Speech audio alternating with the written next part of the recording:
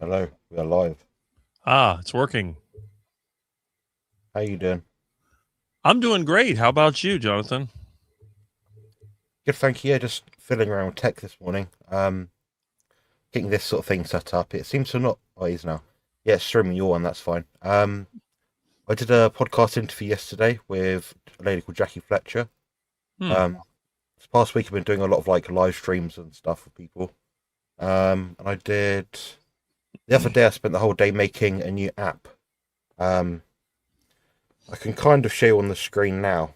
Mm-hmm. Kind of. Um, Is there a way to show crop? Not really, no. No, so essentially you've got input form.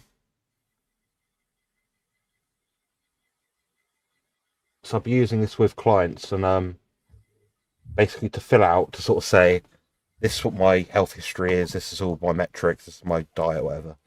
The idea is they can fill that out, and I can get more information about them a bit more efficiently. So but yeah, I've improved my tech, my coding skills, so I can now make apps effectively. So yeah, it takes a bit of work. I mean, that did take me 7 or 8 hours plus a few hours this morning. So quite just fiddly, like strips Yeah. of words. Oh, Yeah, how coding are you was, doing? coding is something I never liked. Every time I had to deal with it, I was struggling with C++ or even assembly language. It'd drive me crazy. That's one of the things that I hate because a little syntax error, nothing works, and then subroutine. I don't even want to deal with it. I don't know how you make apps nowadays. I don't know if they're using some kind of SDK or some other environment, but I don't know. It's I know a lot of people use Python for software. I don't know what they use for Yeah, apps. nowadays I think they use mostly AI, believe it or not. Um, Oh yeah. that's what I found. Yeah, yeah. So it's as long as you know what you're looking for to produce, it's good. The thing is when you don't follow, because AI does it for you, in a sense. You have to have a systematic approach, so you know, okay, as you go through and create the app, has that been made? Yes, no, yes. You have to keep going back to check things. So that's where AI isn't quite intuitive yet. So you might have an initial idea, which is exactly what you want to do, which you've been tasked to do. But Hmm. AI will always detract from it slightly in its own sort of format. So, a bit annoying.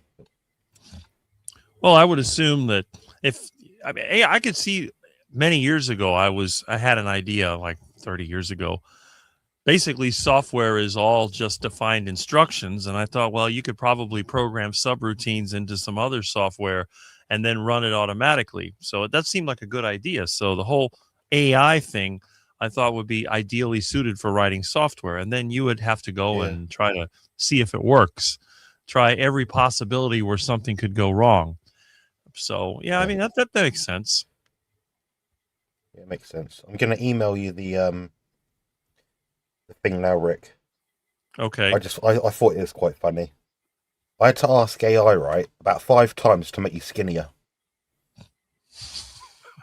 I I don't was think like, they can make me any skinnier. I was like, what are we gonna? How can we do more? Like, um, trying to find it. Hold on. Yeah, I'll send it in a blank email to you. You can All have a right. little look. Um, yes, it's so hard to get you to come up on some things. Like I have to generate you separately, describe you, then have another picture of someone else that's your sort of build, then merge it all together. You know.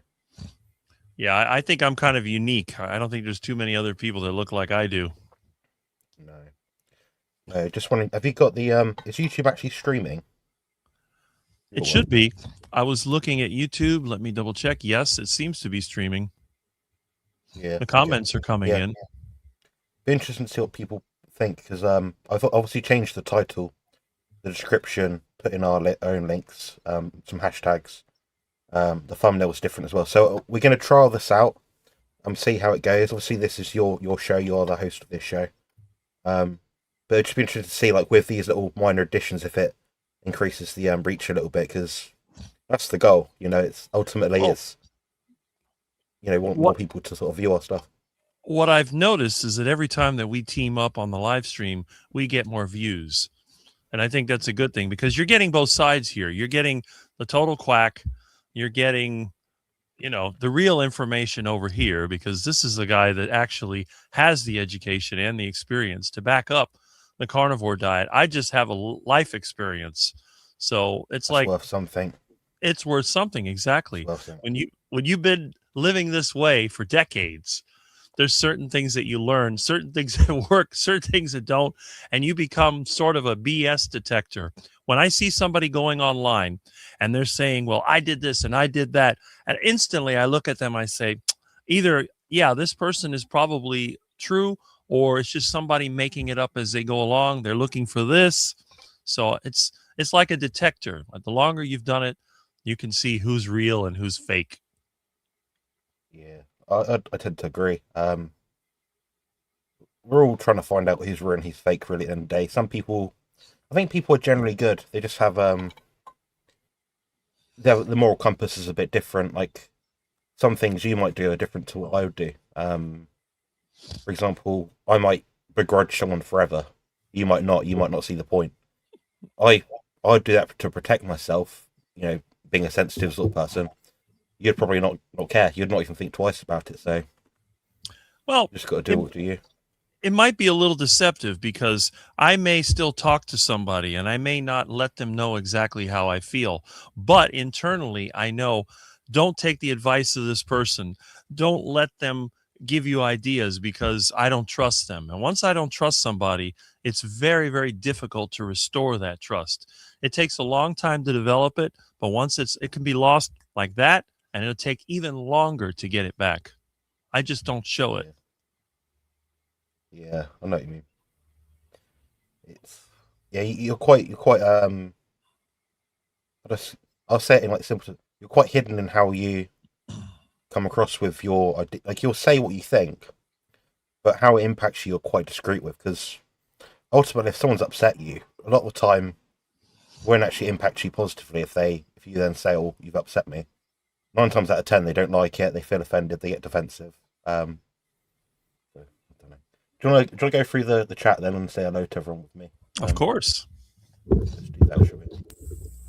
Hopefully you can hear me. I adjusted the position of the microphone to look a little different.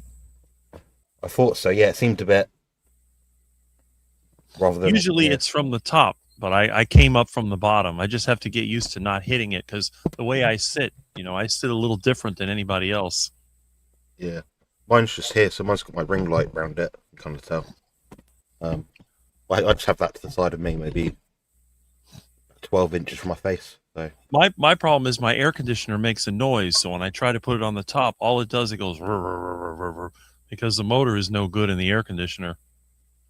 Yeah, between all my fans, mine are loud as well, honestly. There you go. Well, at least that noise is pretty constant. I guess you can filter that out. But let's see. I wonder who was the first. I saw a lot of comments earlier. Let me see. Oh, what am I doing here? Okay. Thanks for letting us know, StreamYard. Yeah. Well, I guess the first one here is from JJJ24 saying good morning. And then United Carnivore, Mike Seeley Jr. is greetings from Tampa Bay. And then we have more up. The only thing is this thing does tend to jump around a little bit. All right. Yellow Rose. All right. Let's see. I think we're back to it. And there's Jonathan, the man of the hour. Hello. Multiple hours. Let's see. There's Yellow Rose saying good morning. So we'll just click through the good mornings. And let's see. With a thumbnail, it should be iguana meat. Well, that's we could always put an iguana in there. Jonathan and I will work together to make a fitting background. And there's Brian Dish. And there is Mike Seeley Sr. It's nice to see always a lot of the same people. We have Sandy Blythe. We have some really good viewers on this channel, and a lot of them are friends. So it's not like I'm going on YouTube to be popular. Remember, my reason to go on YouTube was to meet people, and this is really good. And I see that Joe likes the thumbnail with the heart attack. I tried to make that as good as I can. Honestly, I spent about 40 minutes making that. In AI just won't do it quite the way you want it, but I was like, that's close enough. There Yeah, you it should go. say lard in the IV drip says lard. It does. It says lard. Like that. You know what? Yeah. Smoothie I think I 420. might. Yeah, I Yeah. might try and do that as a regular. Every now and then I just change it up a little bit to make it a bit funny. There you go. Until one day I have that heart attack, although I have a feeling it's Before and going to be after. yeah, it's going to be a long time. There's Lady June, and let's see who else we have. And I think we have Chuck over here. There's Manda. Good morning, Rick and Milton. And there's Chuck. Good morning, Rick and all the quackers, fellow Floridian. And there's Ivy. Morning, everyone. Carnivore Karen P, another Floridian. Good morning, everyone. And we have Cordelia and Albany. Good morning. And speaking of, yep, I'm missing the preamble. Well, we'll put that in later. We can adjust this. And look, we can add that. Yeah. So what we can do, Rick, is for the intro, we just stay off the stream itself. All you'd have to do is upload it to YouTube as just a normal video. Maybe an unlisted video if you don't want to share it with people. I don't know. We can just share it. And I could just play that at the very start, then put us on the screen. It's the easiest way to do it. Yeah, there you go.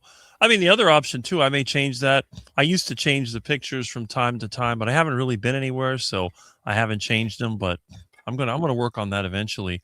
But speaking, he was online yesterday. I think you were there, so just at the end, yeah, I missed most of it. Our friend DC, it's good to see him again. I mean, I think he's one of the least recognized people in the carnivore community. There should be more people viewing his channel because I consider him a success story in the carnivore community. I recommend him in my top 5 people every time. That's right. Like whenever I'm asked, like, "Oh, who'd you watch?" I'm like, well, other than you, Rick, in terms of like people that are coaches, educators, sort of thing, like make informative content. What have we got? Bart, Harry, UDC, one or two others, Stephen, Richard. Right. They're who I tend to recommend. Yeah, that's right. But for some reason, he never got really popular with the mainstream carnivore channels, which I don't think any of us. They don't really look to us for some reason. I don't know why. Yeah. But the good thing is heavy with the edits, I guess. The thing is that it's almost like a secret.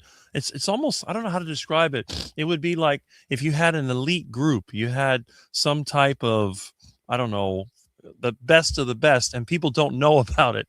It's like a secret. You can go to the big channels, the famous carnivore doctors, the carnivore celebrity personalities, and then you come to us when you want to get the real information and you want to be part of the inner circle. I don't know how to describe it, but it's almost like we're our own little group, own little world.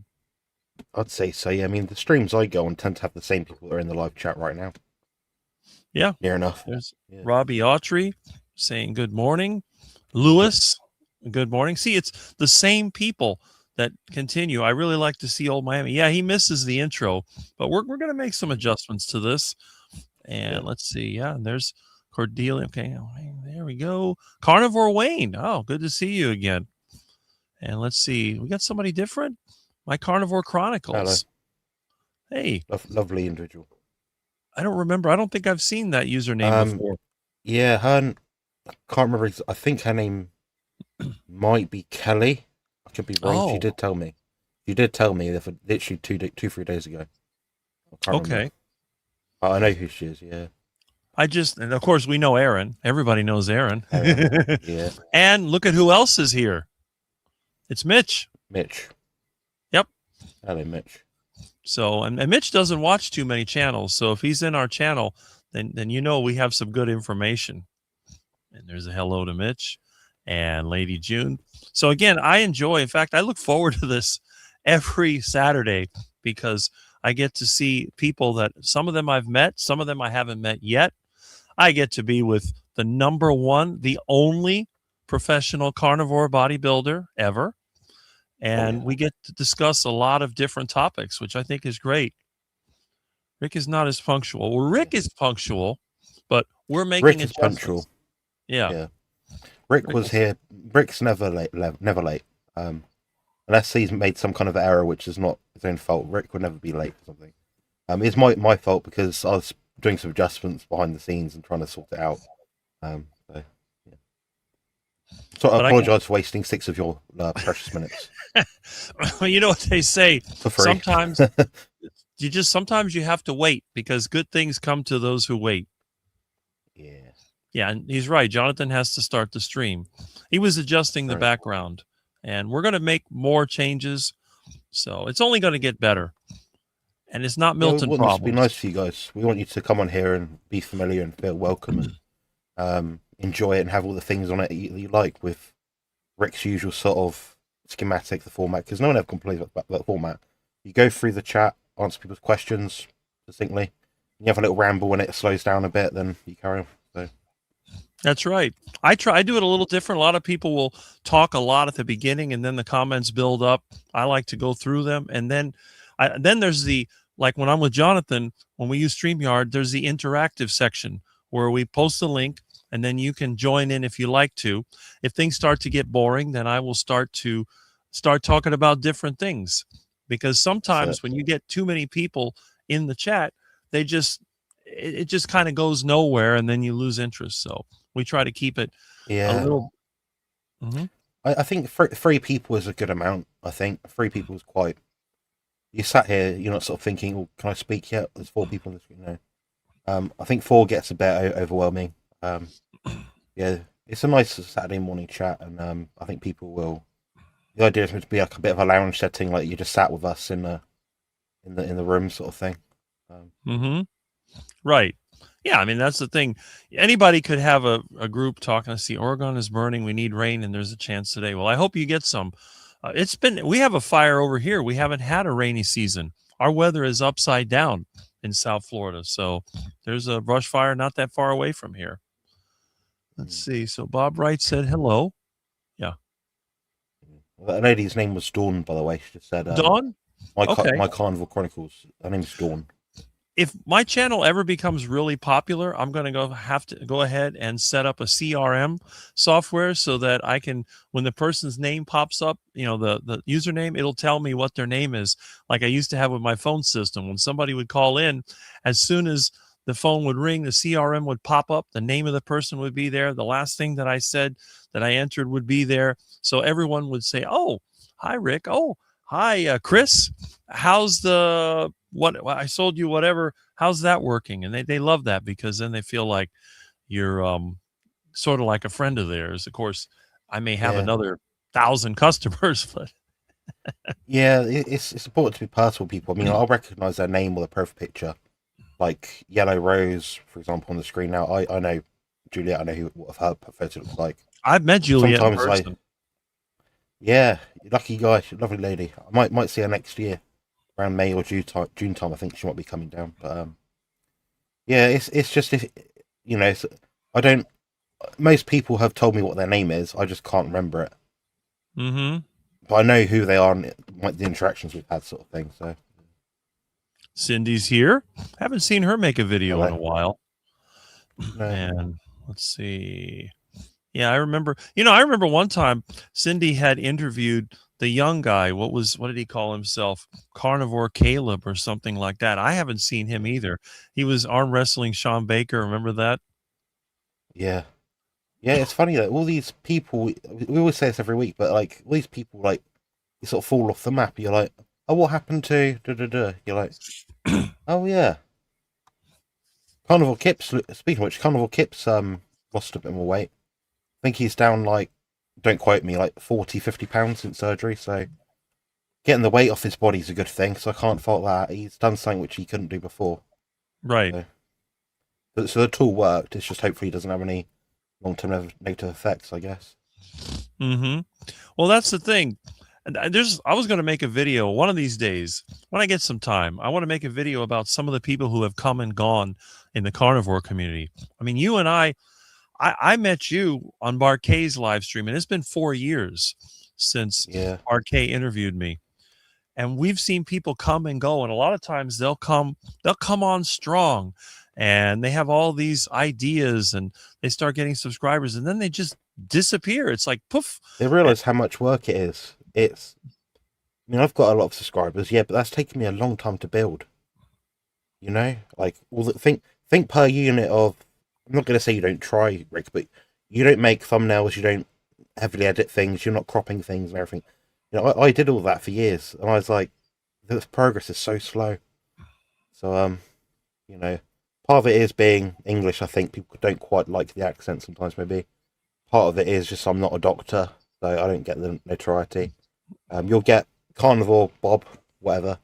He'll be a doctor, make a YouTube channel because he's got doctor in his name. He'll be 50,000 subscribers in a year, maybe 10. So, yeah, but I started doing a new podcast up, Primal Pro Fitness podcast with Max Helmer. You may have been in that one. It is the other day, so we're going to do that each week. It's a good way to ask questions related to fitness and stuff. So yeah, we've got, it's very in depth sort of discussions about training and fitness and exercise and stuff. But yeah, anyone's welcome, men, women, anyone. Shows like I guess something must have gone wrong with the streams. Let's see. Good morning, Rick. Yeah, I'm flagging up. The one on my channel seems to be working. I don't know if it created two of them. It's just weird how that works. How does it feel to know that Indian temples? Interesting. Let me go through. Get a bigger hammer, Rick. We'll get this figured out. Don't worry. Love your interview with Jonathan. You're truly an inspiration. So you had an interview with Kim. Kim, yeah. So I interviewed her. So that's on my channel now. Maybe 2 days ago.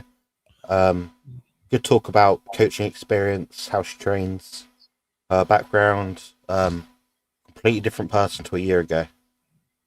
But someone that you feel like, you know when you feel like someone's got more inner strength, inner power. You know, you can really tell that when you sort of speak to her compared to a year ago. So she's inspirational. She's a great client of my friend. So. Right. Let me see. I'm curious. Am I running another stream that I don't know about? Because the one I see people here. Let me go to my channel. I mean, we have here a landscape and a portrait view. Okay. That might be why. But it says that one is not running. That's weird. Yeah. Let me see. You should have a look in your end. I got this 63 live. We're not knowing numbers. We've got 63. So there's one that didn't come up. Look at that. Huh. Well, that's interesting. I'm going to go ahead. I'll just delete that. I don't know why one of them didn't come up. That's crazy. All right. We'll just get rid of that.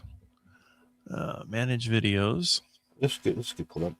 Love that you have a video about multivitamin being a fake scam whilst its thumbnail is made with AI. I hope the irony isn't lost on you. Okay. Yeah. The one says scheduled. We'll just get rid of that. More action. Get rid of this person because they're being a bit abhorrent and rude because they wouldn't say it to me in person, especially not like that. So goodbye. It's fine to criticize what I do, but just do it in a manner which is respectful. I hope you haven't done this, like as if to say, if I have done it, you're wishing bad on me. Like, all right, calm down. It's a thumbnail for a video. Get the times. It's 2026, guys. Not. Let's see. Okay, what did I do? All right, there we go.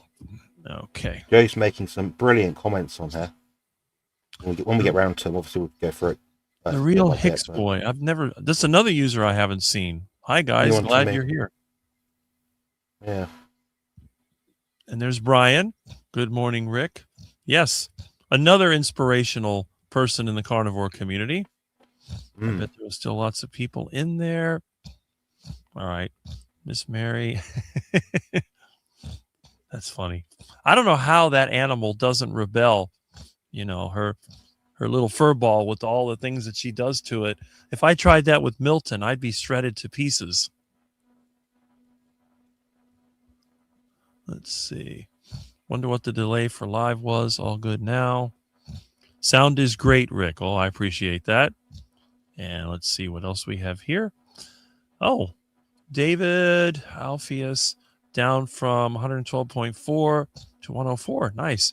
After your advice about eating less fat to lose fat. So I guess, Jonathan, you have someone that's succeeding with your advice, which That makes was sense. about a week ago as well. So yeah, it's funny that you can try something which someone else suggests you to do. Sometimes it works and sometimes it doesn't. Sometimes it works really well. So what you need to do is not change the program. Exactly. Just keep doing exactly what you're doing. Mm-hmm. Then change it when you stall. 5'6". Oh, a foot shorter than me. That's good. Okay, let's see. Peter, stop telling him to eat butter. Yeah, what is it Stop it. with these? What is it with these people wanting to eat so much butter? I don't understand that. I like butter and I understand the benefits of it. I made a 42-minute documentary on butter, for Christ's sake. I know it inside out, but I think people eat too much of it. Well, the idea of eating too much is a problem for most people. Any sort of change you make in your diet, if you go from high fat to high fat in terms of carnivore, it has to be incremental. It's no good going from half a stick of butter a day to none. Because you've just taken out 100 grams of fat from your diet. And that could be a quarter, a third of your intake, which is going to firm up your stools because you're drying up the mass of your stool through protein only, which is or mostly protein, which is what's the word? Dense. You get your body extracts all the nutrition from protein because it's so nutrient dense. So by the time it comes out, there's like nothing left. But with fat, you need the fat to help lubricate the system, so to speak. So yeah, we'll get to that later. But I tried iguana, not really good. Well, you must not have had a good iguana because I love iguana. I'll try it one day, Rick. Yeah, one of these days. Some people like it, some people don't. I happen to like it. I have no idea why I like iguana. Probably because it's available and it's free and it's easy to cook. Yeah.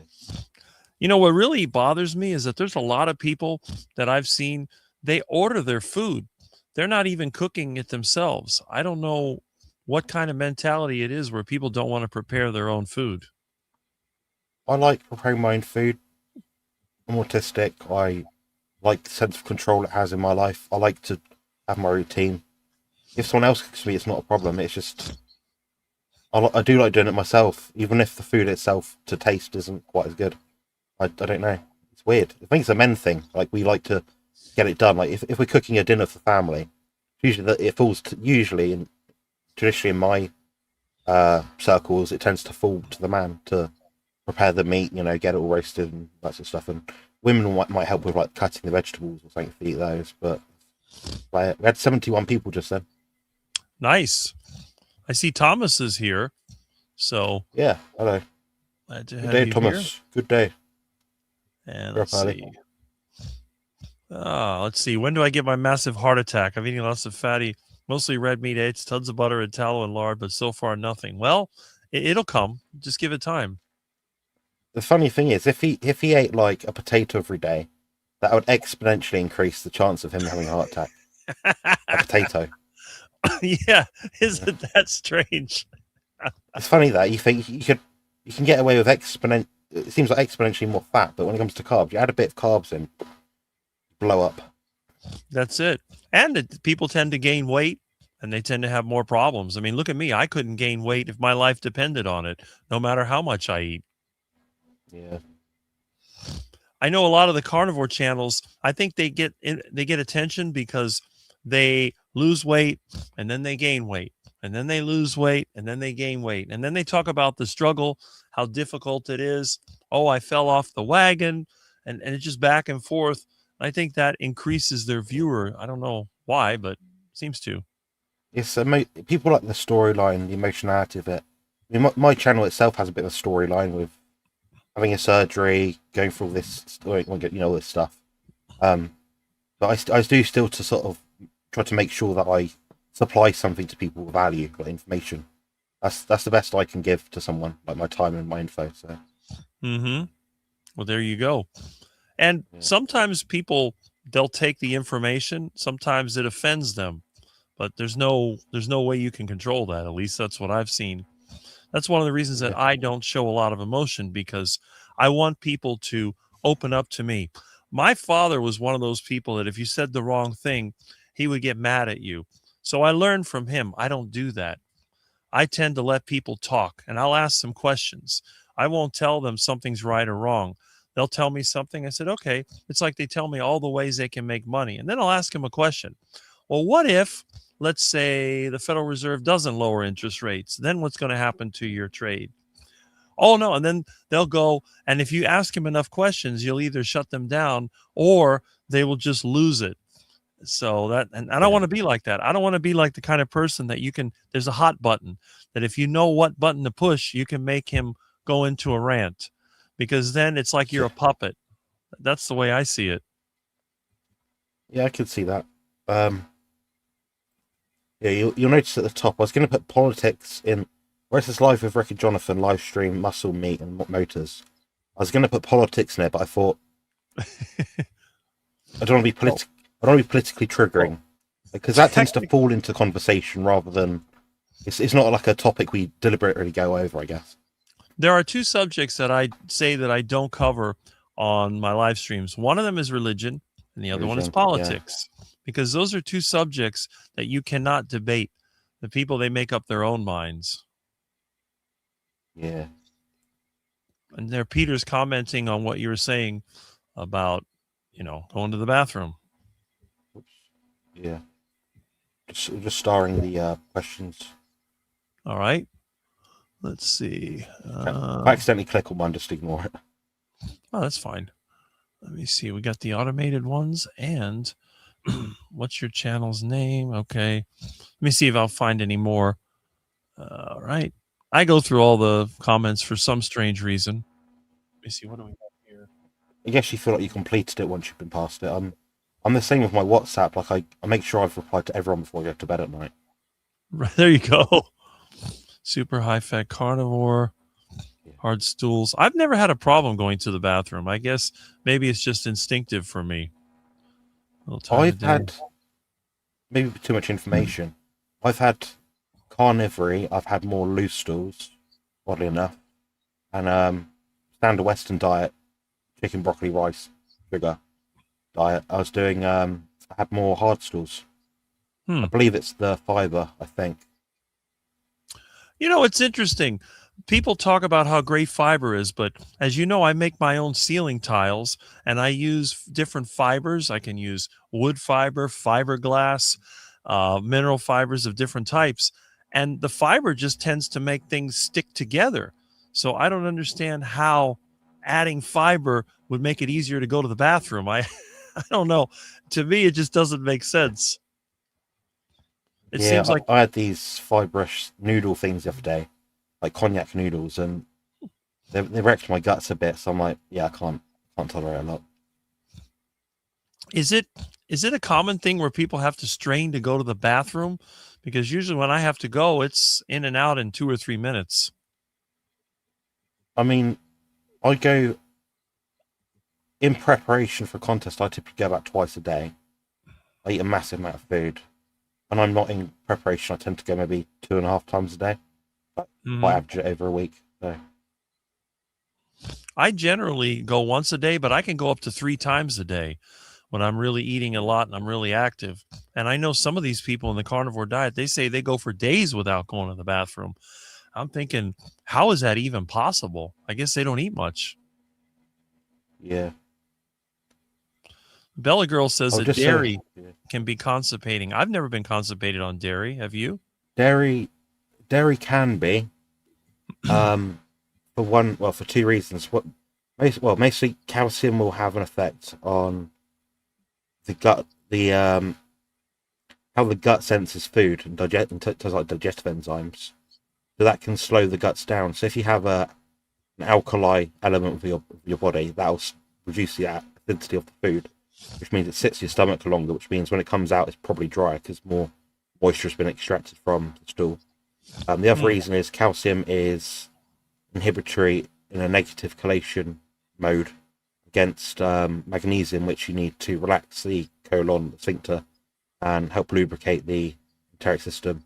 So that's why. So there's two reasons there. So yeah, for a lot of people, if you eat a load of cheese, i.e. too much calcium specifically, that's what can cause constipation. I wonder if the fact that a lot of my dairy is yogurt makes a difference. It's, you ferment it, don't you? So it's probably, Yeah. yeah, I'd imagine it probably makes a difference on in terms of like the lactose content, the bloating be reduced. If it's high fat dairy, like high fat yogurt, it's probably better for you, in my opinion. That's what I make. I don't even know what Yeah. bloating is. I've never really had that. Yeah.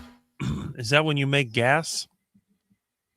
It's just your stomach feels over full and you don't feel hungry, and it slows you down and it's sore, typically.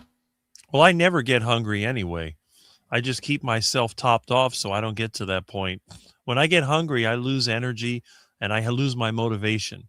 So if I tried to eat one meal a day, I'd be the laziest person on earth. Yeah. It keeps you thinking, I think. I think 2 meals a day is probably best for most people. If you're taller and bigger, active, then 3.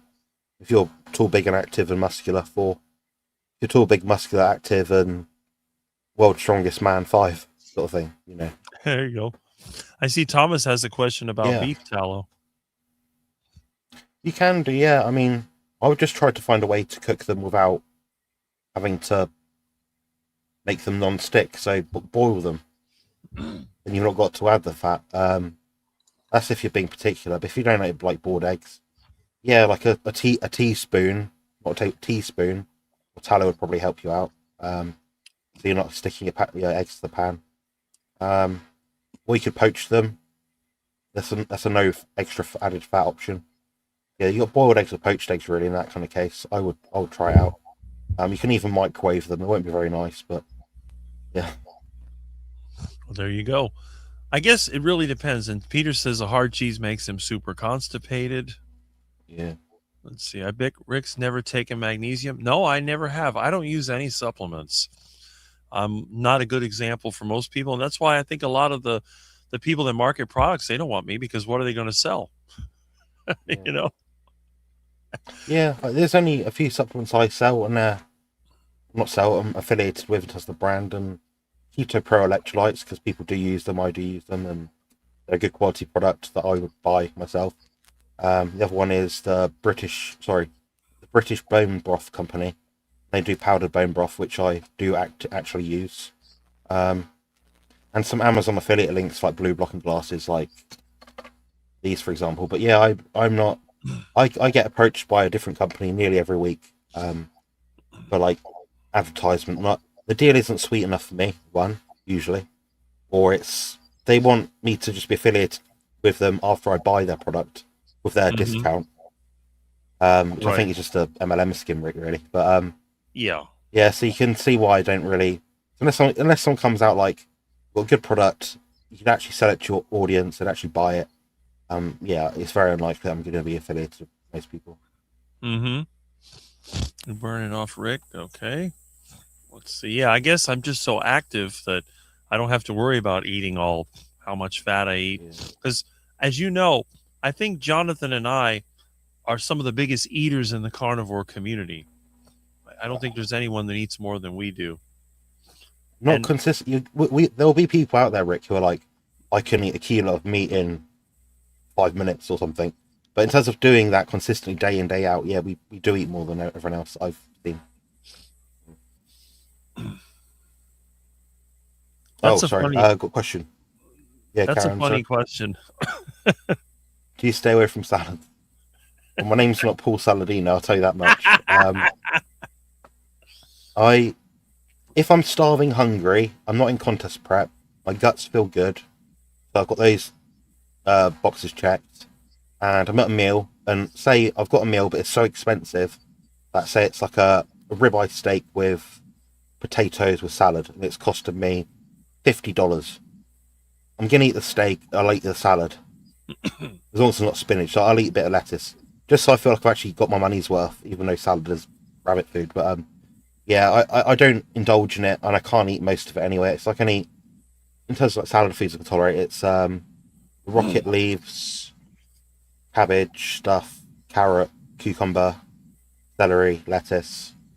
That's about it. That's it. Yeah. So I don't tolerate the other ones well. So if it's a salad for me, it's low oxalate, high potassium, water content, low anti-nutrients for the most part. But yeah, I don't chase out salad, guys. I can't eat any leaves, any raw leaves, because a lot of times if I try to eat spinach, it makes the inside of my mouth feel itchy, and it gives me like a burning sensation. It's almost like something toxic. So I can't eat Yeah. that. Cabbage, I can't stand it when it's raw. Again, it No. gives me gas, but I do ferment the cabbage, and I'll Fermenting is use right. that. Yeah. Yeah, I don't have a problem with that. So for some reason, when I turn it into sauerkraut, it's fine. But and the other thing is vegetables go bad. You try to keep salad in the refrigerator. 2 days later, it's rotting, and then you have to throw it out. It's a mess. My mom ate a lot of salad, and it was a constant battle to keep the greens fresh. So I used to grow them in the garden. That was the only way that they could meet the standards. And look at what's happened. Plants get contaminated very easily with bacteria. It's not like a piece of meat. Piece of meat comes from an animal with an immune system, and healthy animals don't have bacteria in their body. So it's a lot safer to eat the meat. But you got a salad sitting in there. Who knows what animal pooped on it or how it was handled? And that bacteria is growing in your refrigerator, and then you turn it into a salad. Next thing you know, you're on the toilet for a couple of days. Yeah. Is Yeah. it That's worth still the good thing about risk? salad. Yeah. And anyway, people Most don't people. eat they don't eat salad for the vegetables. They eat it for the dressing. I've challenged everybody. If you like Ranch salad so much, dressing. Yeah. right, eat that salad raw without dressing. I can eat meat raw and I enjoy it. So why is salad different? Yeah. I can see that. So I'm just repositioning the things. You can't see on anyone else's screen, but my screen there's like lines popping up. I'm trying to get it just right. Ah, I do that sometimes with mine when I'm on OBS. I Yeah. start moving it around. OBS for that can be a bit OTT sometimes. I don't use OBS anymore because I'm not using this very high end camera. But yeah, I use OBS because it's free, and that's how I started my live stream. Actually, when I did my first live stream, I was just doing it on YouTube. I couldn't get anything to work, and then I upgraded my computer, and then I ran OBS. Great point. No one listens to people's politics with the notion that, yeah, exactly. See, Joe knows. She's smart enough to know that it's a waste of time to talk politics. Now, I will criticize the yeah, actions of individual people, and I will criticize entities like central bankers all the time, because the thing is, central banking is not politics. Whichever side of the political spectrum you're on, the central bankers control both of them. So it's to me, it's a waste of time. You got red and blue and left and right and all this crap. It's all the same thing. It's all the central bankers pulling the strings and financing these people.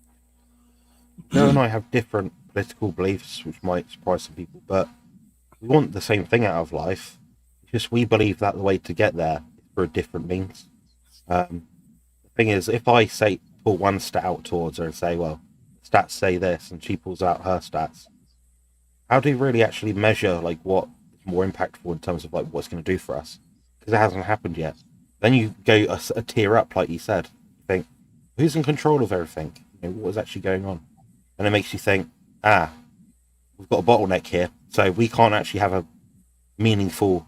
I'll use the word debate because we don't know the full story. We don't, you know. That's right. Kimberly said, yeah, she said, my husband is on inhaler steroids and is trying to lose weight. Could this be different from being on the steroid? Depends which one it is. If it depends if it's beclometazone, I think it's called, or something pill, something like that. Some of them actually have a catecholamine increasing response, which means it increases your daily thermogenic potential. You'll burn more fat, basically. So some of them can help it, make you leaner. That's a problem. Some can make it more of a problem. Grand scheme of things, it's not going to be a massive problem to use inhalers. You're talking about maybe 2 to 3% difference over a period of time. So no, it's not going to break the bank, but some might actually help fat loss. Well, there you go. See, that's why Jonathan is here, because he can answer the questions that I have no idea what is going on. I know all about pharmacology and medications and things. I've researched everything.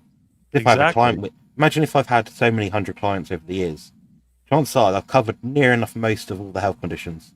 I know all the contraindications because I've had to research this myself. I've had to actually read through articles and papers personally to actually find it out. I recommended Kimberly a supplement called agmatine sulfate. It's got an interesting expression on NMDA receptors within the body. Useful for people with pain conditions, pain disorders, or joint hypermobility issues. Aids in training performance by increasing NOS through vasodilation, converts into arginine, helps support the gut lining, helps with mood.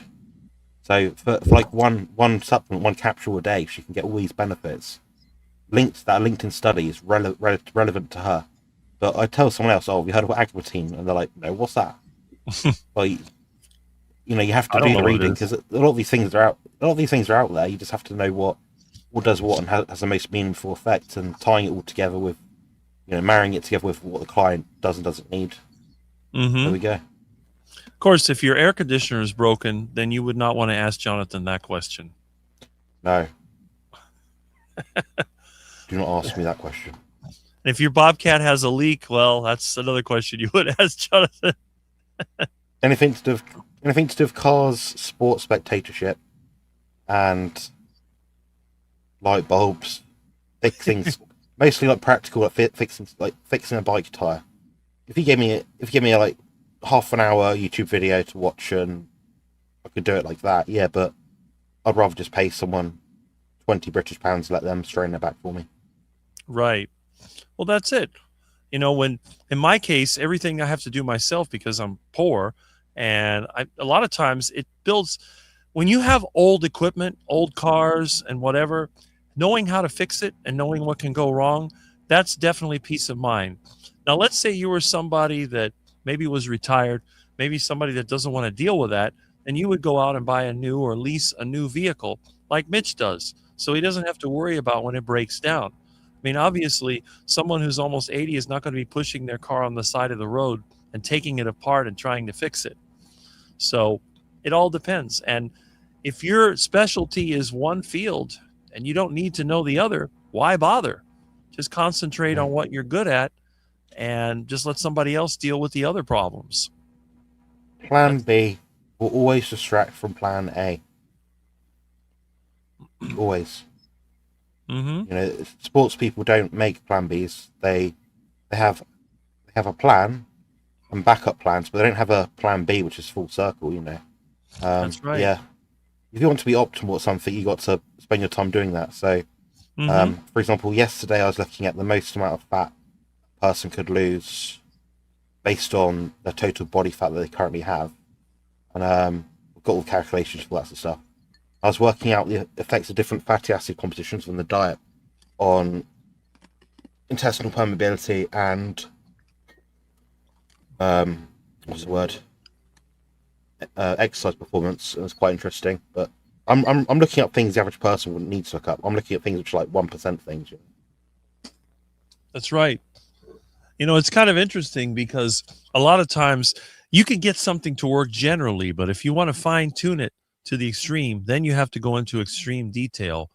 The closer you want to get to perfection, the more effort it takes. And of course, things don't always work the way you expect. This is interesting. Lazy Carnivore says all fiber does is slow down the process. So maybe that makes sense. Yeah. Because I go quickly. It does, yeah. It does. I mean, it's indigestible. You put too much mass in your body, it's going to struggle to get it out. You get a hose pipe, fill it with leaves, put water down it. Okay, it's going to eventually go down, but it's going to be really annoying. Probably damage the gut lining eventually. Damage the gut lining eventually. But then if you think you've got a pipe with nothing irritating gets stuck in it, it's only going to be a good thing, really. Mm-hmm. Well, that would be like if you kept rubbing your skin all the time and irritating it, and you don't give it a chance to heal. It would be like working with dirt all the time, and then your skin gets rough, and you wonder why. Well, it's because you keep rubbing dirt into it.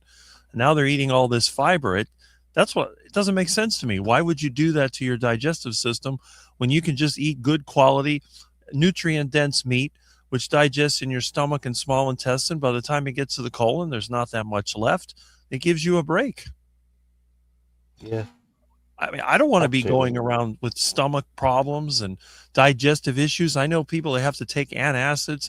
They get heartburn. They get gas. They don't feel good. And they say, oh, but I eat healthy. I said, yeah, but if you eat healthy, why do you feel so bad? Evidently, it's not that healthy. Well, you don't know what you're talking about. You're over there trying to kill yourself with all that high-fat food. I said, yeah, but it's not working, is it? Yeah. I mean, seriously, how many 58-year-olds do you know that can sit like this, get inside of a small space and work on equipment, ride a bike for an hour and never get tired? It's just not that common. If my diet was so bad, shouldn't I be in the hospital or in a nursing home by now? Yeah. Doesn't seem to make sense, does it? Mm-hmm. Let's see. Hello from Danny. There we go. Diet soda tends to keep those sugar cravings alive because of the sweet taste. See, that's another thing. I hate everything that's sweet. When I taste something sweet, I tend to spit it out. I don't like that. I like things that taste like meat. That's my thing. If it smells like meat and it tastes like meat, I'll crave it. But if it's sugar, I think of it as like a cupcake. One of the most disgusting things I've ever seen is a cupcake. And if you call somebody a cupcake, that's an insult. Oh, this person is a cupcake. But if you tell them that they're beefy, that's a compliment. So I don't know. Cupcake. That's true, isn't it? That's a good point. Mm-hmm. Never even thought of that. We might have Aaron on, by the way, coming on later. Oh, good. I've sent him an invite, so. All right. Rick, eat a traditional Thanksgiving meal once in your life, at least feel the bloating sensation. No, I mean, I'll have the turkey if it's deep fried in beef tallow or lard, but, all that stuffing. Somebody gave me a bunch of pre-made stuffing, and guess where it went to? The ducks. The ducks. You know me. I actually like. This is funny little story. So, before my stepmom passed a few months back, maybe 6 or 9 months back, she used to always make us Christmas dinner. But my dad would make the dinner, but she'd make like the afters, like the evening meal spread, like the cold cuts of meat, and she'd also do stuffing, which she's good at, and made a banoffee pie. Really good banoffee pie. Really good if you like banoffee pie. Anyway, so you're sure it is, yeah. But yeah, the stuffing. My brother once said, "Oh, I like stuffing," so he made her like a massive tray of it, and me a massive tray. He had to take them both home. And I'm talking like an oven-sized tray of stuffing, like thick, not just thin balls or anything. But yeah, and he ate it eventually. But I was like, "Be careful what you wish for, Carl." So next year, I didn't say I enjoyed banoffee pie that much. I went home with a fridge full of it. I guess Joe likes the way that I eat. Joe, yeah, Joe eats quite similar to me. She tends to eat more meat on the bone, like drumsticks and thighs and things. I don't, purely because it's too fatty if I'm trying to stay lean. When I'm off, we've got 81 people live. Thank you very much. If I ever somehow retire from bodybuilding, I'll be eating a diet of more like meat on the bone. It's a bit cheaper, it's tastier. Yeah, I'm not against it at all.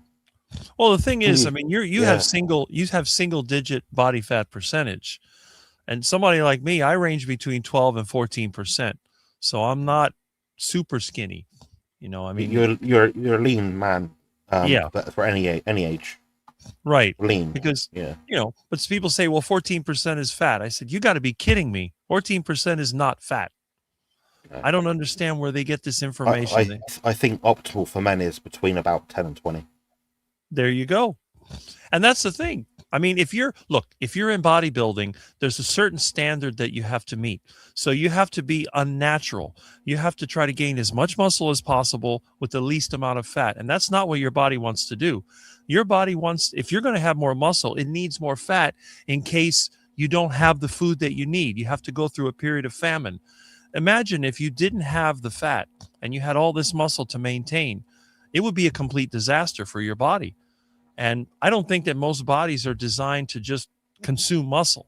So what happens is, to be in bodybuilding, you're following a set of rules because you're extending, you're like going beyond what you normally would. But for a normal person, like you said, up to 20%, you could still look pretty good and you can be very healthy. Having a little extra body fat is not unhealthy. That's what Dr. Kiltz always says, and I agree with that. But it's just that some of these younger people, especially, they have this crazy idea that they have to have single-digit body fat, and they don't realize that when they live like that, they're going to be miserable all the time, and they're more likely to just go into the duck food because they can't do it. You have to be realistic, like you do. I mean, obviously, when you're competing, you're going to be eating differently than when you're not. And when you retire from bodybuilding, which everybody eventually does, your lifestyle is going to be completely different. I mean, you'll still be carnivore, but you won't have to be as focused. How much fat?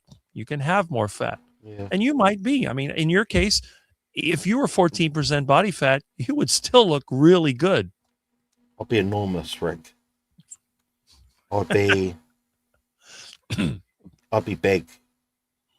Mm-hmm. Like a big human. In clothes walking around, I look big compared to most people when you put me next to someone. For example, my forearm is bigger than Dr. Kills' head. Yeah. You wouldn't think that when you just sat here on the camera. But then if you put me in an off-season setting where I've eaten a good amount of food, my body fat's above 10%, then yeah, I look big, like too big. Like, I carry a lot around my face annoyingly, so my face looks fat relative to my body. I might have like abs, but then have a chubby face. Well, that's another thing. You can tell a lot about a person's body fat composition by their face. I don't know. My face isn't that skinny, in my opinion, but I can ask you what you think. I'd say average to slim. Yeah. You've not got the Neanderthal kind of head that I have. I've got a wider, more what's the word? There's a word for it. I've got a wider sort of face. So, my brother's the same. He's got a wide face. Yeah. Well, that's a genetic thing. But like a lot of times when I look, relative, like the lip width between different distance in size of your lips in relation to your jaw in relation to your neck and head. I'm more bodybuilder sort of esque because more, I don't know, action man than I am bean man or something. So. That's right. Well, a lot of people my age also, their skin is not as good. They usually have like there's wrinkles around their neck, and they're sort of drier looking. And in my case, for somebody that's 58, I think that my skin is actually like a younger person. Yeah, I mean, you look maybe a couple of years younger than my dad. My dad is, I believe, 62, I think. Could be wrong. But he looks young for his age. He looks about 50. So you look late 40s, if I had to be completely honest. Right. It's a good thing, Of course. Compared to a lot of people, because a lot of people my age now, they're falling apart. So it's kind of interesting to see that, the difference. And I think, of course, the carnivore diet definitely. Let's see. Dr. Baker probably eats more than some of us.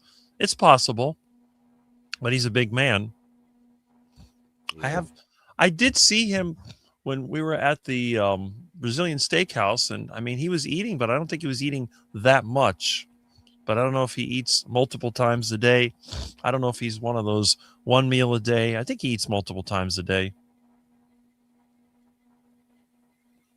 Baker eats twice a day usually. Okay. Depends if he's traveling or not. If he's traveling and it's like stress to sort of sit and stop somewhere, he'll just eat a massive meal. He usually eats like seafood.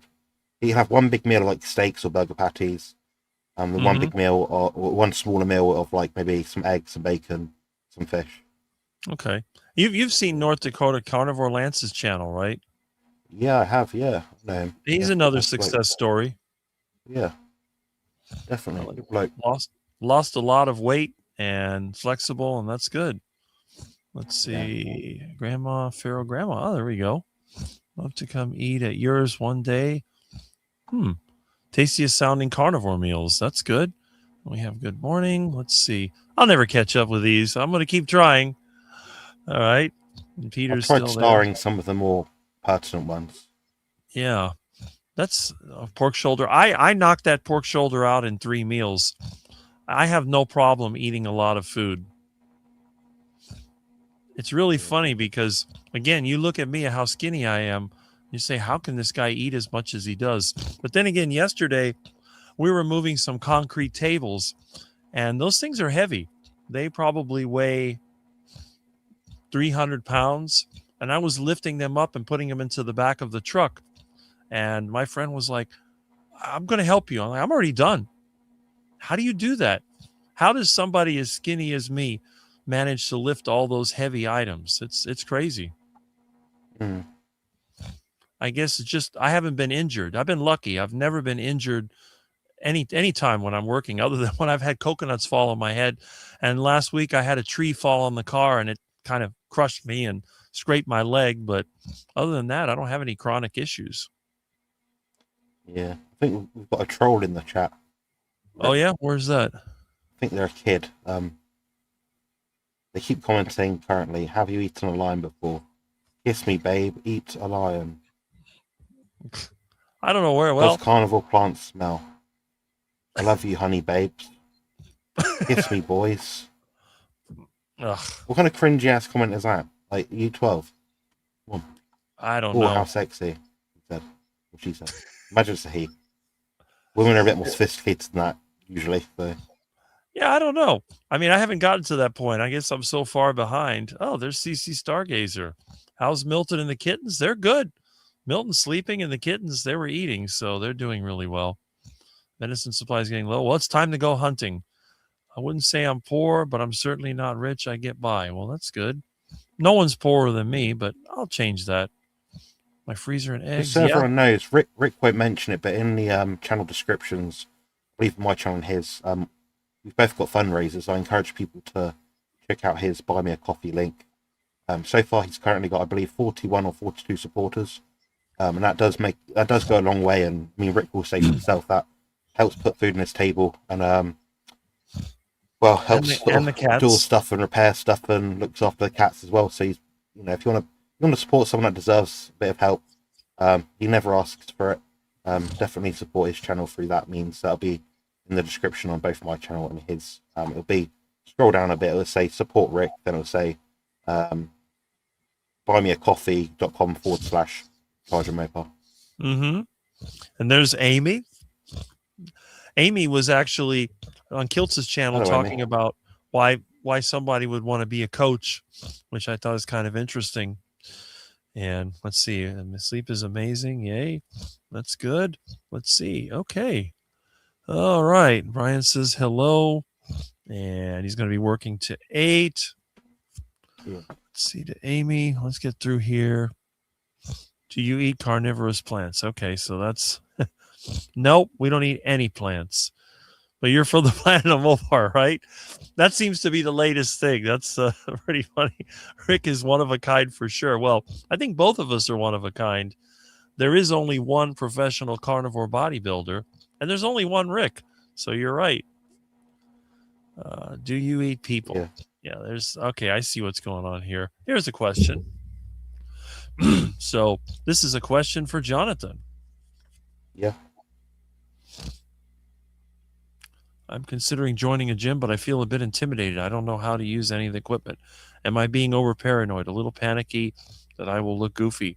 Well, I can give you my advice before Jonathan gives you his.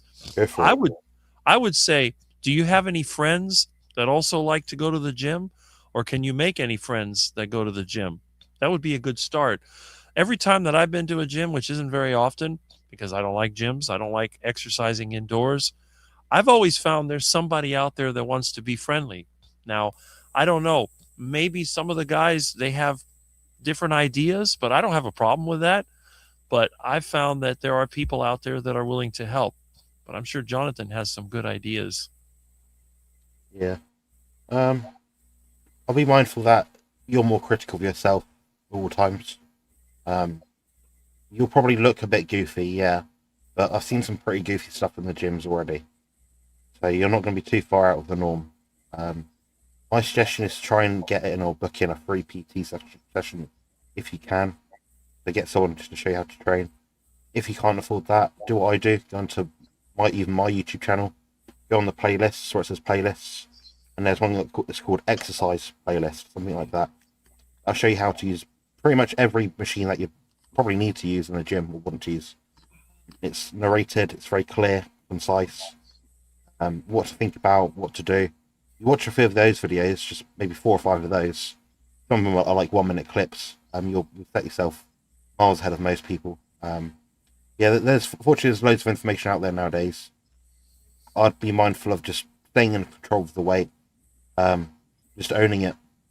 If you don't feel comfortable, sometimes people prefer wearing baggy clothes if they're women, to feel more like they can just blend in, sort of thing. Some people like to wear more gym clothes because they feel more like part of it. More, you know, if you go to a suit, go to a wedding wearing a suit, you'll feel better about yourself than if you're wearing a t-shirt.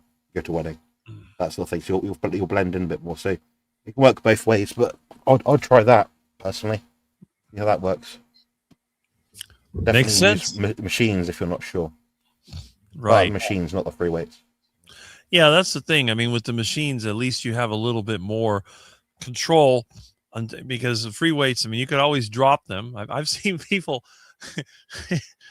they don't, I mean, obviously, most of the guys that work out don't fasten their weights in case they're using too much weight, they can knock them off.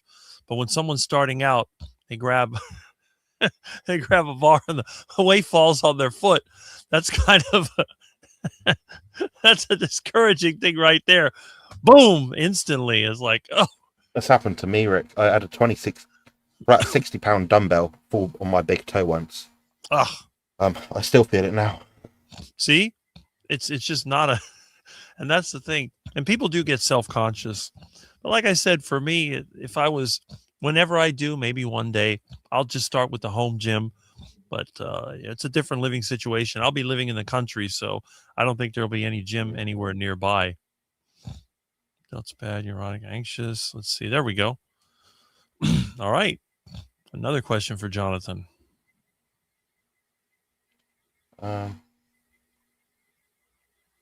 Spelt my name wrong, by the way. A load of times. Yeah, you don't. What are your thoughts for creatine for Parkinson's? The creatine pathway is used in some degree in the brain to a degree, not a great degree. However, what we found in studies is you need a much higher dose than typically used for bodybuilding and exercise performance purposes in order to get that benefit. People find that you need about 20 grams a day. It's a lot to use, so be mindful of your guts. You can feel bloated. You could get a bit of stomach issues like digestive issues, so runny guts, basically. I'd personally, if you're dealing with Parkinson's, there's other levers you can pull. I'd definitely book in for a consultation with myself for more information about that.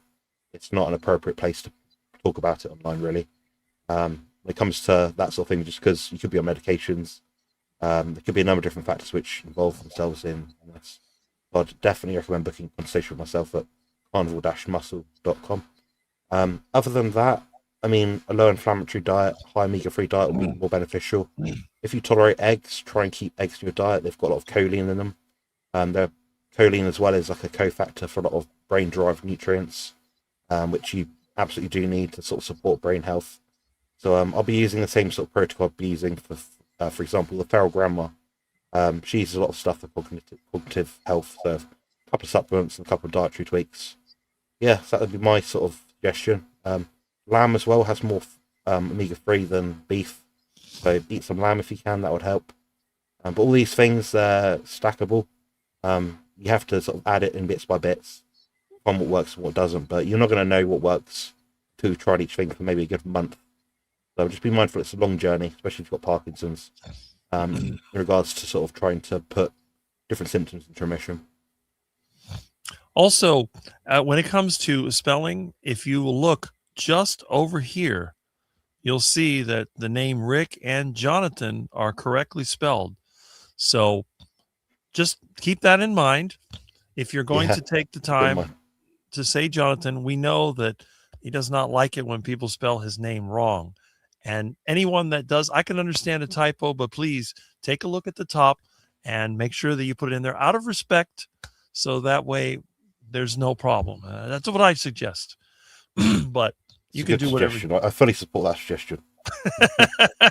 Cheers, Rick. You say it in a much more cordial way than what I would. For me, it's like F off, block. Well, that's the thing. But again, people would, if I did that, people would take advantage of me. They'd spell Rick with some, maybe Dick or something like that, which I guess technically or Ricky, or I've had people call me all kinds of things. I don't care. It doesn't bother me. I've had people call me things that other people would be offended. You know, I've had someone's, I don't even want to say it, but I laugh about it. I think it's funny. But out of respect, you know, when somebody tells you, just, you know, do it because you're asking for something. It's always good to cooperate, to at least show respect for the person. It's like if you were going to the president, you wouldn't say, "Hey, man." You would say, "Hello, sir," or "Hello." I find this really weird. So I explained this on Grandma Croce's Corner the other day or recently, and they're like, "Yeah, I can totally understand why being called certain things or given certain colloquialisms can wind you up. It's not the right word to use to the right person." So imagine I come on here and say, "Hey, Rick, you right, pal?" One, it's a bit cringy to use the word pal. It's very old school, outdated language. It's derived, I believe, from Northern English or Scottish people. And also, I'm 31 years old. Rick's 58. He's the wise, experienced man. I'm not going to call him pal or buddy. He's, you know, I respect him. I don't want to. Well, so I appreciate the value of like saying, "Oh, you're a mate, you're a friend," sort of thing. You know, you address people the right way. Because I know women out there. I did a poll on this once, and every woman agreed with me. Every female person. So I asked them, "Do you hate when men call you honey, or something like that, or hun?" Like, yeah, I hate being called hun. It's so demeaning and makes me feel patronized. So yeah, whilst people may be well-meaning in their terminology, they've got to understand. For most people around the world, these things are really cringe to hear. Yeah. It makes you feel a bit uneasy. I don't know.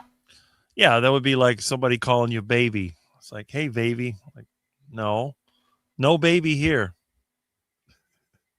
Yeah. There we go. Well, this one, you're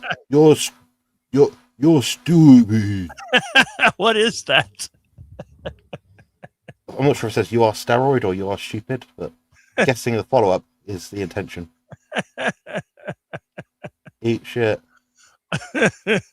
Love my sister. Probably an African or Indian individual.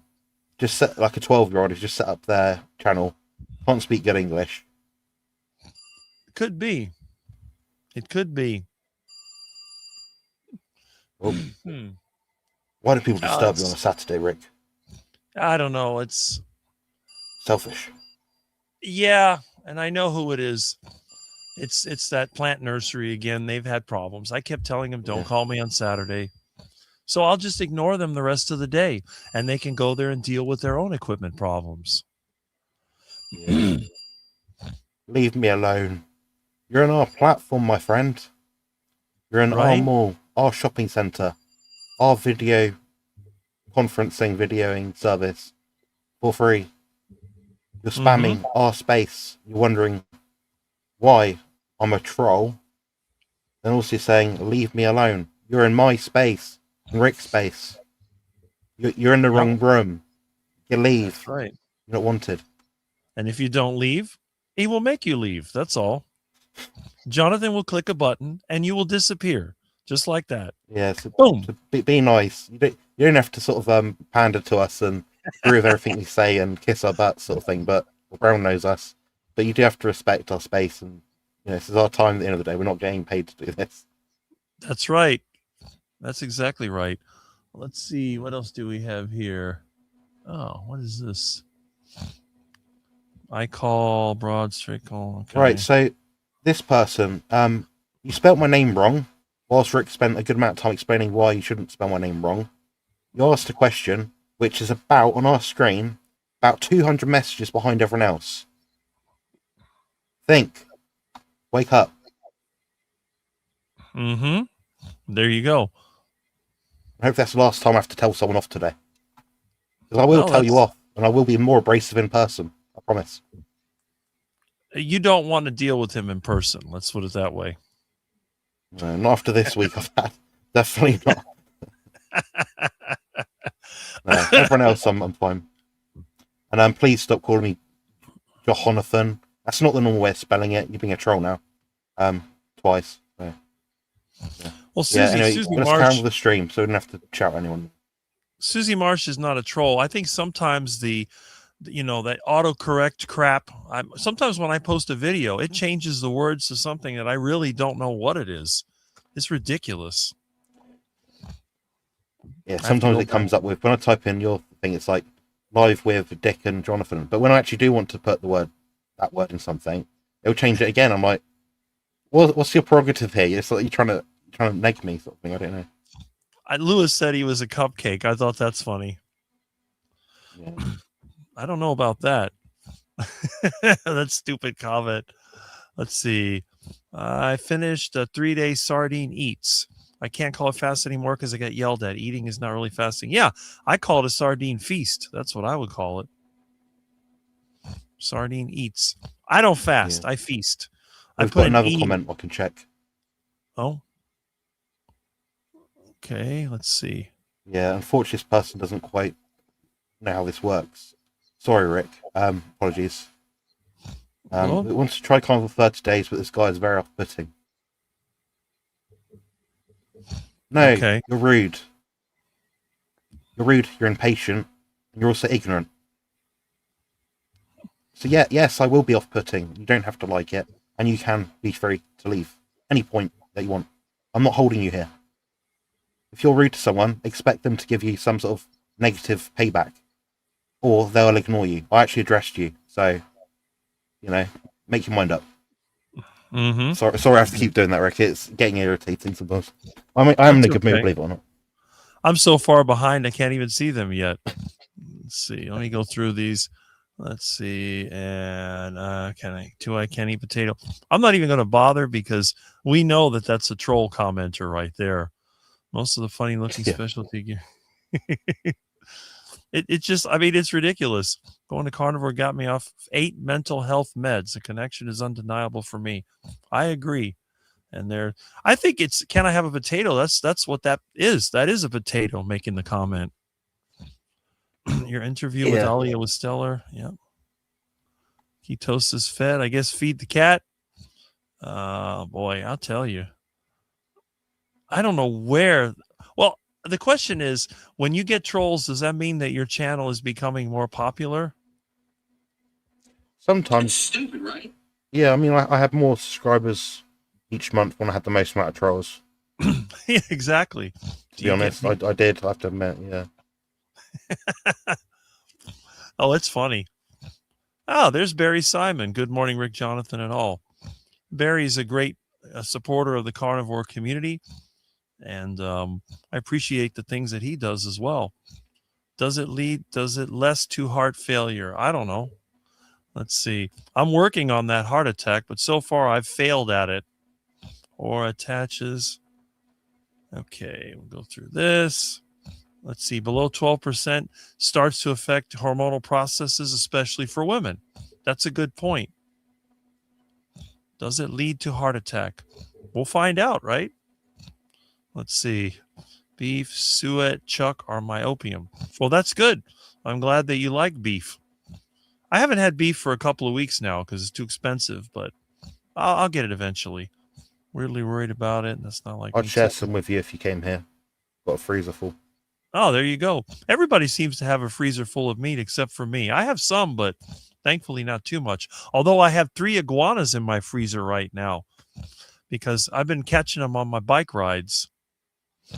Amy says, I have extra body fat Yeah. and kids told me not to worry about the 20 pounds. My Cody needs it. I'm feeling great. He says, don't worry about being so skinny. Yeah, I agree with that.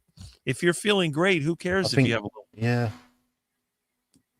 Yeah, I think Amy, from what I've seen, is in good shape, but not, I don't know what her her actual body looks like, her physique, but yeah, you don't look like you've got loads of rolls. You don't look like you're struggling to breathe.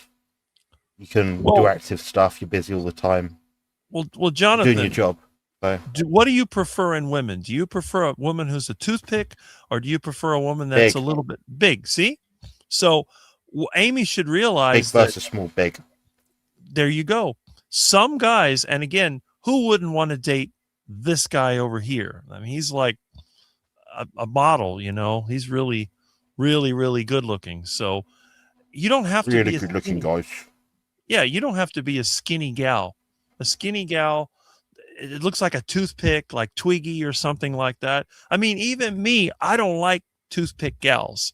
I find them to be very unattractive. Of course, the kind of woman that I like is probably what most people wouldn't like, because I just tell everybody, if I wanted to make the perfect girl, I would just take a gal that has the same physique that I do, put the female parts on her and some blonde hair, and we're good to go.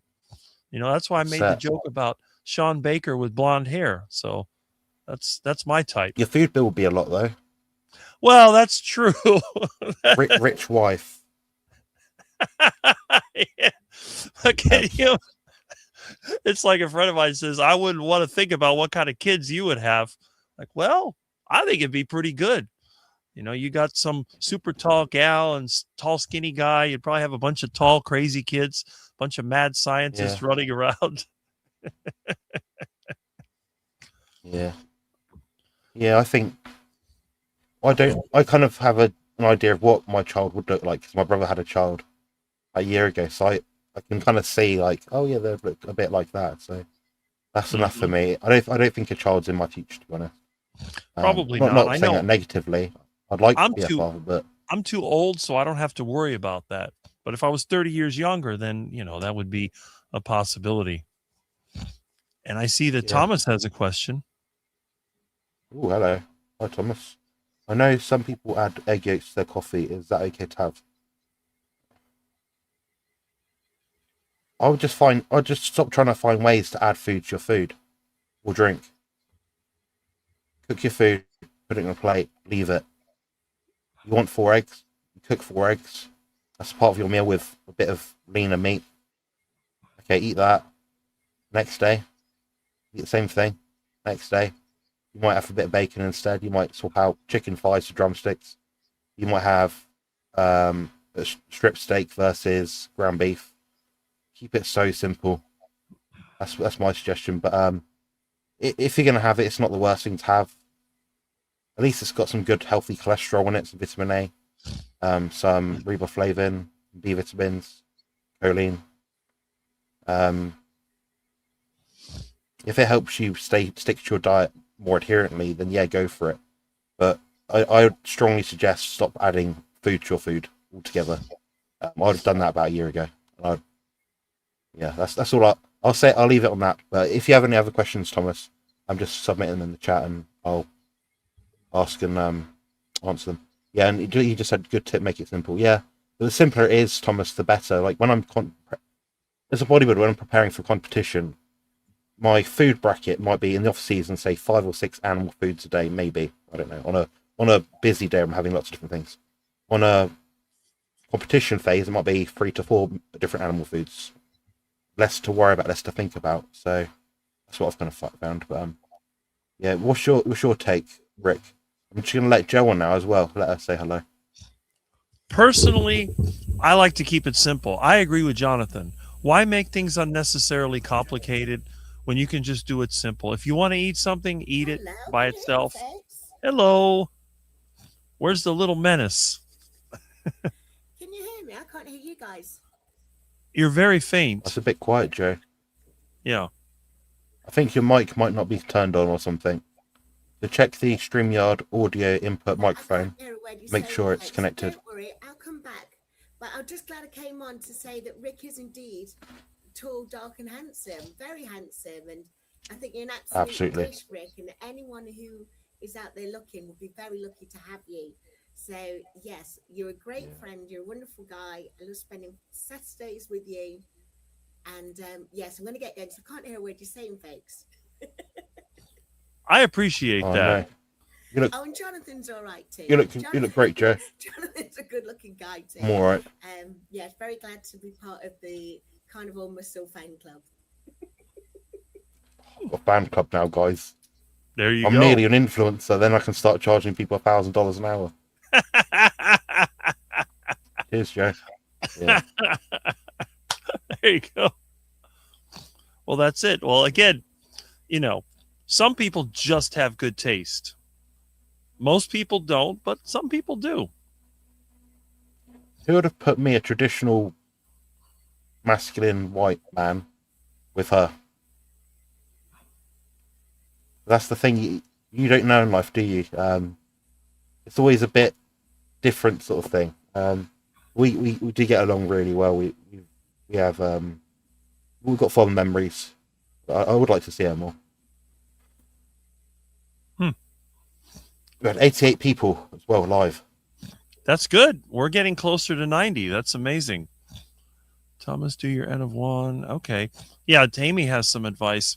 The great thing about this community is that there are a lot of people out there that have different experiences that we can share. And a lot of times, you know, it's trial and error. None of this stuff is absolute. What works for some people doesn't work for others. If someone was trying to lose weight and they ate like me, they would probably get bigger. Yeah, they most certainly would. Yeah, I'm just saying thanks everyone for the comments. I don't know what I'm saying, I'm typing. Mm-hmm. Yeah. Everyone sounds happy anyway, so we've not got any more trolls in the chat for a bit. So that's good. I mean, it's kind of hard for the trolls to ruin it when everybody else is so happy. Amy, you are stunning. Yeah. I mean, Amy doesn't look bad. I don't know why she worries about losing body fat. Amy, take it from someone that looks at physiques all day, every day, near enough. You're not overweight. You're not fat. You don't look bad. You look healthy. I know you've got health problems. I'm not being incognizant of that, but yeah, you're doing well, Amy. Just keep it up. Try not to overstress your body. Keep it simple. I guess Thomas is comparing our head shapes. Yeah, I think it's fair to say we've all got a different shape. I mean, you're built more that way, thinner. It's just the way we are. But, you know, some people like one, some people like the other. Thanks, gonna check it out. She looks perfect. Yeah, a lot of people like the way that Amy looks. She doesn't look bad. Yeah, they're not just saying that because the hell of it. I mean, people don't just say that. This is a comment I can relate to. Has anyone been told they smell like raw meat because they're carnivore? A girl said to me, "It's from the sweat in my pores." I'm really embarrassed for her comment to me. Shower daily. I do. I smell like raw meat when I'm sweating. It's unavoidable. What are you going to do about it? Cover yourself with chemicals? I don't see it as being a bad thing, in my opinion. But yeah. We all have our natural smell. Yeah, exactly. Oh, that's my friend in Georgia. That's interesting. Let me see. Yeah, I'll call him later. They've been making hay and they've had all kinds of equipment problems, and he keeps wanting me to go there for a week and help him out. I'm like, look, I got a cat to deal with. I'm problems I'm working on, but I'll call him later. I told him, Yeah. I did tell him I have a live. Maybe he'll pop in the live. I try to make friends with people. Well, he used to live down here, but I'd like to have more friends that were in the beef industry so I could get my hands on some delicious meats right from the source. I wouldn't have to go through the system. Yeah. Sorry, I'm gonna have a nap this afternoon. Can you tell? I look for coupons online. So there's maybe 5 different grocery stores around here, maybe 4 or 5. I'll subscribe to each of them. Then I'll use my the AI attached to my Gmail account to work Mm-hmm. out which supermarkets have deals at that current time. So I'll be like, I want to buy a big order with lots of salmon in it. Which supermarkets gives me coupons for salmon soon or something like that? So I do save money on most shops I do. So I'd say I probably spend about 90% of what the average shop price is on food. Mm-hmm. Just like you, I know you check out the leaflets sometimes, the pamphlets, and try and find deals that are on, like, oh, it's a pound, $3 for a pound of this or whatever. So yeah. Sometimes I eat from the dumpster. Let's That's right. see. Yeah, beef is Depends just what dumpster they. Yeah. I get I get all kinds of stuff from the dumpster, although lately it's been scarce because everything's so expensive. But if I could have enough contacts of people that raise cattle, I could cut out the whole grocery system because my lifestyle's simple. I wouldn't even have to hardly go to the store because if I stocked up with meat, I would never have to go to the store. I'd get some ducks, pigs, chickens, cow. I mean, one cow would last me for several months. So I think in many ways, if I was able to get directly at the source, it'd be a lot easier. I think the biggest obstacle is processing the meat because a lot of people, like I live in the suburbs, but imagine somebody lives in an apartment. They're not going to be able to process their own meat. Yeah, I mean, we've got a supermarket over here called Waitrose. You'd love it. It's got like all the finest everything in it, pretty much. Very expensive, Rick. It's like the equivalent of your Whole Foods, I imagine. Yeah. Something like that. Like an expensive premium sort of shop. Like the only people that go there are like rich elderly people, really. It seems. But if you went out the dumpsters there, sometimes I imagine they've got some like premium, mature, grass-fed, organic ribeye steaks in their bin sometimes. I got if some. They've not sold it on. I got some from the Sprouts Market over here. They got a good dumpster in the back. The problem is there was some homeless people hanging out there. The one guy, I think he was on some kind of drugs or something. I keep something in my pocket just in case somebody becomes a threat. But this guy was really weird, and hopefully the police have picked him up. But yeah, usually I'll hit the dumpster and there's nobody there. And if anybody asks a question, I'm getting food for my ducks. That's what I tell them. Ducks? Yeah, I feed the ducks. Oh, that's interesting. I feed myself with some of it. I just got to bring up this comment. It's quite funny. Rick and I don't shop at Whole Foods. We go to the Half Foods instead. We buy like a chicken drumstick with half the drumstick in it, but all the meat. Imagine. Yeah. There's probably like places out there where they sell like what it is, but they've taken off like a bit of it, but left like the edible portion and be like, oh, we're selling half the drumstick or something. I saw this comment earlier from Jerry. What is this Dr. Boz ratio? I keep seeing this nonsense. It's, I believe, someone will say in the chat, obviously, but I believe it's something like your blood glucose in American units divided by your ketone measurement, something like that. Half of it. Okay. So it's a load of shite, basically. It's an arbitrary indices of two different things which don't measure long-term or short-term health outcomes or what your body's doing accurately at all. Evidence to support my claim comes from the fact that my Dr. Boz ratio, if someone else had it and they're worried about it, would be crap. Yet I'm walking around at below 6% body fat right now. Yeah, I don't like. Yeah, sorry, Karen. No, I don't really understand the people that are taking all these measurements. I think that in many cases, it's like Jonathan was saying, you could have one measurement. It's like testosterone measurements. It could be low one day, high the next day. And you're going to your body's constantly doing this, and it's like moving target. I would say it's better to go by results, how you feel over time, than to try to worry about. Because even Dr. Baker one time, he said his testosterone tested low, but he doesn't seem like the kind of person that would have low testosterone. So, yeah, it's not just that. It's not just these hormones, guys. I think we're too myopic sometimes. We're reductionists. We sort of say, "Oh, your insulin is this, therefore that." It's like, yeah, but what does the rest of the body do?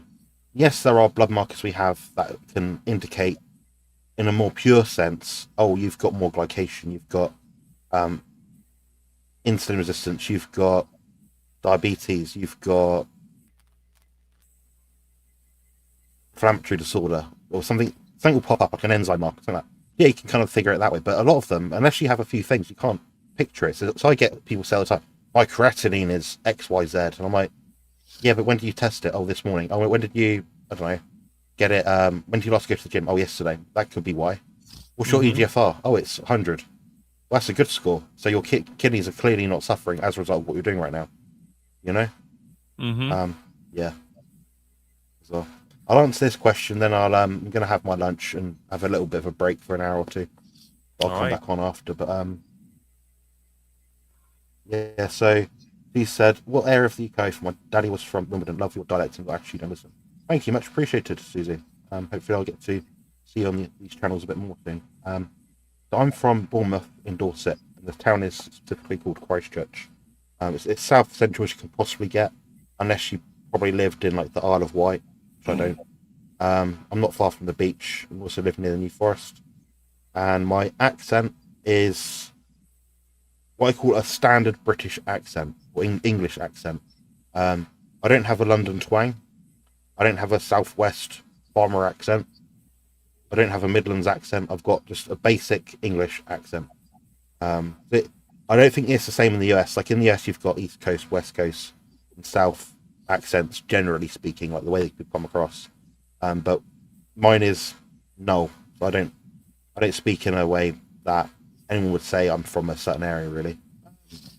But saying that, if I'm around people like George for a long period of time, maybe a few days, I'll pick up some of his dialects. Or even a Bristolian dialect sometimes. So yeah, but yeah, much appreciated. That's where I'm from.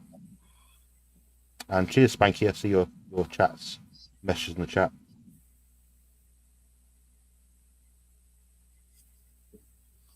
Let's see. Tornadoes, low carb. All right, so we have a lot of hellos, and let's see. Yeah, extra skin, losing over 100 pounds. I need to be good coffee. Okay. Work is horrible in black coffee. I never understood the appeal of coffee. You can take it or leave it. I have one. Said before I have one, but then I might not have one for months. I didn't actually have the coffee recently, I don't think. I think I keep saying, I'm going to make a cup of coffee soon. I just could be on. Yeah, I'm going to head off now for a little bit. If anyone does want to join the live chat, feel free, obviously, because it's Rick's channel, Rick's show, really. Please do. Rick's welcome to post the invite link in the chat. I'll probably hop on again in about an hour or two when I feel a bit ready. Give my back a bit of a break. Excellent. Yeah. All right. Cheers. I'll see you in a bit. All right. Thanks for being here, Jonathan. All right.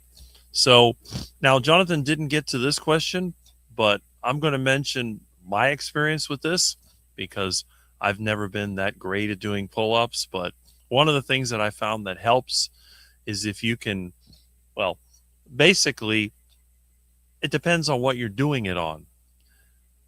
I think everybody can do at least one. If you can't do one pull-up, then that could be a bit of an issue.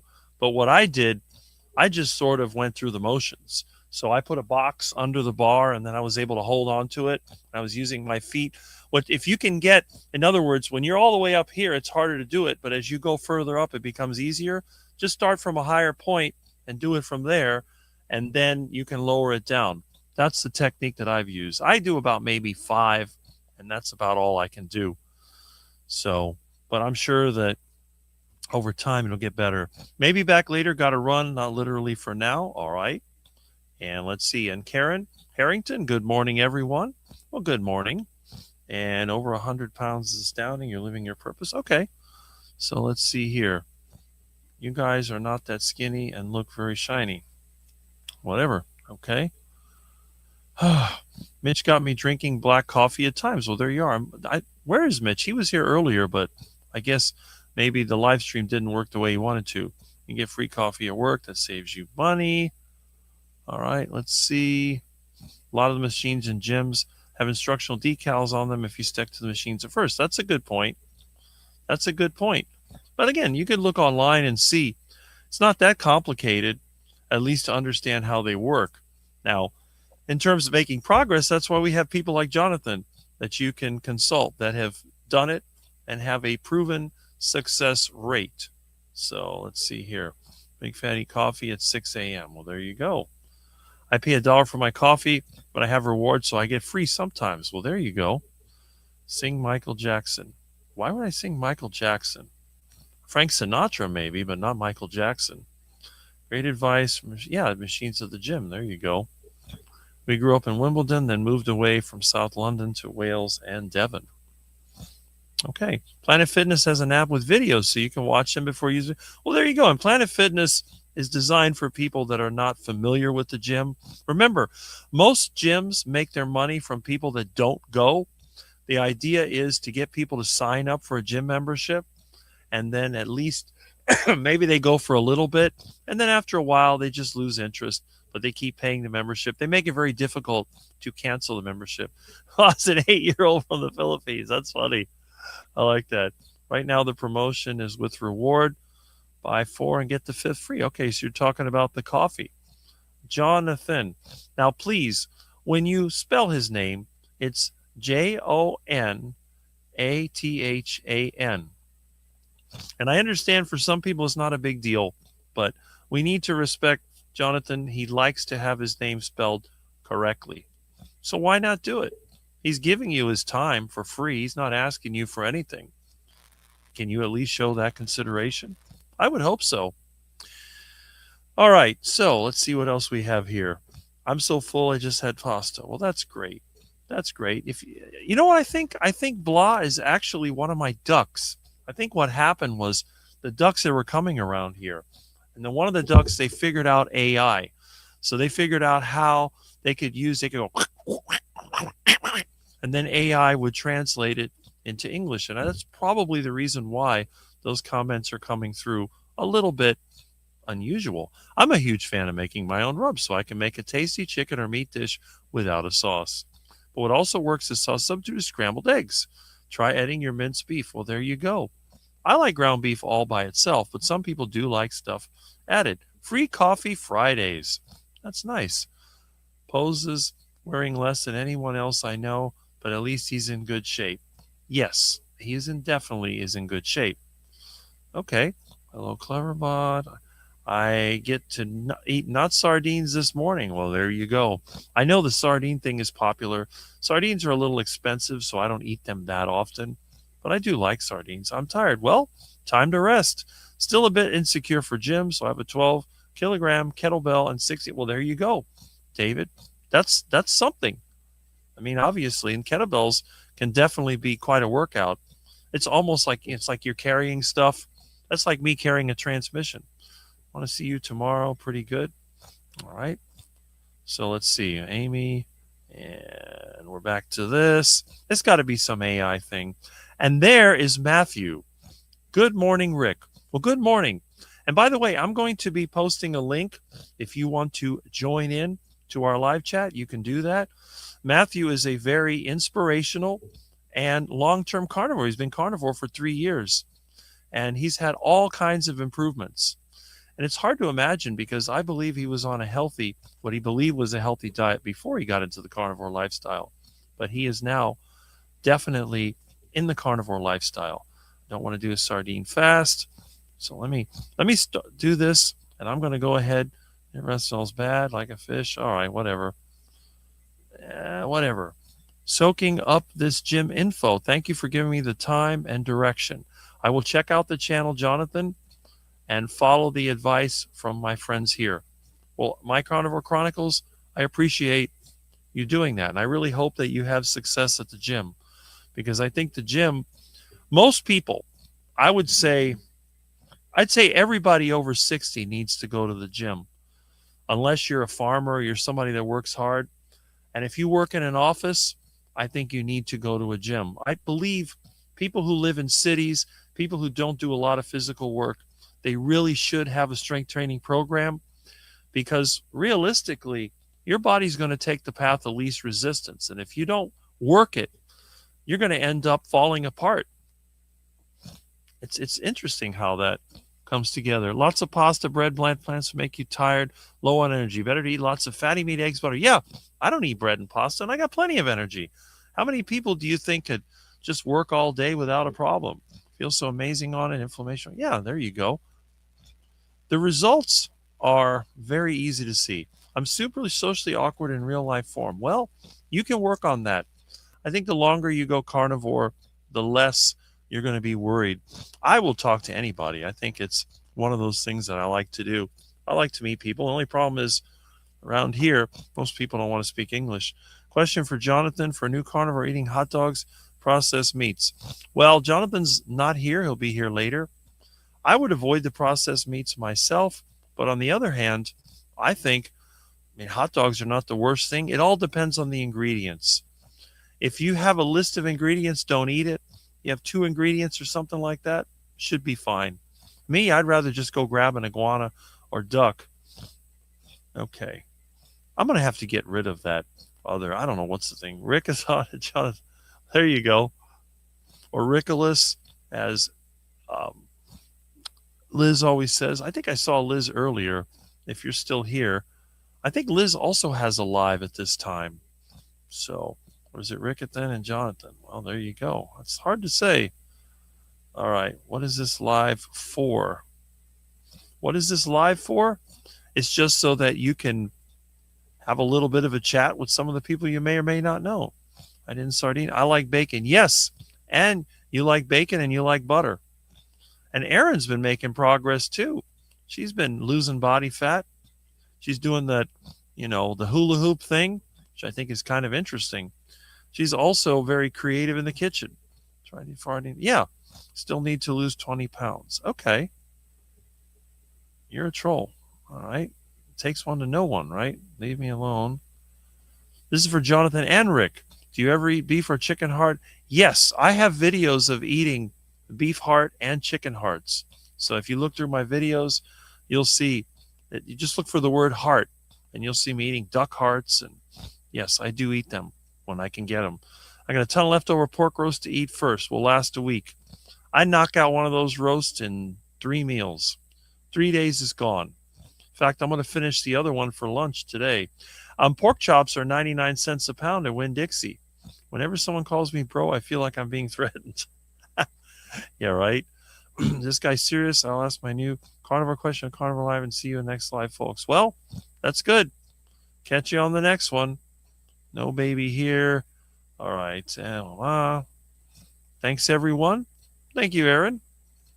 I don't often fast, but sometimes I eat fast. Sometimes I eat food that's fast, like iguana. Thank you, Jonathan. Creatine, okay. There's no amount of fasting you can get rid of excess skin. Genetics or genetics. There are other options you can try. I'm sure Jonathan will be happy to help you. 30 days off-putting, blah, blah, blah. Okay, that's good. So we saw that comment earlier. 23-hour eating window seems to be working. Well, there you go. That works. I get called bro at least once a day, and I don't have bro parts. Okay. Yes. Please spell his name correctly. Ignore me. That didn't make sense. All right. I will catch up eventually. Oh. Don't give trolls your energy.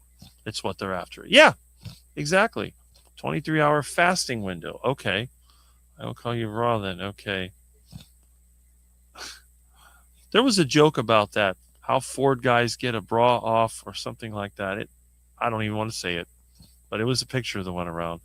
Clients for telling him, I've coached like hard. Jonathan, there we go. Spelling correctly now. See, Susie Marsh is a real person. I met her. She's awesome. So it's probably just a spelling thing. Hi, Jonathan. Hi, Rick. I greet you from Frankfurt, Germany. Well, let's see. Why? All right. Well, I'm glad that you're here. We appreciate everyone that drops into there. Jonathan. Okay. Yellow Rose. And we're getting close. We are getting close. All right. Thoughts on mayo? I don't eat it. It's full of seed oils. I've taken old mayo and taken the seed oils out of it and used it as fuel for my diesel. I would not do it. Now, if you want to make your own, you can make it from lard or duck fat. We call each other matey as a term of endearment. Well, there you go. That makes sense. You are obese. Oh, I don't know. Susie is definitely not a troll. Yes, she's a real person, an energetic one. Ask Mitch. He knows. Oh, let's see here. Okay. Other than their name, I'll speak, but sometimes not address them at all. There we are. Spelled that wrong. Don't come after me, Susie. Okay. All right. We're on the challenge. Enjoyed your videos recently on salvaging your old cars, restoring one of your Chargers. We'll make good future videos. Yes. Would love to see any old pictures of you with your cars. I'm going to dig those up.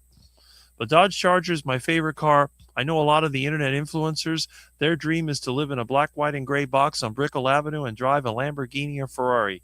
That would be horrifying for me. My dream is to drive a 1969 Dodge Charger with a 440 and ice-cold air conditioning and live in a house in the country that's a modern, space-age, long, ranch-type house surrounded by cow pastures with cows munching all over the place, a garage full of stuff. That's the Rick way of living. I'm not going to live stacked and packed over a bunch of fake internet personalities. 69 watching at that time. What time was that? 9:26. So I am way, way behind. So let's get this here. I see 72. All right. These comments keep popping up. Old cars look like they were retrieved from the bottom of the ocean. They're from South Florida, so they're super rust buckets. How different is diet dialed in between 50% and 10% body fat? That depends on the person. I mean, I think a lot of it comes down to how you feel and how you perform. All right, let's see here. Good morning from Leslie and the Carnivore. Well, good morning, my friends. Don't feel bad, Rick. I just had chicken legs in my freezer. Excuse me.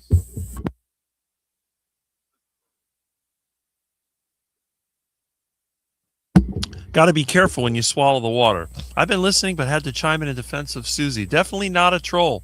Too high positive energy. Yes, I said that. Absolutely. And it's good to see that Gary is here, alive and well. I like women that like me. Isn't that what it all boils down to? Mm-hmm.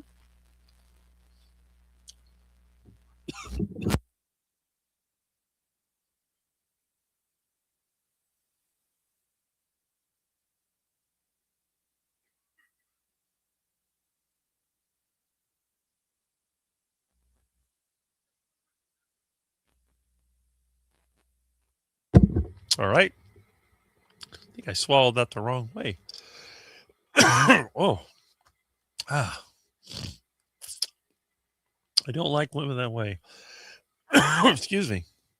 Let me get some water here. I'm going to, let me see.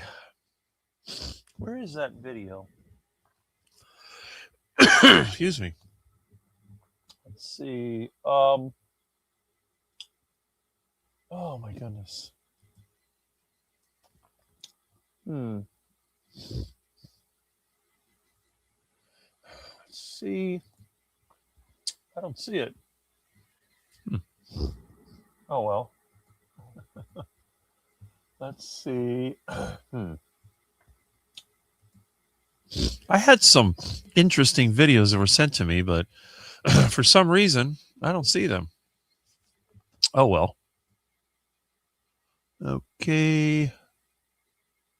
Huh.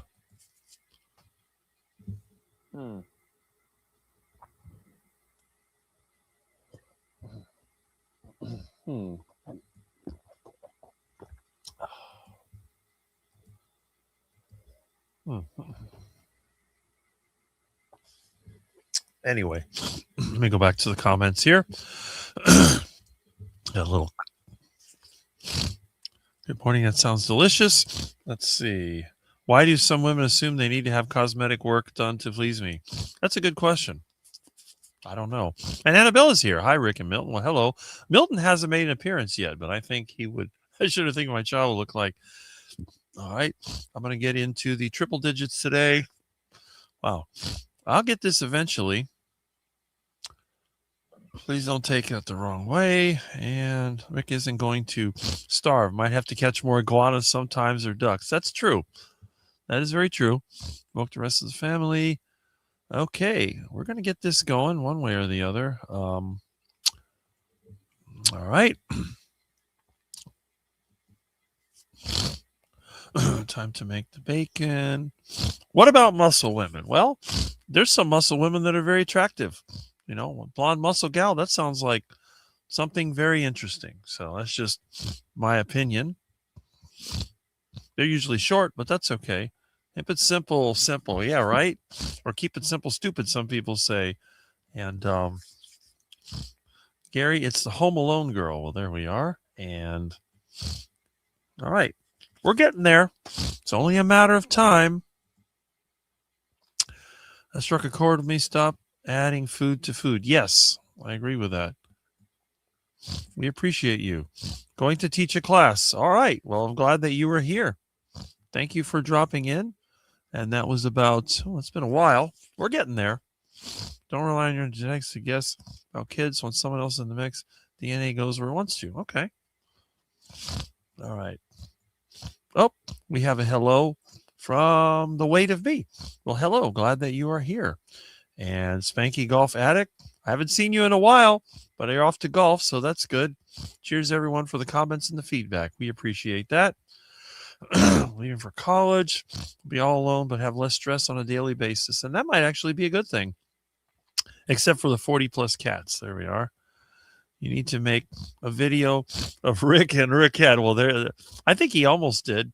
That would be kind of interesting. Rick, I can't eat like you. I would explode. Exactly. You cannot eat like me. Amy is smoking hot. Watch out, Amy. Amy's married. Don't forget. Gary, my cigar emoji. Well, there we are. Gary likes his cigars. Amy is absolutely gorgeous. Look at all the people that like Amy. See? We're a lot of supportive people here, and I appreciate that. And let's see. What else do we have? We have Juan Tihi. Okay. And we could hear you, Joe. Yes, that's been a while.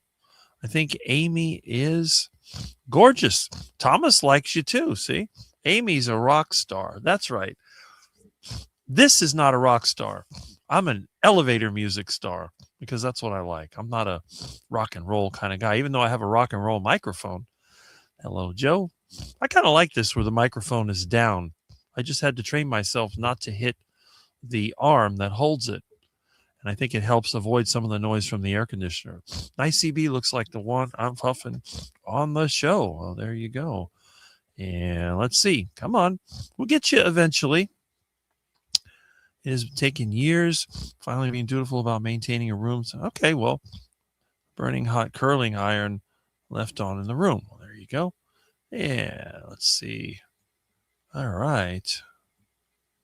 Hi, Jonathan and Rick. Okay. Amy is a stunner. See? Joe likes Amy.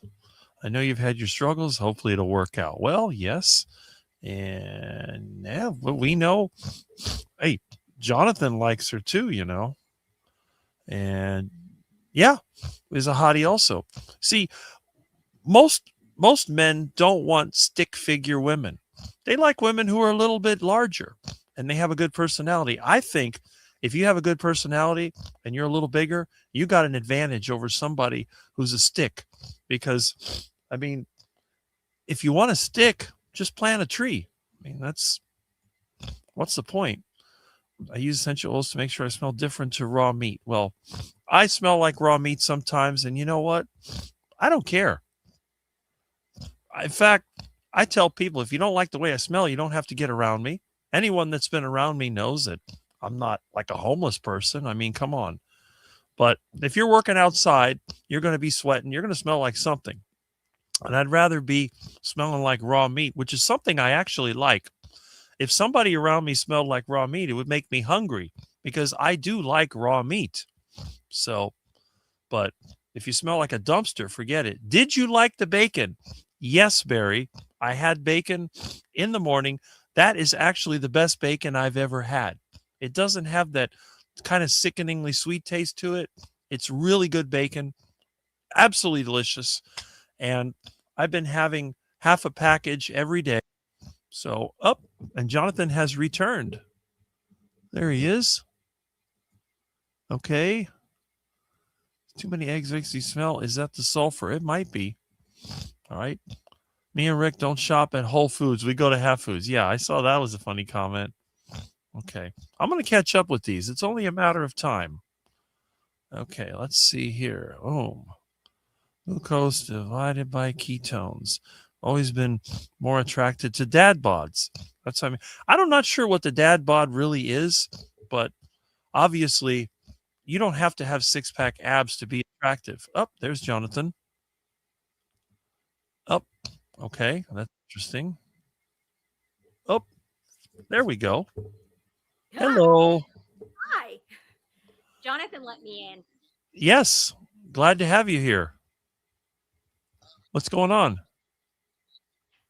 I am just glad to be here. Hi, everybody.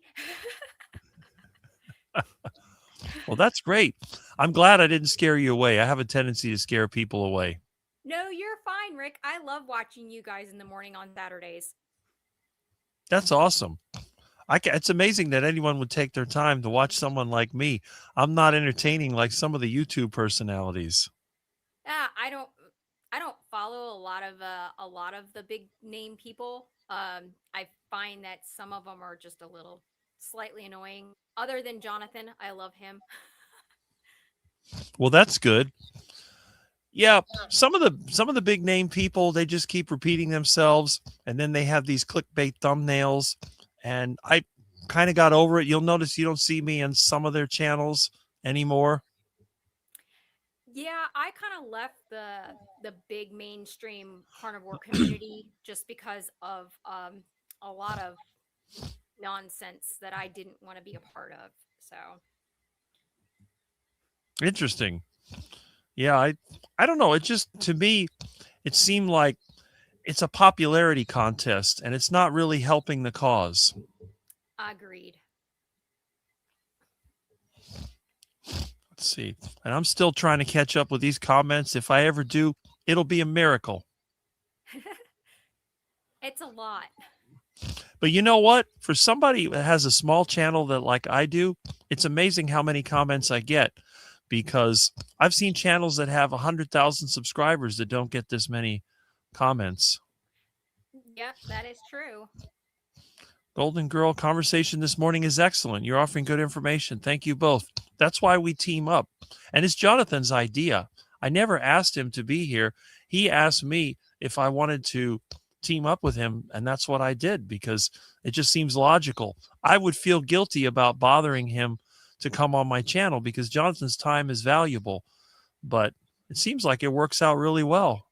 I think it really does. It's been working really well for the both of you. Mm-hmm. I get more views on these dual live streams than on my regular ones. There's Aaron, the carnivore-ish guy. Good morning, all. Just working away. That's good. Hey, if you can work and listen, that's even better. Mm-hmm. All right. Let me get through this, and then we can have a little conversation. Family of tomatoes, one little tomato. Okay. So I'll catch up. So making a joke. Thomas likes to make jokes, which I think is kind of interesting. I like the sense of humor that he has. And I know for a while Thomas got discouraged because Jonathan gave him some direct advice, but I see that he's recovered and he's come back online just like I said he would. I said, give him a week. He'll be back. It's part of the process. I think that for a lot of people, it's not just the diet. There's a mental process that caused a person to become unhealthy in the first place. And I think that once you get on the diet, you're actually breaking through the mental barriers. It just takes time. It's not going to happen overnight, just like you won't lose weight overnight. But the thing is that we're here to help you. We're not here to tear anybody down. I don't think any of us, other than the trolls, would want to tear us down. Yeah, veggies are nasty. Brussels sprouts are the worst. They make your house smell like a toilet. Let's see. Morning, Terry. Man, am I ever going to catch up? What time am I on right now? I'm on 9:48. Wow. Okay, I'm catching up. I'm getting closer. Grandma made me sleep in. I walked 4 days in a row. Veggies are just a lot of trouble. Yeah. And then they go bad all the time in the refrigerator. I'm reading this. Okay. Let me see if I can hit any of the comments that are specific to us. Speak text spells names wrong. Yeah, that was a comment I was making. Speak text spells names wrong. Let's see. Make hay when the sun shines. Yeah, that's right. Go get sunlight. Hey, that's right. Came over from Jonathan's channel, Kimberly Russell. All right. And let's see. Okay. Anyway, how much more do I have to go? Hello, everyone. Okay. For some reason, I like to catch up with the comments. If I don't catch them early, they get away from me fast. Mhm. Rick would need about 20 cans of sardines. Yeah, I can eat a lot of sardines. I'm a big eater. I don't know why. Okay. We're getting there. We're getting close. Oh, okay. Annabella had to sleep. Glad that you were here. And let's see. Amy. I see that Gary's being more active. Good morning, Rick Rodriguez. Well, good morning. I am so glad that you have come back. I know when you were fasting, you weren't very active, but I guess now.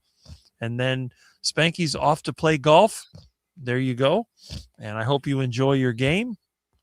And here's another one of our great carnivores, Michael Pregler, just got home from farmer's market.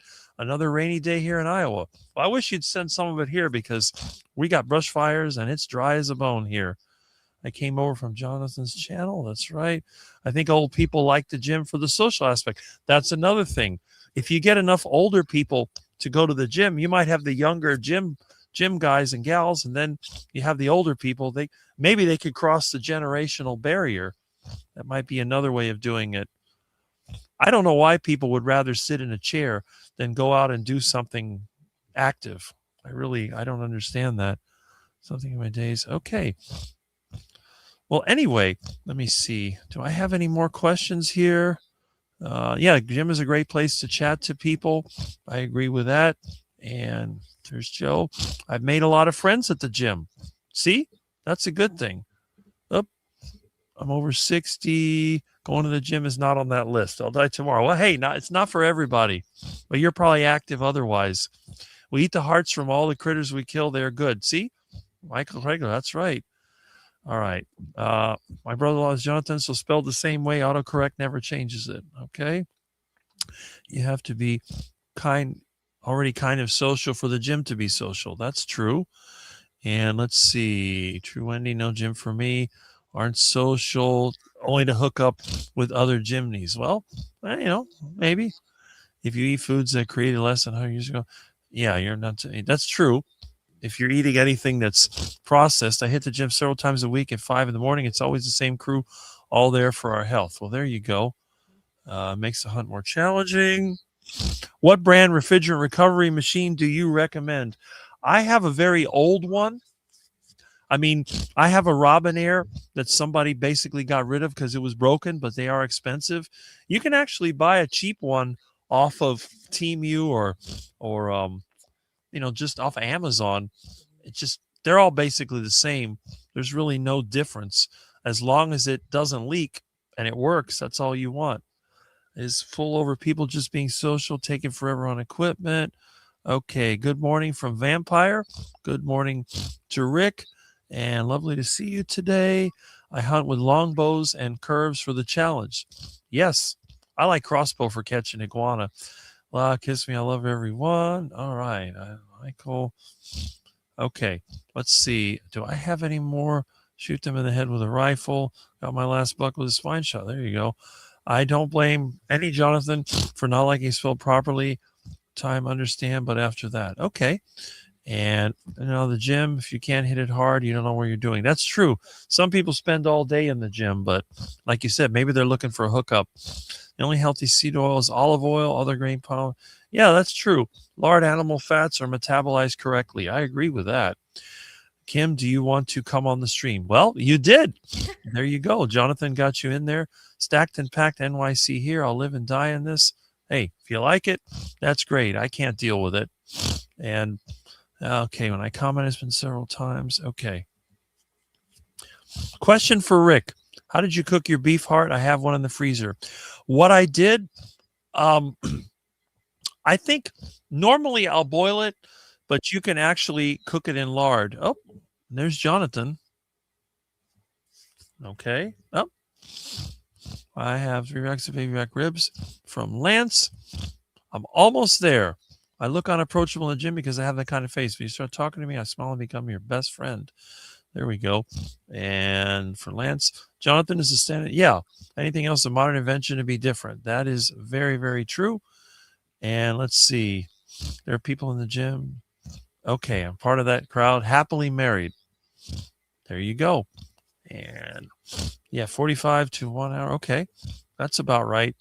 Just getting back in the chat. And I know you usually have a live at 11. Work kept me out for too long. I don't know if you have one today, but did you want to come on the stream? Okay, it went back to that one. Why did it do that? Oh, hold on. What's Kimberly's backstory? Well, we're going to get to that. Let me go ahead and let me see if I can. Oh, my goodness. Oh, I don't think I'll ever knock these comments out. They just keep. I think StreamYard behaves a lot differently than does what I'm used to. Let me see. Oh, my goodness. Wow. All right. Let me double check if there's any comments here. And let's see. Woman needs curves. Okay. Wow. Shopping cart at Costco. I do tend to look at shopping carts. I don't see any. I'm good now, Rick. Jonathan, I hope all is well with you. I don't see any outstanding. Wait a minute. Lunch is good. Okay. So what we're going to do, I'm going to go ahead and I am going to go through. All right. Let me see if there's anything else. My feelings exactly. I don't see any comments. So what I'm going to do, we're going to talk to Kimberly. We're going to get that backstory because Jonathan wants to know what your backstory. He's asking me. So let's talk about it. Okay, so my backstory is I actually used to be 250 pounds. Whoa. Yeah, and the last time I weighed that was in 2018. Um, I came down from Maryland, where I'm originally from, and down to Tennessee for a vacation. And while I was on my way down here, I ended up we stopped at Cracker Barrel, and these lovely young ladies decided to make a comment about my weight and said that my husband was too good looking to be with someone like me. Wow, that's And terrible. that was like my aha moment. I was just destroyed by that. And so I started keto like not too long after that, after we moved down here to Tennessee. And I started intermittent fasting and all of those things. And I just kept on trucking. I lost about, and I know I misspoke on my interview with Jonathan, but I lost about 100 pounds originally with keto intermittent fasting. And I ended up having to have a complete and total hysterectomy because I have Ehlers-Danlos syndrome, hypermobility type. And with that, you have like a plethora of other health conditions that can come up. So I ended up having PMDD, which is like PMS on steroids. Mm. And so I tried for years trying to figure out how to treat that. And I found out that the only way to treat it was to have a complete and total hysterectomy. So at the end of 2019, after losing over 100 pounds, I had to have a complete and total hysterectomy in order to not lose my mind every month. Because no doctor wanted to treat me with hormone therapy. And so I ended up gaining weight after that, even though I was still like keto. I was gaining weight back and things like that because of hormone issues, and my hormones weren't right because I didn't have them anymore.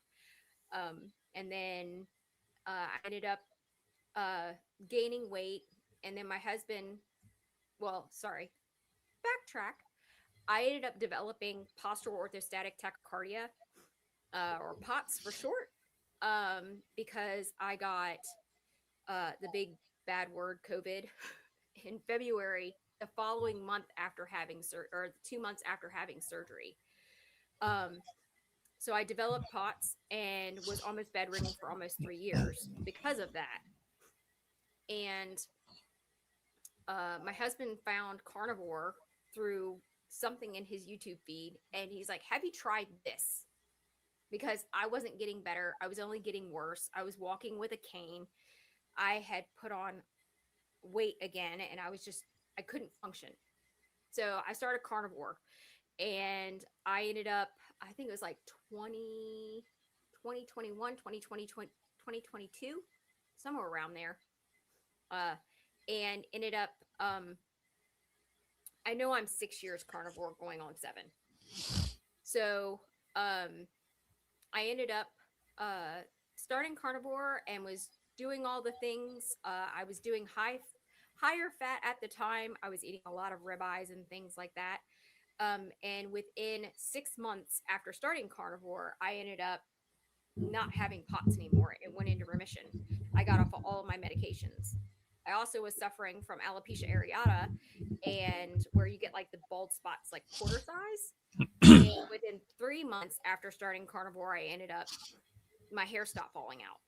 I still have alopecia, but it's a different type. It's a hormonal one compared to the other one. So, but I have, since starting Carnivore, I've lost weight. I'm down a total of 125 pounds total.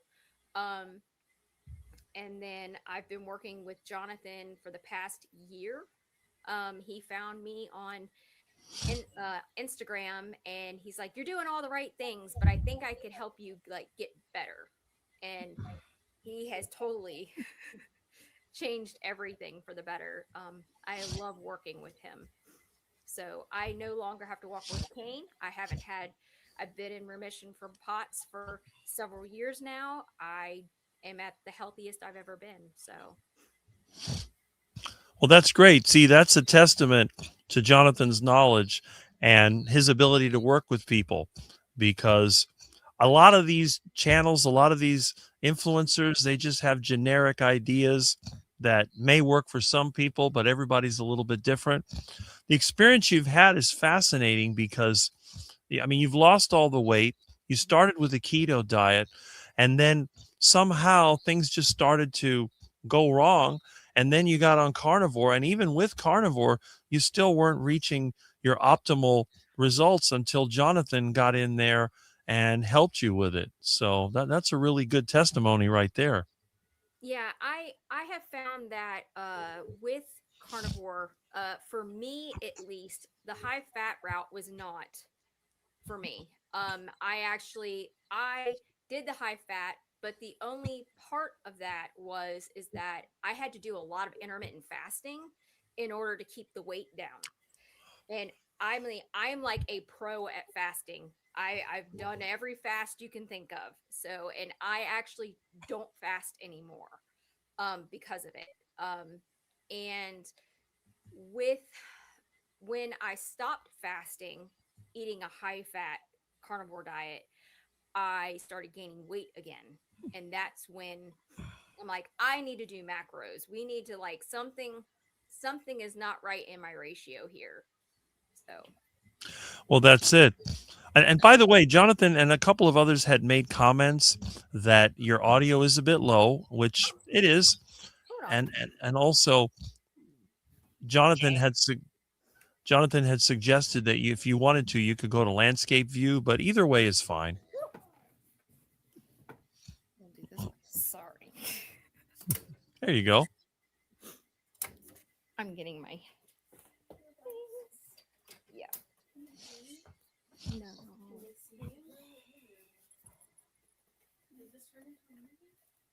Oh, my earbuds are upstairs. I'm sorry. My earbuds are upstairs.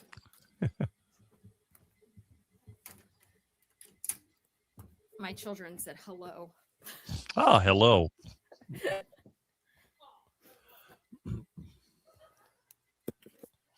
Yeah, Jerry made a good point about Oprah.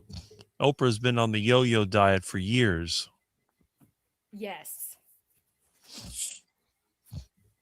It's a shame that everybody goes for that marketing. They don't really try to do the research on their own. Well, I did. Can you hear me better now? It's still a little bit low, but I don't know. Might be the device settings. I don't know. I'm not at all that smart. I disagree with that, Ryan. I think you're a lot smarter than most.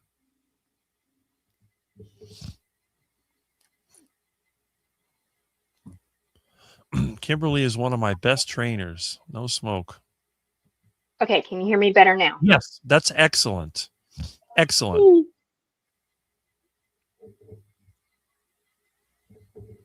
Yes, I love working with Jonathan when it comes to training because I kind of put myself in the same mindset. I'm like, okay, Jonathan's in the gym. Jonathan pushes really, really, really hard. So how far can I push it? Exactly. I get a glare. There we go. So I don't know. I'm not sure if you wanted to share that information, but are you willing to share your age with us? I will be 44 next month. Excellent. You look great, by the way. Thank you so much. You're probably, I mean, you're definitely on the lower body fat. I would say maybe 15, 16% or something like that. You have to ask Jonathan. I think according to my calculations, it said that I was at 26%, but Okay. Jonathan may differ with that. But it's really, it's kind of interesting because what you were saying in the beginning when you started this, someone had made a rude comment about why would your husband want to be with someone that looked like that? And I don't know if that pushed you down or I think it pushed you forward. So basically, yeah, that was the same thing that happened at my showcase that I did recently at my Slim to Fit showcase. Everybody kept asking me like, "Oh my gosh, I can't believe somebody was that rude," and that's society. But it actually, that's what drove me. That's what pushed me because I didn't want to be that. I didn't want to be that big anymore. I've always been a little pudgy since I was a kid. I've always been like overweight. And even at my thinnest, I was like skinny fat. I never really had a lot of like muscle on me. And I don't know, it just sent me like, I just didn't want to be that person anymore. I'm like, I want to be the best that I can be. I didn't want to be in a bed anymore. I didn't want to like, it just, yeah. I mean, that's the thing. And I think a lot of times people settle into a certain, I don't know, routine. And it's good enough. For them, it's good enough. Yeah, well, my youngest daughter was born with a lot of health issues. And the whole reason why the weight crept up was because, one, I was trying to get pregnant and we didn't think I could get pregnant again. We had already had our first child and my first daughter, and we were like, we want to have another baby. And I was getting depressed with that. And there was some other things personally within my marriage that was, causing issues. And so, you just kind of start going through the motion and you just don't care. You give up at some point. And then we ended up getting pregnant. And then I didn't even gain that much weight during my pregnancy. I only gained like 30 pounds. But like after her being born and then being born with all these health issues, I stopped. I wasn't worried about myself anymore. I was worried about her and taking care of her and how can we get her healthy and fixed. So I kind of put myself for years on the back burner. And then now it's like, well, I can't keep putting myself on the back burner because then how am I going to help take care of my kids? How, if I'm unhealthy, then how can I continue to live for them? So that's when I started really working on getting myself where I needed to be. Right. And you see, there's a question here from My Carnivore Chronicles, if you wish to consider that.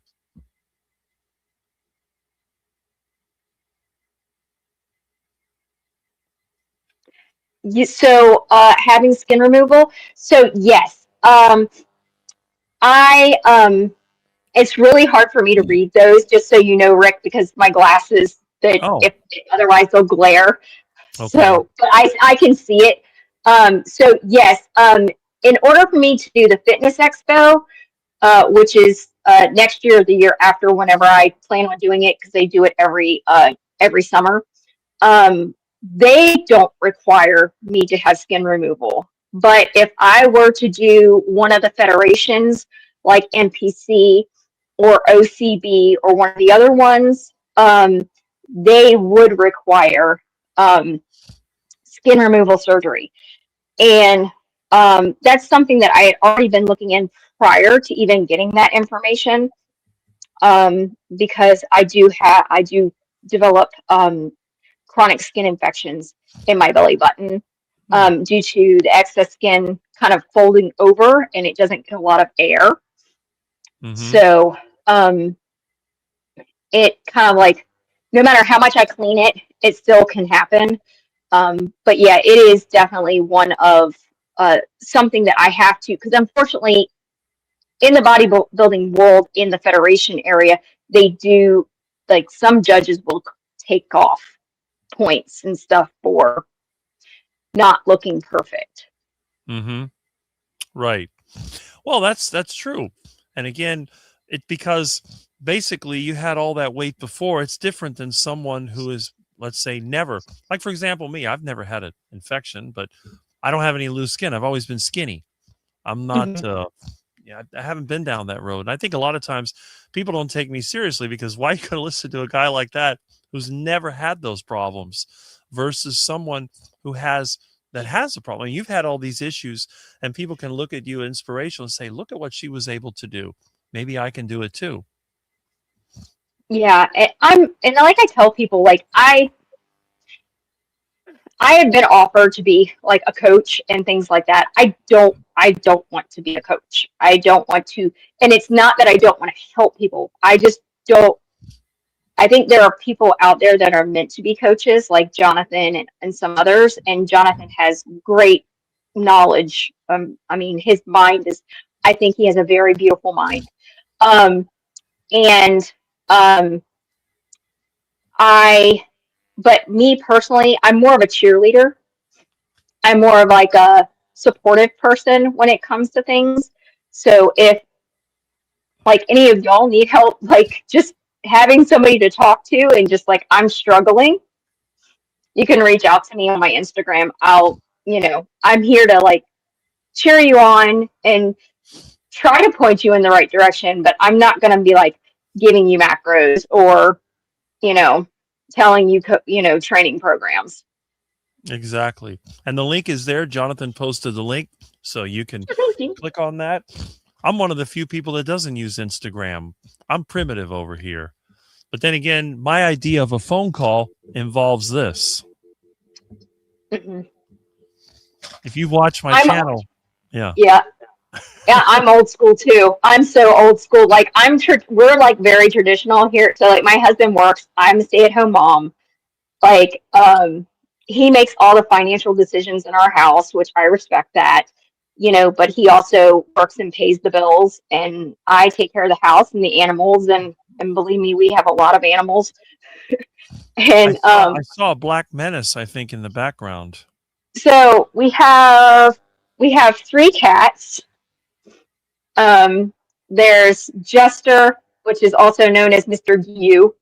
If you know anime, you'll know. We have Biscuit, and then we have Romeo. I also have like 20 chickens. And we have 2 rabbits that live indoor. Chicken. And we have a dog. And we have fish. No ducks? No ducks. My husband will not let me get them. But I love their eggs, and that's the whole reason why, like, that's why we have chickens, is because we eat their eggs. And so, No heart attack chicken yet? No, no. No, that's funny. Well, if you can have some food handy, that's always a good thing. I can't see the link. Jonathan has me blocked. That's weird. How could you be commenting? That's strange. Yeah. I checked my list of users and nobody was blocked, but it might be a YouTube thing. But I mean, it's fascinating to me that so many people, they go online, they find these personalities and they follow them like a religion. This doctor or this personality or whatever, and they're not getting any results. And yet that doesn't seem to be a problem. Rather than, like in your case, you got a lot of results with Jonathan's expertise. Why is it that other people don't see that? I don't know. They'll continue to do the same thing over and over again, and they don't make any progress. I don't know. I think you have to be a very disciplined person, in my opinion. You have to not settle. And even prior to working with Jonathan, I didn't want to settle for mediocre. I mean, I kept pushing. I kept trying to research as much as I can to try to figure out how to get to where I got with Jonathan. Sometimes, though, we do need to reach out for help and find somebody that is well qualified to coach you through the process, at least to help you learn, so you can maybe go off on your own eventually. But I mean, I worked with another coach for a little while that was just a friend of mine, and he got me a little bit where I wanted to be, but not anything close to what Jonathan has done. And that person was wanting me to do carbs, like add back carbs in and all these different things. And I'm just like, okay, like, I'm trusting you. And I was working out way more. I was spending way longer in the gym than I wanted to.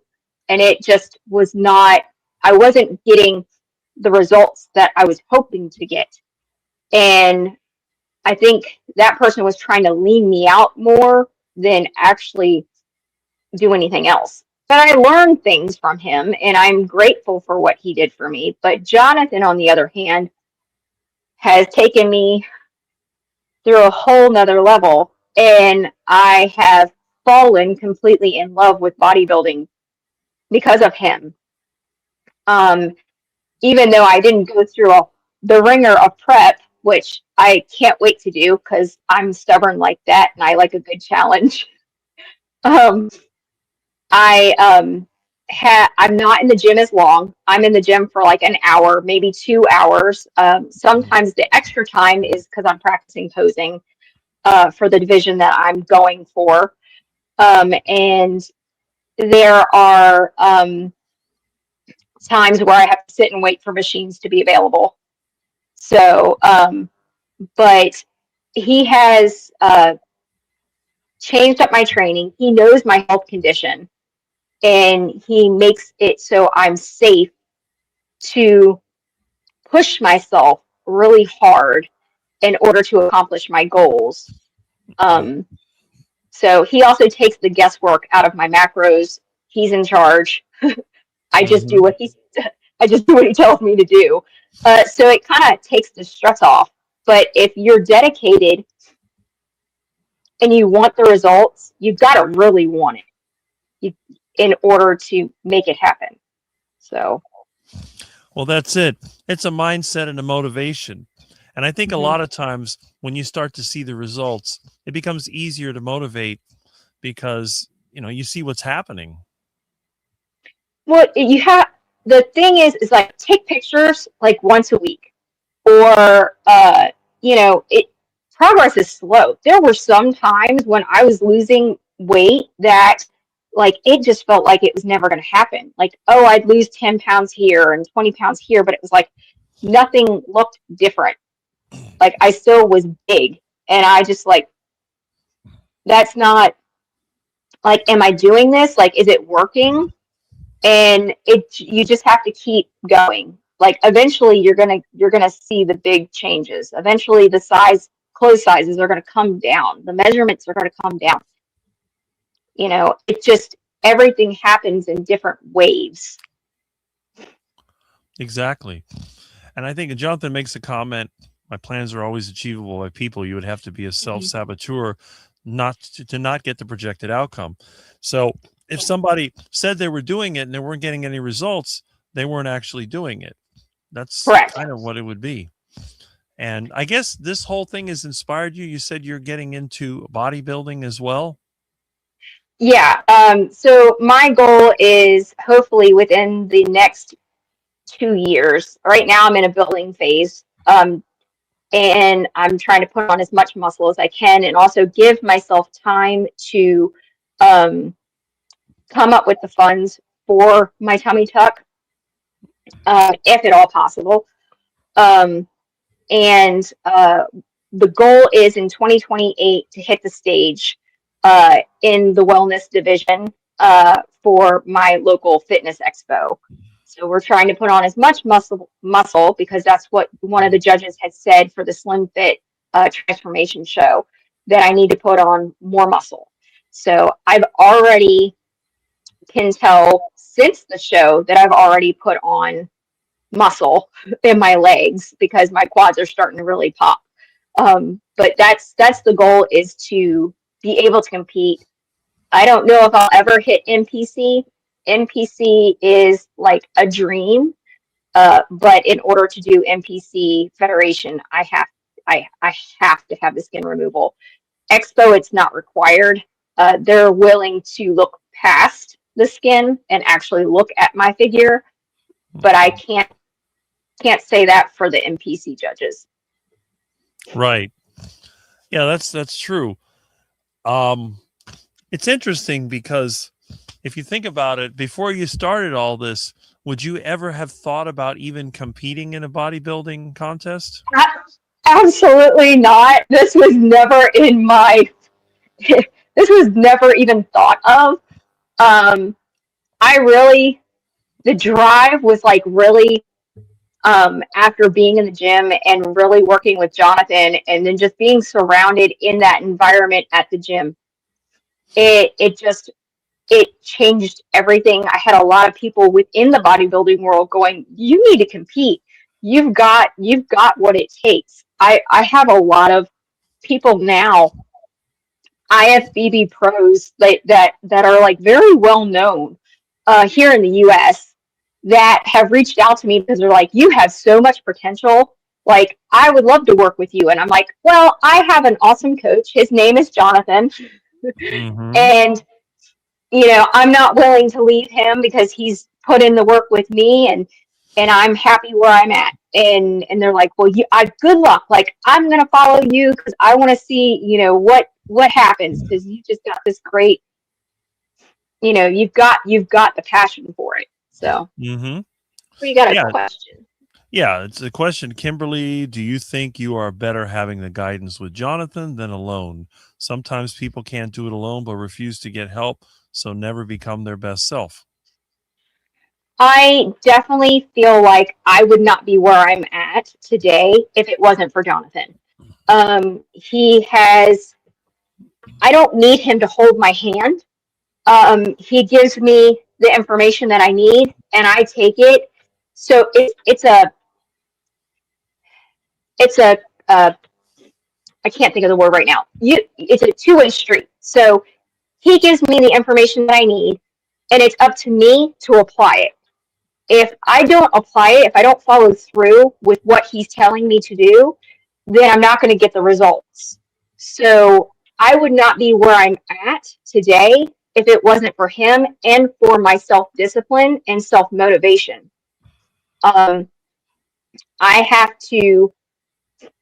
I pay him, and so it's not just about me, it's about my coach, it's about my followers. Like, I don't want to let anybody down. So with him, helping me with the things that I don't quite understand. I'm able to accomplish the things that I want to accomplish.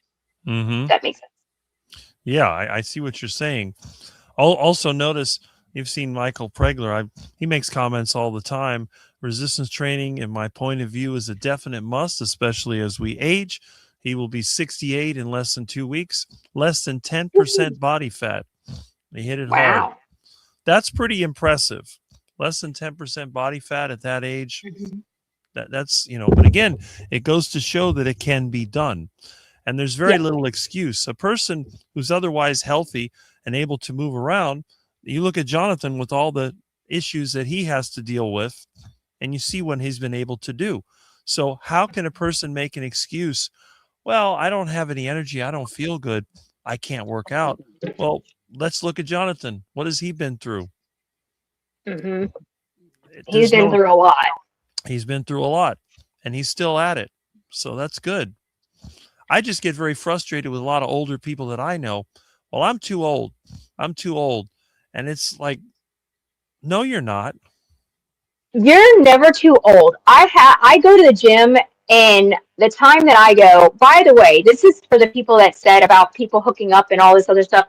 It depends on what time of the day at the gym you go to. So in the early mornings, I find like between like 6 and 12, at least at my gym, you get people that are roughly around all of our age, like 40s, 50s, 60s, some 30-year-olds. Occasionally you'll get like the younger crowd, but the people that are around our age are not in there to hook up. They're in there to work and to get out.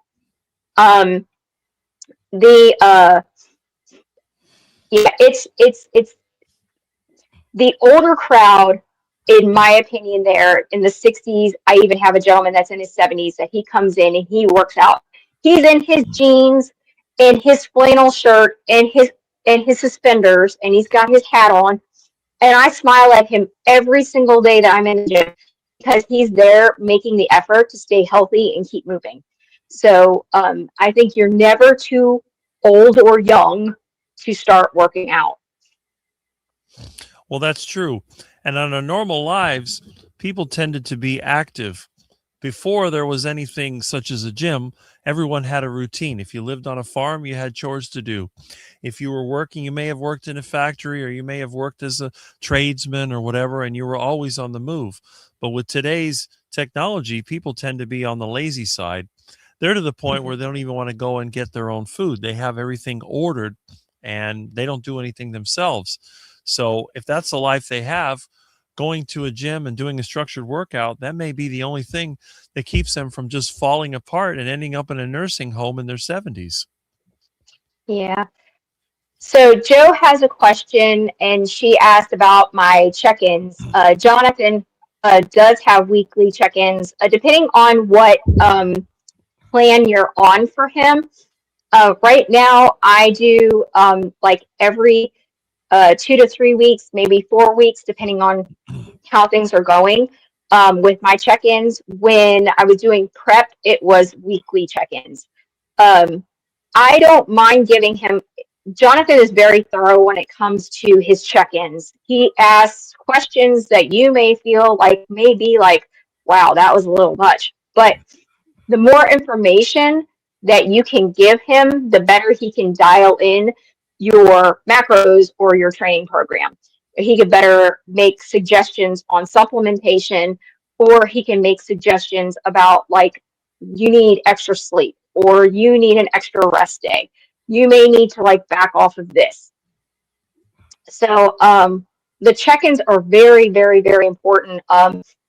It's I do have to provide my weight. I take pictures and provide him pictures that are specific. Like he'll ask for different like poses or standing positions so he can look at your figure and see where things are changing. Because one thing about check-ins is that, especially with the photos, is that he can see things that we may not be able to see ourselves. So I can take pictures every single week, and I'm going to look and go, I'm not seeing any changes, but his eyes are different, and in a way that he's not seeing the same body every single day like we do. We see ourselves every single day. He's seeing it from a fresh eye, so he can see what we're not. Mhm. He'll ask you about your bowel movements, whether that's TMI or not. That just shows how your digestive system's working, and how he needs to change up. Do you need more fat in your diet? Do you not need more fat? So all of the check-ins are very important.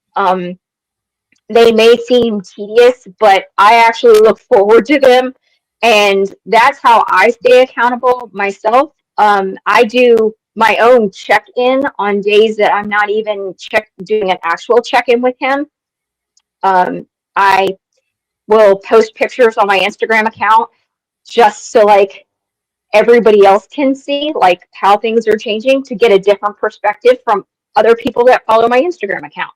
So yeah, the check-ins are very important. And if you sign up to work with Jonathan, like don't skim on, just be very thorough. Like the smallest little detail is important to him. Well, that's right. Well, that's what you have to do if you're trying to make serious progress. Every little Yeah. detail has to be covered, because it doesn't take much to mess things up. It just takes a little bit of sand in the engine to blow it up. Yeah, with me, like if I have like an event or something like that coming, like a birthday or something coming up, I'll be like, in my check-in, I'll be like, I have this day and this day. I'll give him dates, and I'll be like, okay, my birthday is on this day. My daughter's birthday is on this day. I'm planning on having an off meal. Am I okay? Like, is it okay at this point in my training that I can have an off meal? How much of an off meal can I have? Like, what's my lead way? And we're able to work that out. And he's never told me no. Like during prep, you gotta wait. But here's one of my cats now. I see the whiskers. Yeah. Yes. Yeah. She's a sweetheart, but she likes to attack my dog. Cats are But funny. yeah, they are. But no, it's he works with things. Like he works with you. If you don't want to do like fully no carbs, he'll do that. Like if you're more keto, I think he'll work with that as well. I mean, he does try to steer you towards carnivore, which I think is the better option. But Absolutely. Well, when you mentioned about things other than carnivore, are there other foods that you actually look forward to? Or have you become like me and you only eat carnivore? so I was super strict carnivore for the longest time. Now, if it's like my husband's birthday and my oldest daughter's birthday was in July, and so I had a piece of cake. We went out to dinner, and I had a normal dinner out with them. Do I pay for it like the week of? Yes. I get a lot of inflammation. My body hurts like I've got bruises all over my body if I have gluten or seed oils and things like that. But it goes away after a week. But I'll have like these are like every like holiday type things. Like I don't have them on the weekly basis. Now the only thing right now that I have every single day, and it's with breakfast, is a rice cake. One rice cake, and that is it. I have that with my yogurt and my protein powder mix, and I put my yogurt on top of my rice cake and I eat. That's what I have every morning as of right now. But the rest of my food for the rest of the day is all meat or chicken. I'll It's have mustard. Yeah. Mustard is the only condiment you'll find in my refrigerator. It goes good with burgers sometimes. Goes great with everything. I slather that on. I haven't had burgers in a while, but when I do, once in a while, I'll add it to my heart attack burger, and it doesn't seem to affect me. A rice cake, I can't imagine anybody would want to eat that. Does it do something for you, or you just like it? Well, so it's kind of like So we started incorporating 20 grams of carbs during prep, and we've kept it on. It is something that I normally have prior to going to the gym. It has kept energy up when my energy was supposed to be low, especially when we were decreasing fats and stuff during prep. So I have it as, I guess, somewhat of a source of fuel, but it's really, I mean, it's so minute. It's just one little rice cake, and that's pretty much it. So I don't eat a lot of eggs because I found out that egg yolks actually, I'm sensitive to them. So I do have a lot of egg whites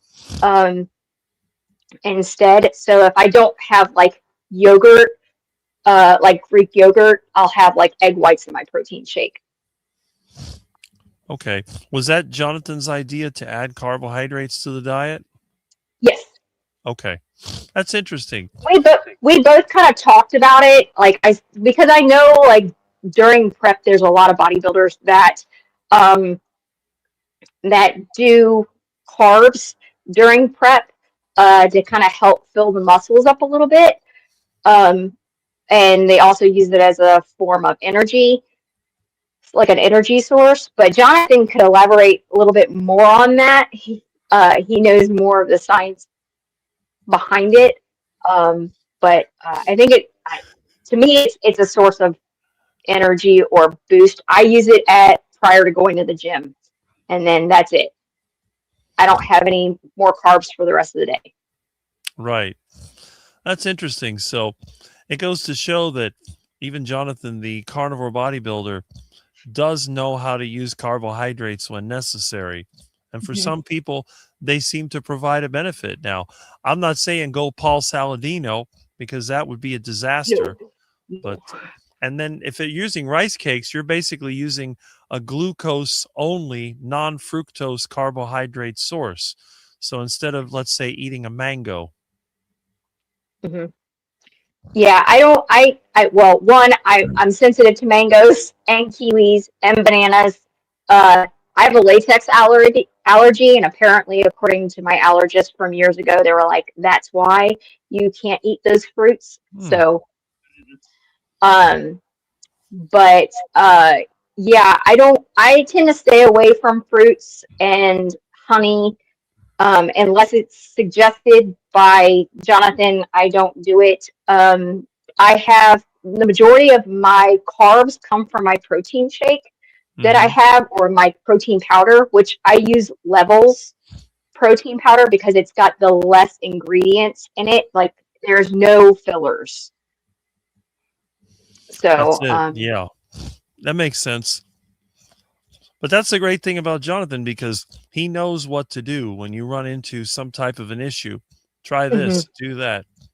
And that's good. I just wish that more people would take the advice.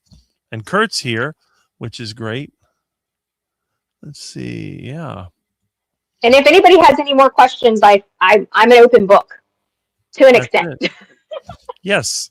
As long as they are good questions and not troll questions. Those will be deleted. I remember the UK time. Okay. So we have, let's see here. Hey, Jonathan. Hi, Jonathan. And I noticed we've had some other people come in. We had our friend Tim, who's also very much into fitness.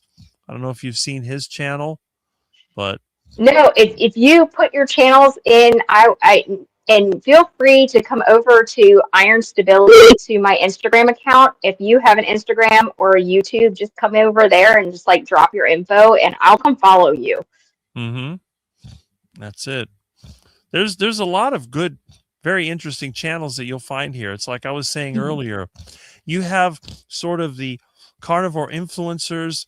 Everybody talks about Dr. Barry. I hear this all the time. Dr. Barry, Dr. Barry. He lives several hours from me.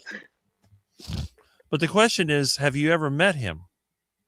I have not met him. Okay, there you go. Some of the other people I've had the privilege of meeting, but I tell everyone, Dr. Barry is way too busy. He's got way too many people following him. You need to find someone else. And then you have, some of the other carnivore channels that promote the diet. They have hundreds of thousands of YouTube subscribers, but good luck trying to reach them. And then, I was affiliated with one specific group of people in the beginning of my carnivore journey. I had to leave that. I found that there was a lot of there's a dark side to some of the carnivore big name communities, and I just did not want to be affiliated with things that I felt that were not good. That went against my morals and my values. So that's why I kind of stepped back for a while. Morals and values, is that like of a religious nature or some other? I am very conservative. Okay. So, and I'm also Catholic. So. Okay. There's Tim's channel, by the way, if you want to see it. So I would recommend you check it out. Thank you, Tim. He's a 40-something guy that's in really good shape, and he's always promoting fitness and, diet, which is very important. A lot of people in their 40s, they just give up, and I get mad at them because I'm like, you're not old. Oh, I'm 40. I'm old. I said, no. No. I'm almost 44 years old, and I feel like I'm in my 20s again. I don't even act. Some people are like, act your age, and I'm like, I am. I'm 22. Well, there you go. And then it's like me. I'm 58.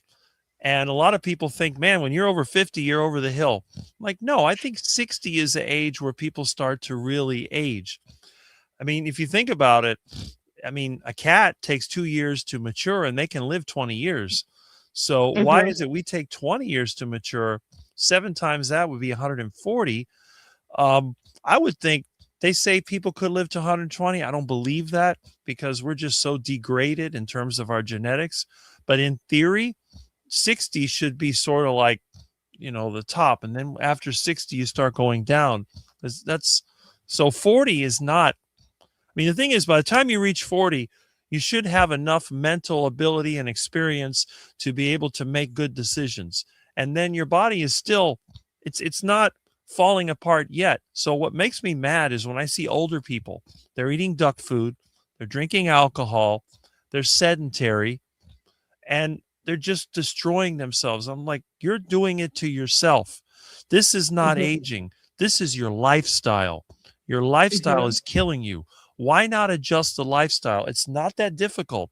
Would you rather look at your diet, do some exercise, pay attention to your life, or would you rather be at the doctor's office all the time, be in the hospital, getting surgery, ending up in your 70s or 80s in the nursing home? Is that the way that you want to go? And that's what I tell them. Well, Rick, you don't exercise. No, I don't work out, at least not now. I don't have the time or money to do it, but I do. I live my life. I work physically. I ride a bike everywhere. I'm constantly doing things. This is the only time you'll catch me sitting. I won't sit in this couch for more than 10, 15 minutes at a time. This is the exception to the rule. And even that, I'm sitting like this. If you see the way that I sit, I'm not like the typical guy you'll see in the gaming chair. This is what I look like. You're sitting like a proper human being. Exactly. When I work, I sit down, squat down. I'm not like a regular person that's worried, oh, my back. Can you believe I've never had back trouble in my entire life? And I'm 6'6". Us tall people are supposed to have back trouble. I lift heavy objects all the time. I was carrying a transmission 2 days ago, engine blocks. If you look around my house, there's stuff everywhere. I'm constantly picking up things that weigh 50 pounds or more. So even though I don't work out, I'm always active. And I've never been injured. I had a knee injury from skateboarding as a kid, but I've never had shoulder injuries, no back injuries. I don't have a history of injuries like a lot of people. And these are people that don't even work out. Maybe they worked out when they were younger. This seems to be the worst. The guys that worked out and were muscular when they were younger, when they get to their 40s, they get fat and they fall apart. I see it over and over and over again. And I get mad at them. I said, look, you used to be in good shape. Well, I got married. I had kids. That's not an excuse. You can still take time to exercise. You're spending time watching football and watching soccer and all this stuff when you could be out there. You could go to the gym. You could probably watch it there. They have TVs in there, or you could get some equipment and do it at home. There's no excuse. You don't have to be sitting while you watch the TV or you watch Netflix or you do whatever. You spend all this time and you're just sitting there. And then on top of that, when you're watching the TV, what's the other thing you reach for? The chips, the soda, and all that stuff. So not only are you doing nothing to make your body stronger, but you're feeding it crap. And then you wonder why you're quacking and waddling around like a duck.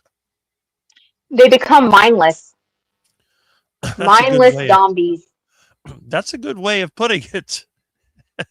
I mean, I've seen it myself. My children were becoming a part of that. So, my girls were just like becoming zombies and watching TV and then, now I have them in the gym with me every single week. So, and they're starting to gain muscle and, they're heavily involved in their taekwondo and stuff like that. So there you go.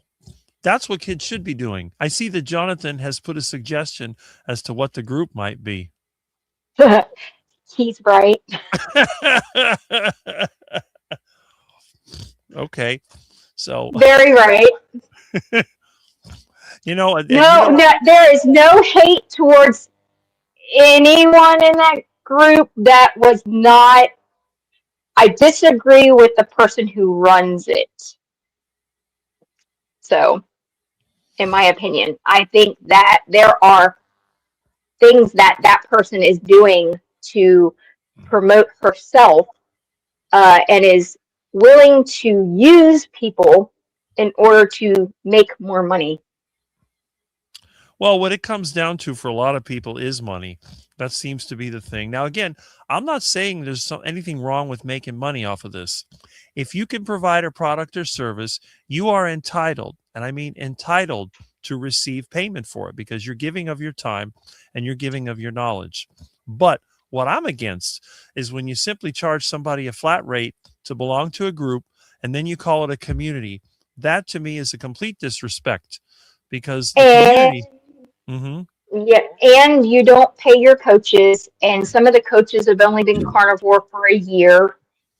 And in my opinion, you should not, in my personal opinion, if you've only been carnivore for a year, you should not be offering coaching services to anyone unless you've been in the game for at least 3 years. And that's just from my personal experience because I knew diddly squat about carnivore in the very beginning.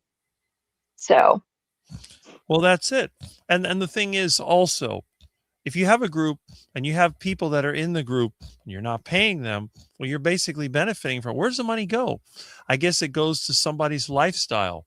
Maybe they have, maybe they're living above their means. I don't know. Maybe they live in some expensive home or they have expensive cars or whatever.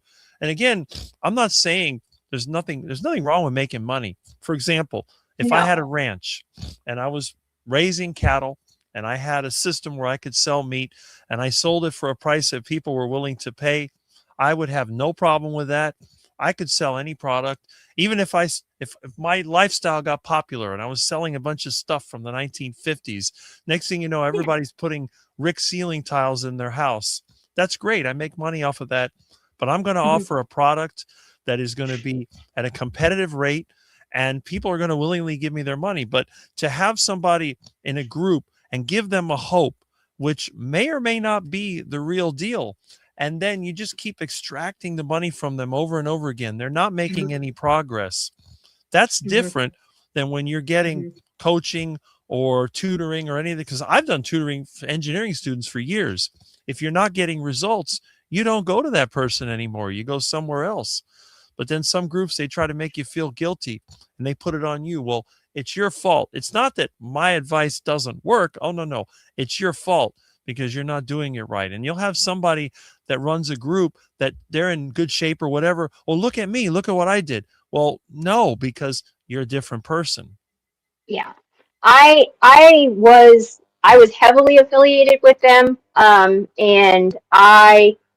I am my own person, and I was not contractually obligated to anyone. There was no contract signed. There was only a verbal, you're gonna coach people and this and that. I shouldn't have been coaching anybody. Like I shouldn't have been doing any of that. And I hadn't even started coaching yet. I was starting the process, and I just I made a comment towards someone else in the carnivore community regarding them following macros, and then they would say they were following macros, but then you would see the macros, and the macros were like not even followed. And I'm like, you're false advertising. You're getting misinformation, and people are following you to get results, and you're giving them mixed information, and so these people are getting lost. So I would call them out on common sense. Common sense.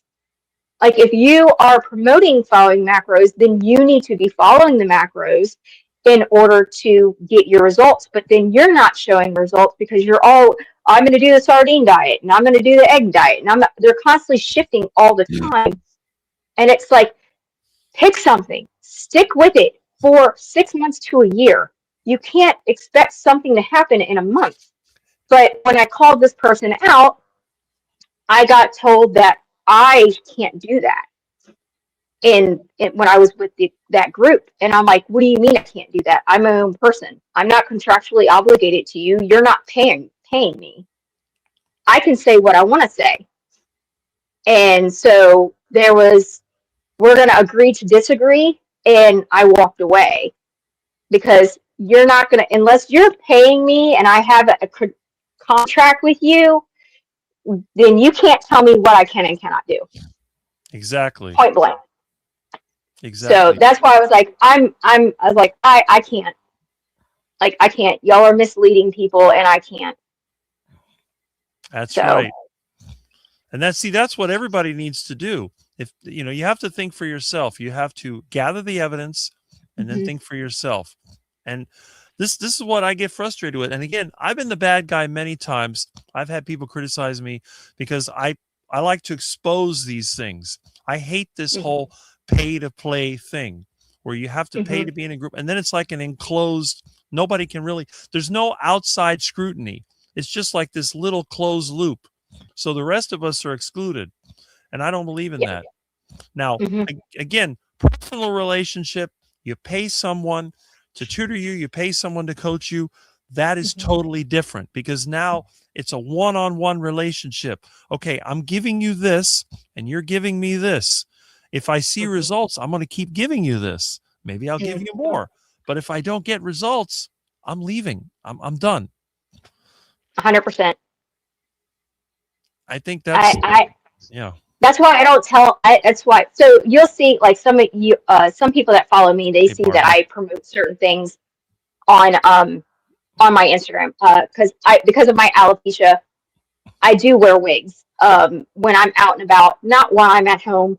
But I promote wigs, and I I thoroughly enjoy, and those, like, I'm not being paid to promote them. They're being sent to me because the company's like, hey, I think you would really look nice in this. They send me the product for free, and in return, I do a review. I don't mind. It's not like I have another athletic company that we have a agreement with. They like working with me. They send me free workout clothes. That's one less thing I have to buy. So then I do a content for them. But I do like their clothes. I'm not going to promote something that I don't like. Have you seen Mitch's Old Guy Carnivore channel? I'm sure you have. Probably.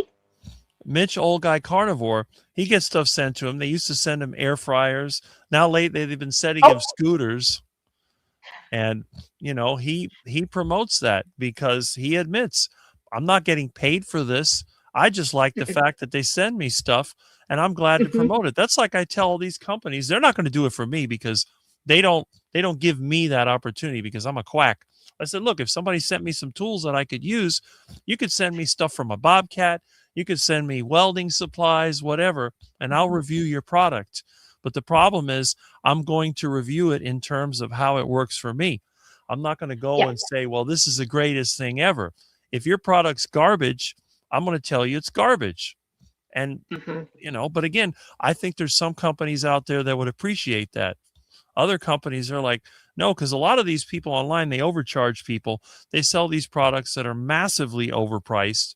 And then they have to pay the influencers a big cut. It's like that AG or whatever crap drink that everybody has, and then the LMNT and all that. A lot of people do it, but that's because they charge so much for it. But if you have another product that's reasonably priced, like some of the stuff Mitch sells is a good deal.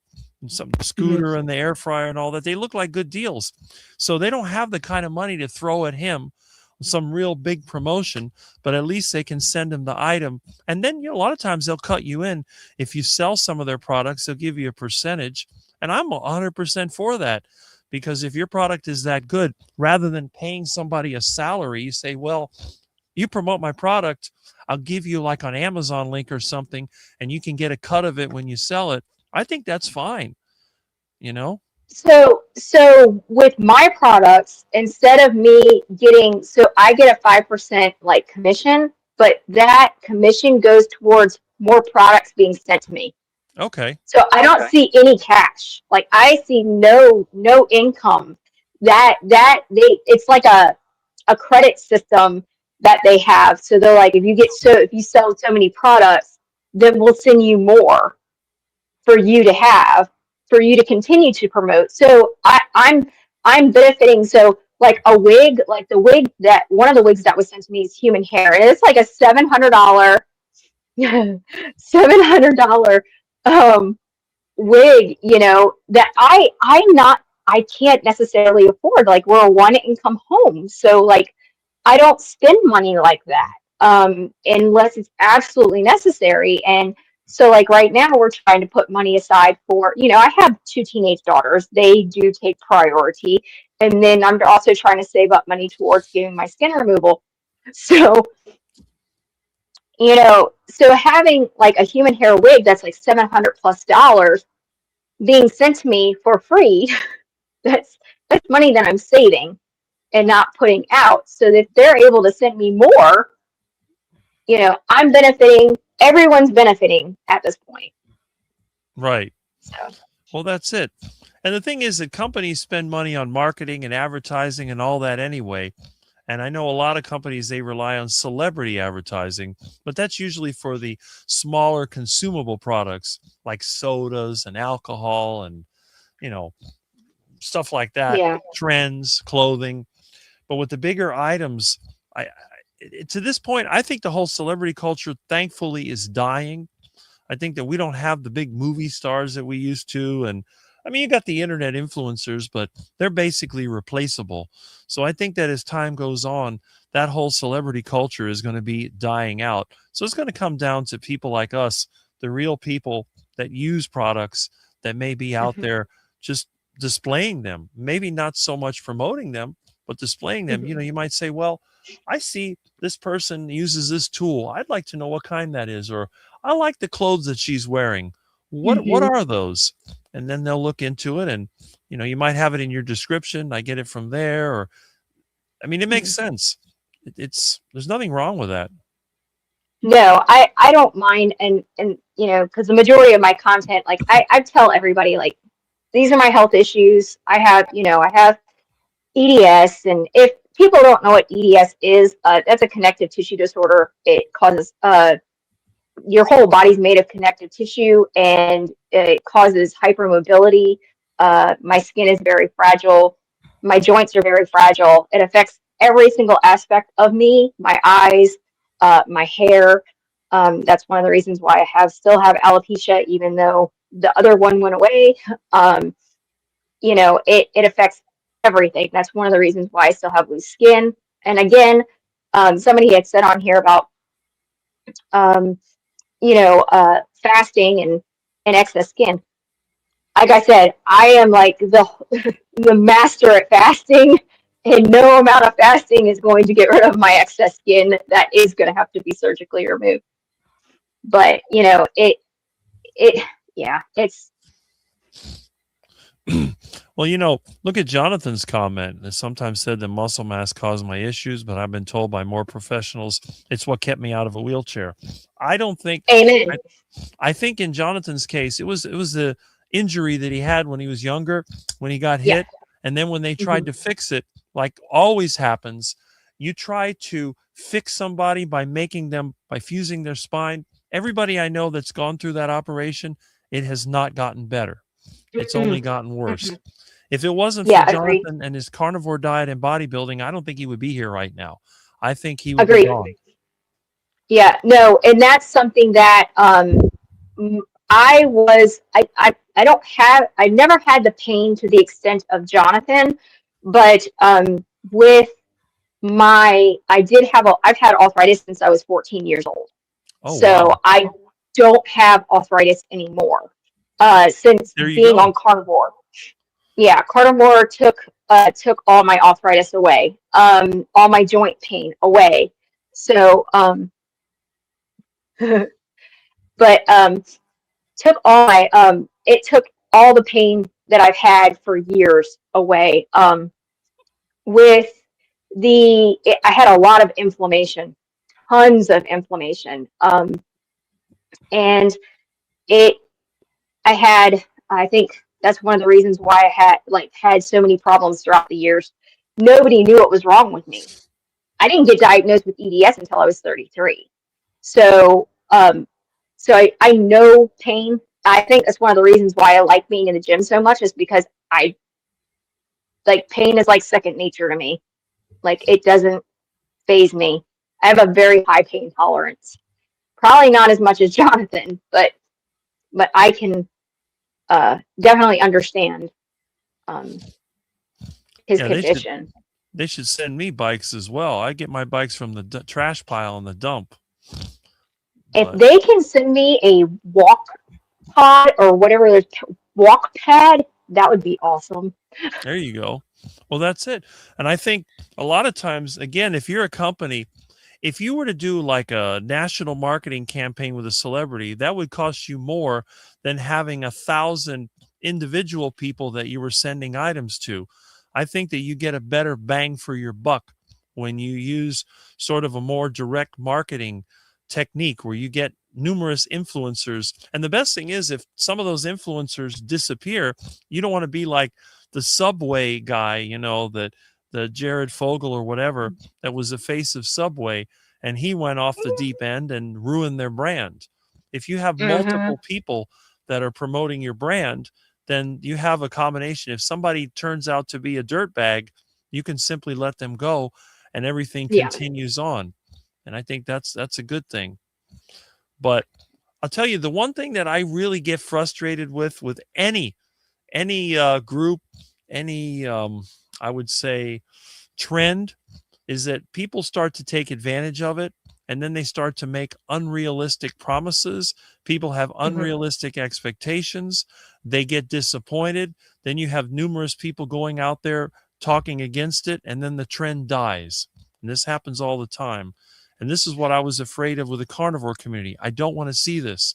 So I get mad when you have these groups of people making promises, you go pay to play, and then when people start dissenting, they simply ignore them or throw them out, and then they end up going into another direction, and then eventually the system just breaks down from the inside out. I don't want to see that happen with a carnivore lifestyle. I do know of several people that have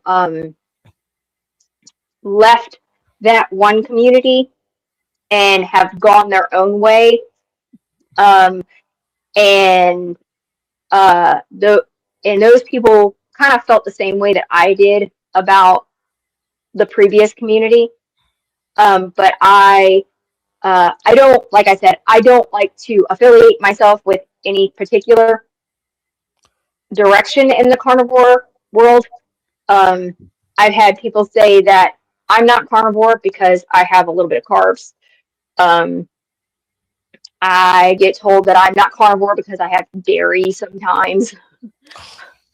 So I just like, I'm going to rebrand myself, and so that's why I went from trad carnivore life to iron stability, because I'm kind of like changing the direction. I'm not leaving carnivore. I'm always going to stay somewhat carnivore.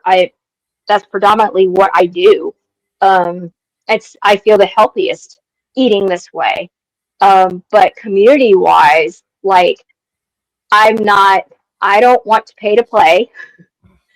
I live on a budget. I'm grateful for the opportunities that they tried to give me. But I also don't like being told what I can and cannot say. And that's where I have an issue. And I was their staple girl, like, for a while. They were using my images and everything to promote their one of their programs. And yes, it works to an extent. But as soon as you stop doing that program, you will put the weight back on. And you can also, too much fasting, in my opinion, can be harmful. So, Well, when it comes to fasting, obviously Jonathan is not into fasting, and I'm not into fasting. And neither one of us is carrying excessive body fat. So, but again, I think a lot of it is just whatever's trendy.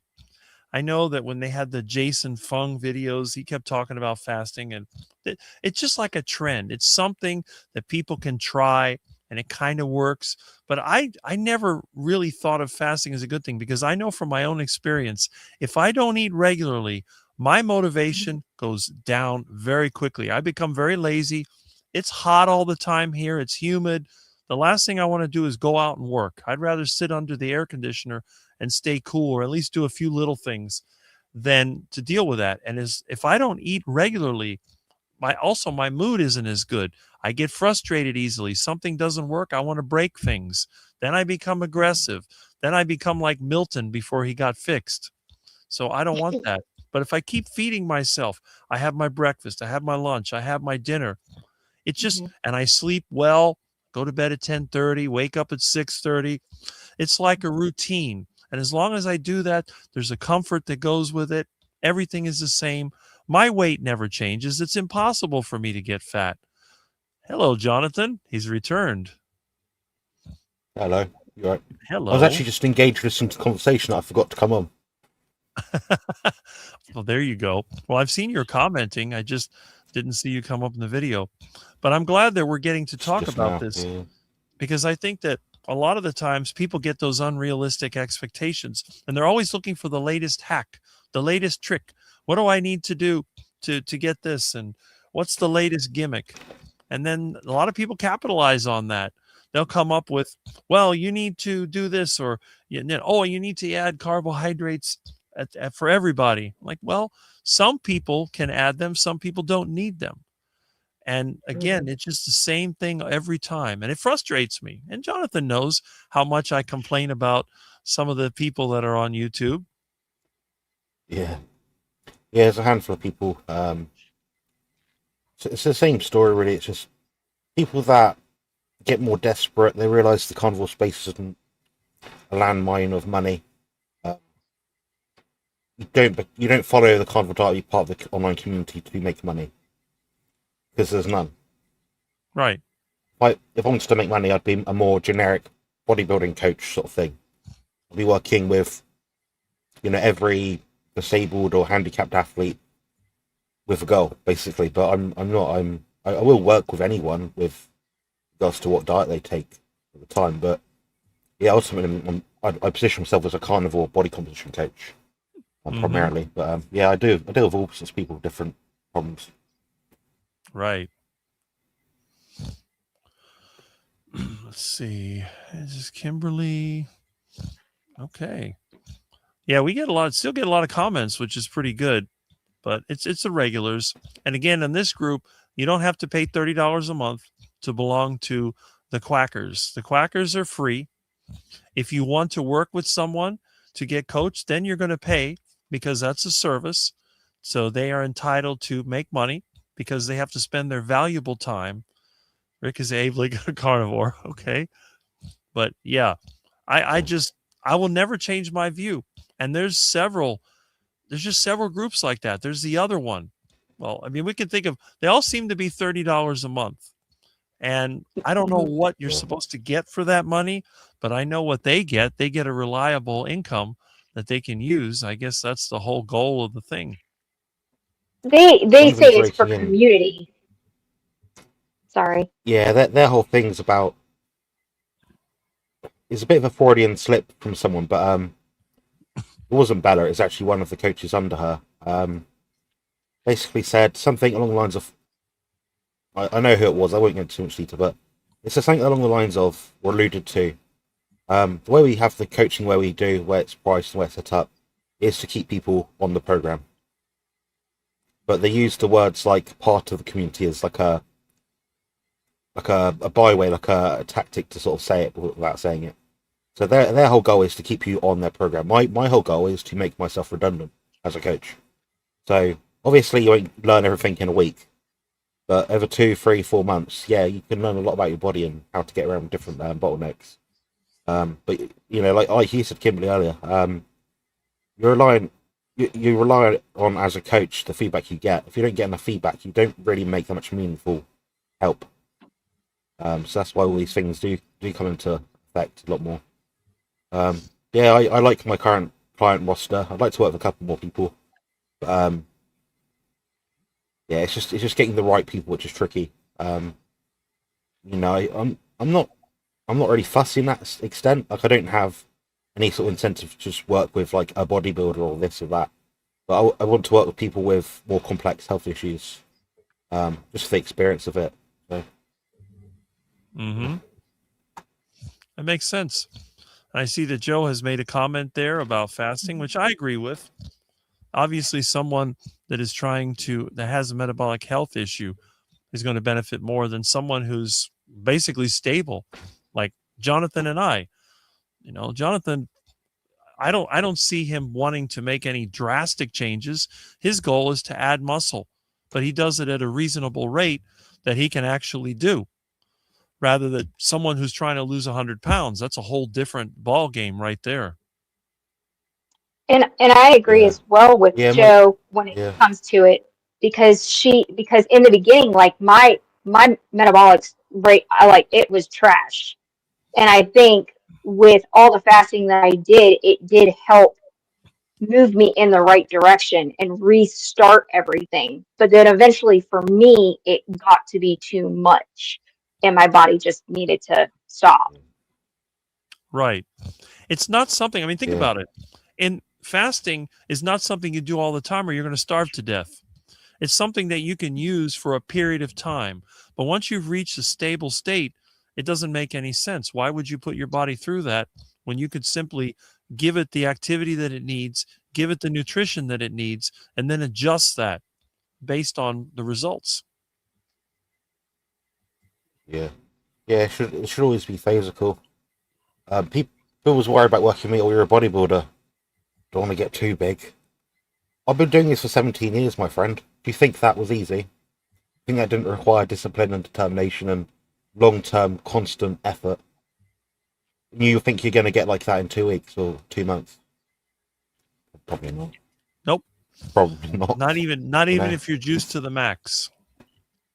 Not even if you're juiced to the max, because even the people that are juiced to the max still struggle to gain muscle sometimes. Mm-hmm. That's right. Yeah, funny old world. But yeah, Kimberly is a good example of just someone that just does what they need to do to reach their goals and just practice on with it. That's all you can really ask for.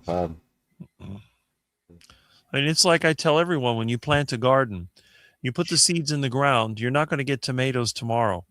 It's going to take months for the plants to grow and the fruit to develop. And there's nothing you can do, even if you put a ton of fertilizer. In fact, if you put too much of it, you'll kill your garden. So if you think about it that way, you realize that it's a progression. It's not something that's going to just like that. You can't just make things happen instantly. Rick, it's taking you over 40 years of carnivore diet to look just like that. I don't know if that's a good or bad thing. I mean, left that one for interpretation. I'm as skinny as a vegan. I got toothpick arms, but the funny thing is, I'm not as weak as a vegan, I have to admit. You can see the kind of work that I do around here by myself, and I've never had anything that was too heavy for me to lift out of any machine. And if I do, like the engine in my truck, I'm not going to lift that by hand. I don't think 3 bodybuilders could lift that thing, but I have a tool that does it for me. I have Bob. Yeah, that's what you need. That's it. I just fire up Bob, put a little diesel in there, grab it with a chain, take it over to the truck, and drop it in. Post your buy me a coffee links. Well, I think they're in the description anyway. That lady will never support me, though. Ever. Will never support me. No matter what happens in her life, no matter how wrong she is about something, she'll never support me. Amy says, I think charging for coaching is acceptable. It costs $1,500 annual to $3,500 to start a low overhead cost business. Yeah, obviously your time is worth money. There's nothing wrong with charging for a direct service or product. I just am against charging for a community. I just don't see the point. There are many ways that you can get online for free, just like we're doing right now. Mm-hmm. We can go on YouTube. We can communicate I with just each other. ask people, can I join your Discord server? Can I join your school community? Most people say yes, because they'd rather have me there than not. Right. Is there a perk for me? Not really, probably not. I can see what they're up to, that's about it. But, you're going to want to have people that are knowledgeable in certain areas to share their ideas, sort of thing. So if you want to get in for things for free and have that VIP treatment, make yourself the VIP. Make yourself different to other people. You can save a lot of money that way. I mean, that's kind of what you're doing inadvertently, Rick. You're treating yourself as a VIP on this channel. You're laying down the line. You're sort of putting your viewpoints across. This is your sort of show. You're sharing your information. And if people are attached to that, yeah, you are the VIP. You're the person that people are coming in here to.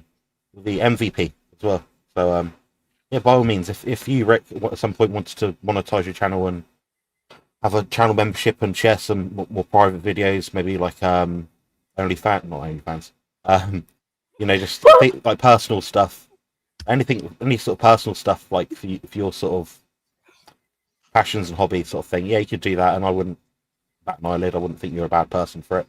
But I think you should still try and provide some free resources and information for people, because ultimately, if anything, it's still a marketing funnel anyway. Just doing a free live stream is still a marketing funnel. That's what I've said. You see, if you have a product or service, you have to do marketing. And if you can do it this way, in other words, it costs money. Obviously, it costs money if you're going to spend your time here. But why would you pay somebody to do marketing when you can do it yourself by having a free community? Because now not only do you have your community to market to, but you also have the people that they know. They might say, well, I've had good success with this product or service. You might want to look at it. And instead of having to pay money to get in a community, they just go into your free community and they look at it and they say, well, no, I don't like that. Or, yeah, I kind of like this. Maybe I should try those products. And that's great. Yeah. I mean, if my product was selling, if I was selling meat, for example, sorry, I keep doing that. Yeah, I would show my ranch. I'd show my ducks, iguanas, or whatever. But yeah, whatever the product is. And look, I use a product myself. So it's up to you. Yeah. It's like if you've got, if you run a library, here's a library book, borrow it for a week, give it back. Now, if you want to write notes on it, you want to customize the book to have your own little stars and asterisks and things and color things in and copy things, then, yeah, you got to pay for the book, buy the book. That's just how it works. 1 foot shorter, yeah. Well, that's it. But you'd be surprised. Skinny guys can work really hard. Costs too much money for a thing. Yeah, right. Yeah. I mean, Yeah, again, yeah. in the modern world, I tell people you don't need to look like Jonathan to be functional. In fact, it is a possibility that someone like me has a lot more versatility than Jonathan would, because Jonathan has to deal with all of his. In the world, you'd last longer. Right. For me, I mean, I could imagine. I mean, Jonathan can't sit up for a very long time. So, if Jonathan had a job, let's say you put Jonathan in a bobcat and you had him moving dirt, that wouldn't last very long. First of all, he wouldn't be able to get in there, and second of all, with all the bumps, it would be totally miserable. But on the other hand, you can put Jonathan in front of his computer and he can do his coaching program. He can make information. He can create everything from live to AI videos and provide a valuable service. And then, of course, when it comes to bodybuilding, he's done enough. He's done enough in the bodybuilding space to become a professional bodybuilder.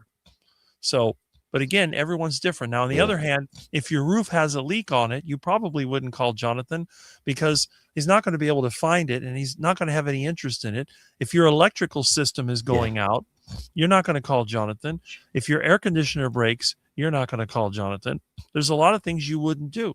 But that's why every one of us, we have our place in the world. And when we can find that, you say, well, if you were in the same area, you say, Jonathan, my air conditioner is broken. Jonathan would say, well, that guy Rick over there, he can fix your air conditioner. And then if somebody says, hey, Rick, Rick, what do I need to do? I want to lose weight and gain muscle. I want to get, I said, well, I don't know anything about that, but you could go to my friend Jonathan. He can set up a program for you at a very affordable rate and give you the best information, and you're going to have the highest chance of success. And neither one of us is asking for a commission. We're just sending the person over there. And that's it. That's right, yeah. I mean, Joe asked me a question, I think, this morning, when I was at the phone call. Something along the lines of, oh, if you had a female version of you, would you go out with them? Assuming, like, they were attractive and I was attracted to them. No, I probably wouldn't. Because it'd be the same. See, I'm the We'd opposite. be stuck in the kitchen staring at the light bulb. You don't want to date yourself. No, I couldn't stand myself. I'm not saying that out of, like, pity, out of hate. It's just, I couldn't stand myself, honestly. I don't believe I could. I'm the opposite. See, if I could have a female version of myself, I'd be very happy because we could do the same things and I'd get somebody who's tall and lean, which I find very attractive. Be like, that's it. I would just take myself, make a blonde haired version. That's my girlfriend. So you'd see like 2 6'6" people walking around, you know, but most of the tall guys, they like the short girls. I'm the opposite. I like them tall. The what? So I'm the shortest one in this room right now.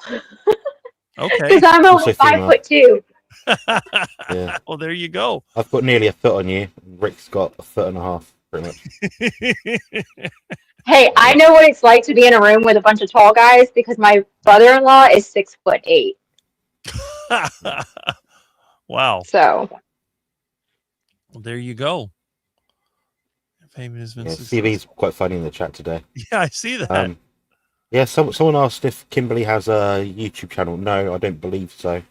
Not with active videos in it. She has Instagram if you want to follow her there. I've posted that a couple of times. Rick's Buy Me a Coffee link is in my channel description and in Rick's channel description, I believe. Yep. If you scroll down, it will say support Rick, then it will say, I don't know why people don't just save it if they're trying to give you money every week. It doesn't make sense. Just save the link or leave it. Doesn't compute. It's like buymeacoffee.com/charger mobile. All one word. That's it. That's simple. There's only one charger mobile. Yeah. It's in the background here as well. Yeah. It's in the background. You can see little Milton the cat underneath Kimberly. Milton sat in the tire. The Black Menace. It's there. Yeah. His tallest I ever measured was 7'5". You know, and I think there's a limit. Wow. When you get too tall, it shortens your life. Because they used to say that taller people have a shorter life, but I don't think I'm to the height. One of the things about me, I don't look tall. If you see me on a video, I don't look tall. I don't sound like the typical tall person. Then you stand next to Sean, who's standing next to like a normal person. You're like, Yeah. oh, he's that tall. Yeah. It's like when the picture with me and Dr. Baker, that always got everybody, because everybody thinks of me as some little vegan like guy that's 5'6", skinny arms. Cause I mean, I'm not like Jonathan. When I do this, they're like, toothpick. But when Jonathan Something does comes that, out. what's that? Something comes out, but Well, something. It's not like that. I mean, there's a big difference. I mean, you can see. I mean, it's oh yeah, a little bit. it's solid as a rock, but it's not Yeah. big. And that's the other thing. A lot of times, Goes. guys will, they'll grab each other's arm. They grab mine. It's like, man, you're solid, Rick. Like, no, I'm skinny. Because a lot of people, they have a lot of size, but they're kind of soft. When you grab them, they're not. They don't. I don't know. The muscle's not as dense. Yeah. Bit like the Tofi syndrome, thin on the outside, fat on the inside. That's I've met a lot of people like that, and I pat them in the arm or the shoulder or something, or shake their hand. I'm like, you feel like mush. You feel like pure mushy peas under my thumb grip. I'm like, how have you managed to get this far in life? Like, you can tell Rick's got strong hands. The knuckles and the tendons will show. Look how big my muscles are on my hands, guys. Like that. Mm-hmm. I shake somebody's hand and they think that I'm trying to break their hand. I'm like, no, it's crazy. But this, a lot of it is just soft. I guess they work in the office all day. This is the only exercise they do. Yeah. Me, I'm always working with wrenches and taking things apart. And when I trim my hedge, I don't even use a trimmer. I use the two little, the little shears. So I'll go there, one in each hand, cutting the bushes. And then, people use those little grip strength things, that's like spring loaded.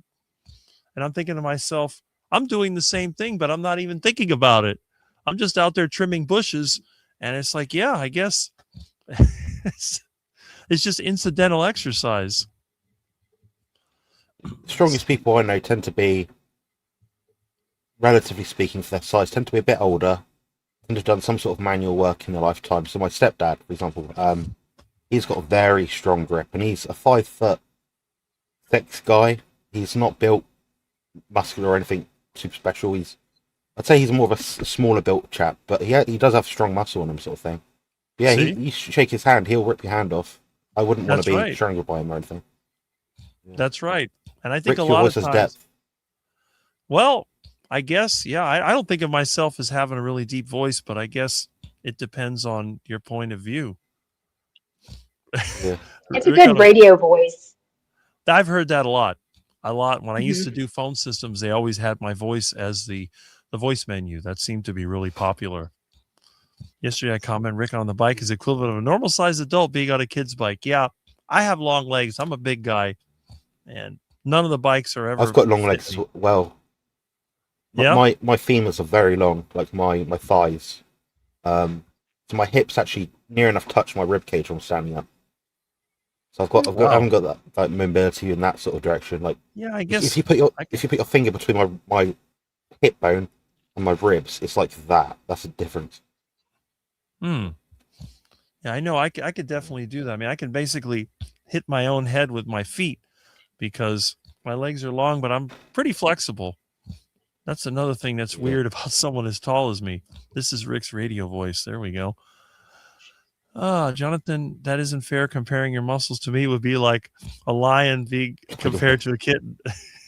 Yeah. Well, like I said, Thomas, in the past, you don't need to be a massive bodybuilder, and it won't just happen overnight.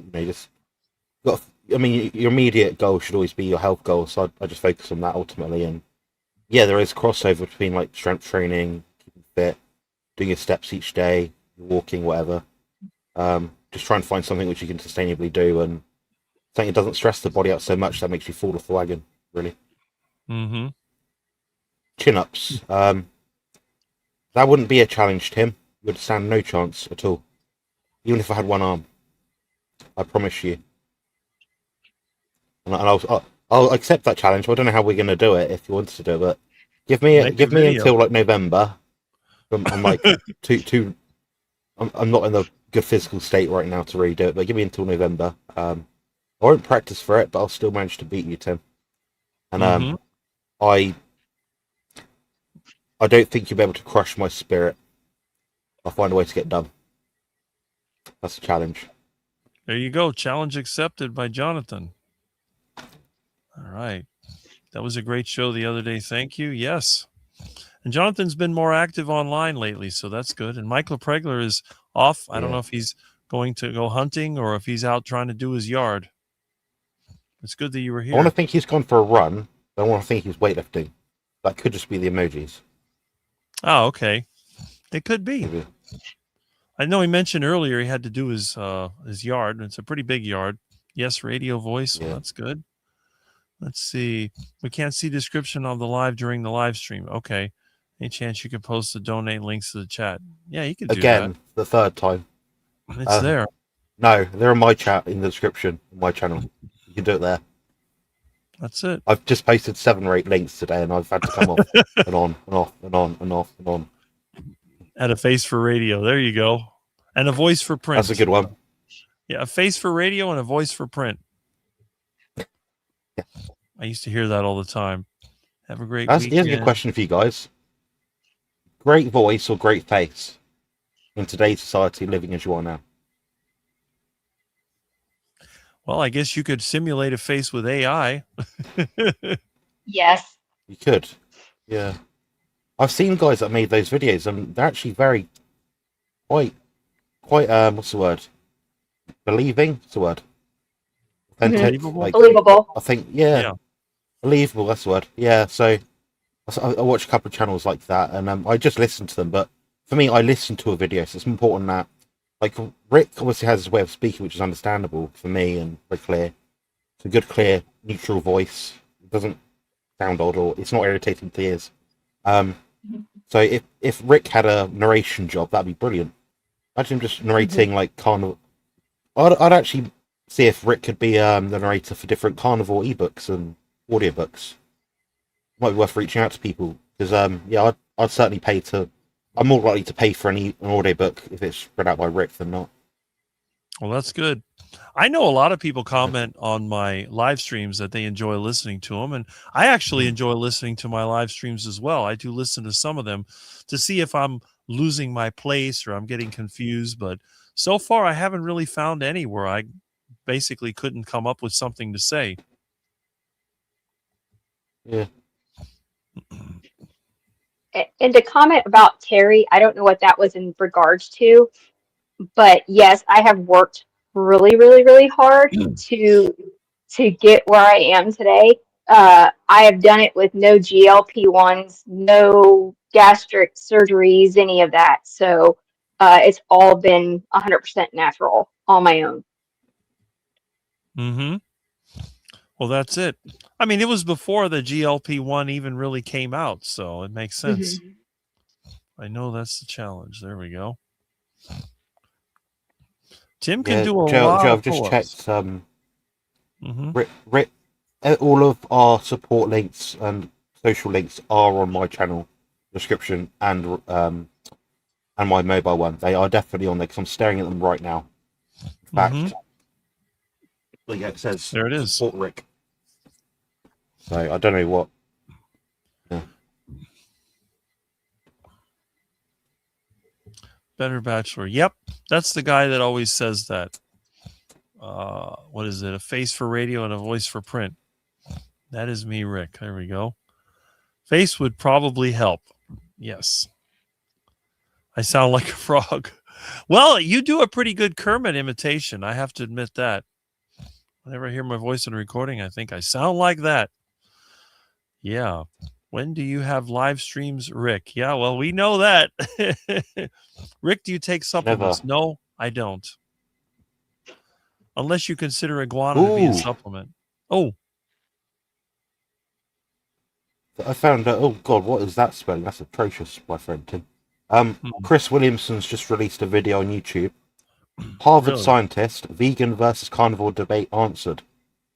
Uh-oh. Ooh. 2 hours, 8 minutes long. That'd be fun to debunk. Okay. There you go. Nutrient deficiencies, guys. Mm-hmm. Apparently.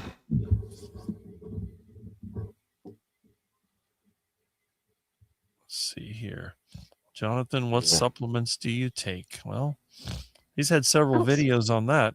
Come on, don't make me list that. I've had loads of videos on that, Tim. Look at my content. For Christ's sake. Was put a Q before your questions, for Christ's sake. Yeah, I'm not trolling you. There's literally so much content on that on my channel. It's unbelievable. It's probably about 20 to 30 videos on it. Mm-hmm. If I have a question, I don't even, I'm like, if I even have, like, don't even waste my time. Just go to Jonathan's channel. That's right.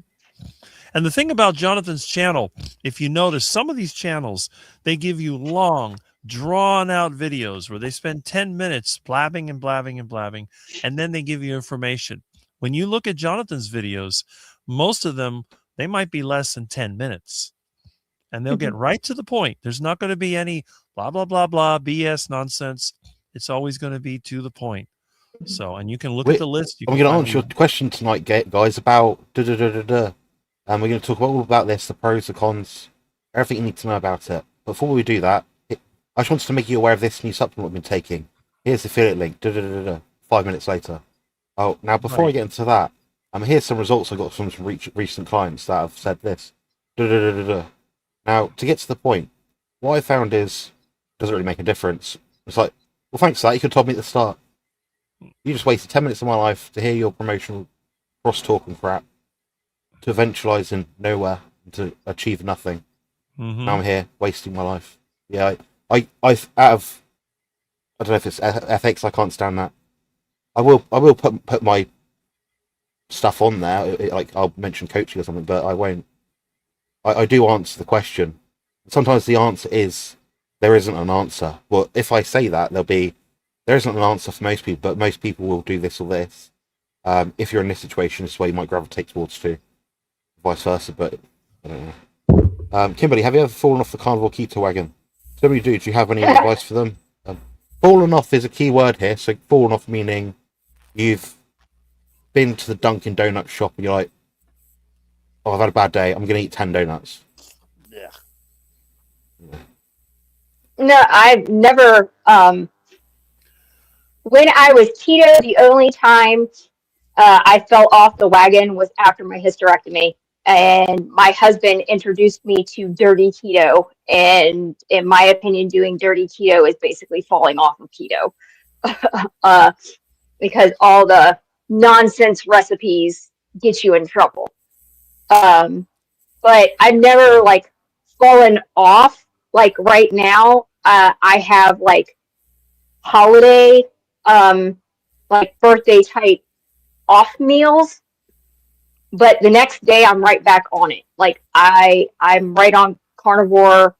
I don't fall off like that. I've never really fallen off. When you want something that bad, you tend to stick with it. Yeah, I'm the same. I deliberately have them, so I don't really fall off. I think the last time I can say I fell off and thought, screw it, I'm going to eat a load of junk food was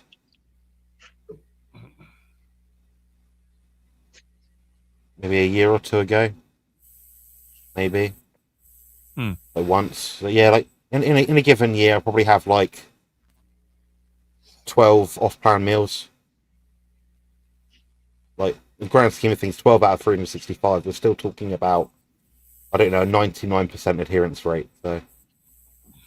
So like after prep, you gave me a week off. You gave me 5 meals that I could use, 5 free meals. And I used them. But at the end of those 5 free meals, I was like, I felt like dirt. I was like, I don't want this anymore. I had to go back. To be sure. Oh. But I mean, it was like, I would have just been satisfied with my 1 off meal and I would have been fine. But you were like, here's 5. And I'm like, okay. Yeah, I don't want to do that again. No, my thought was I knew you'd get a bad reaction from it regardless. My thought, well, she might just say, I'm going to take 2. But, because I said 5, you did 5. So at least I know that about you, obviously. The other reason is people tend to, when they stay with your family and the nearest place is burger and fries, I don't know. You kind of want it, but really want an ice cream. But to go to the ice cream place, you got to go tomorrow, the next day with your friends or something. I thought, well, if I give you a few meals, you can at least say, well, this meal I'm going to have burger with fries, but just have the patties. I can have my usual meal with an ice cream.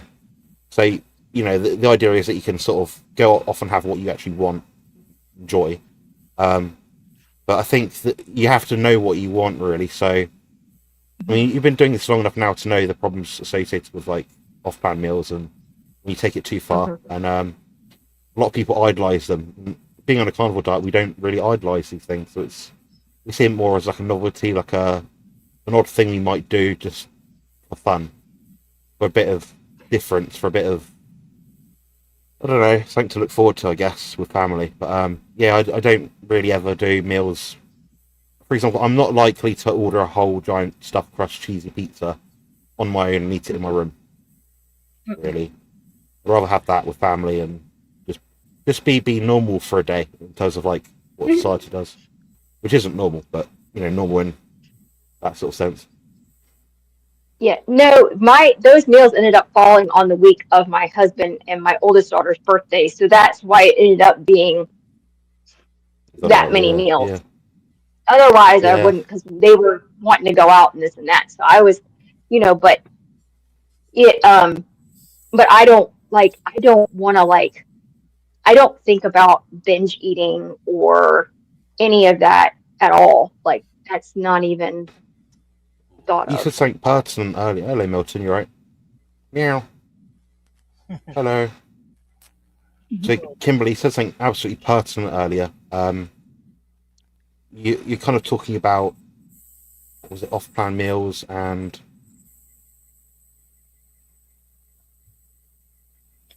I'm trying to think what it was. I'll come back to you on that one.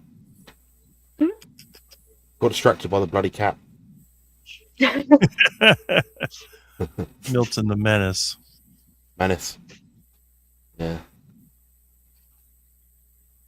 Yeah, but bodybuilding is an odd sport for anyone to really grasp. It's bodybuilders can be challenging people to deal with. They tend to be quite selfish people. I don't want to fit into that stigma as best as I can.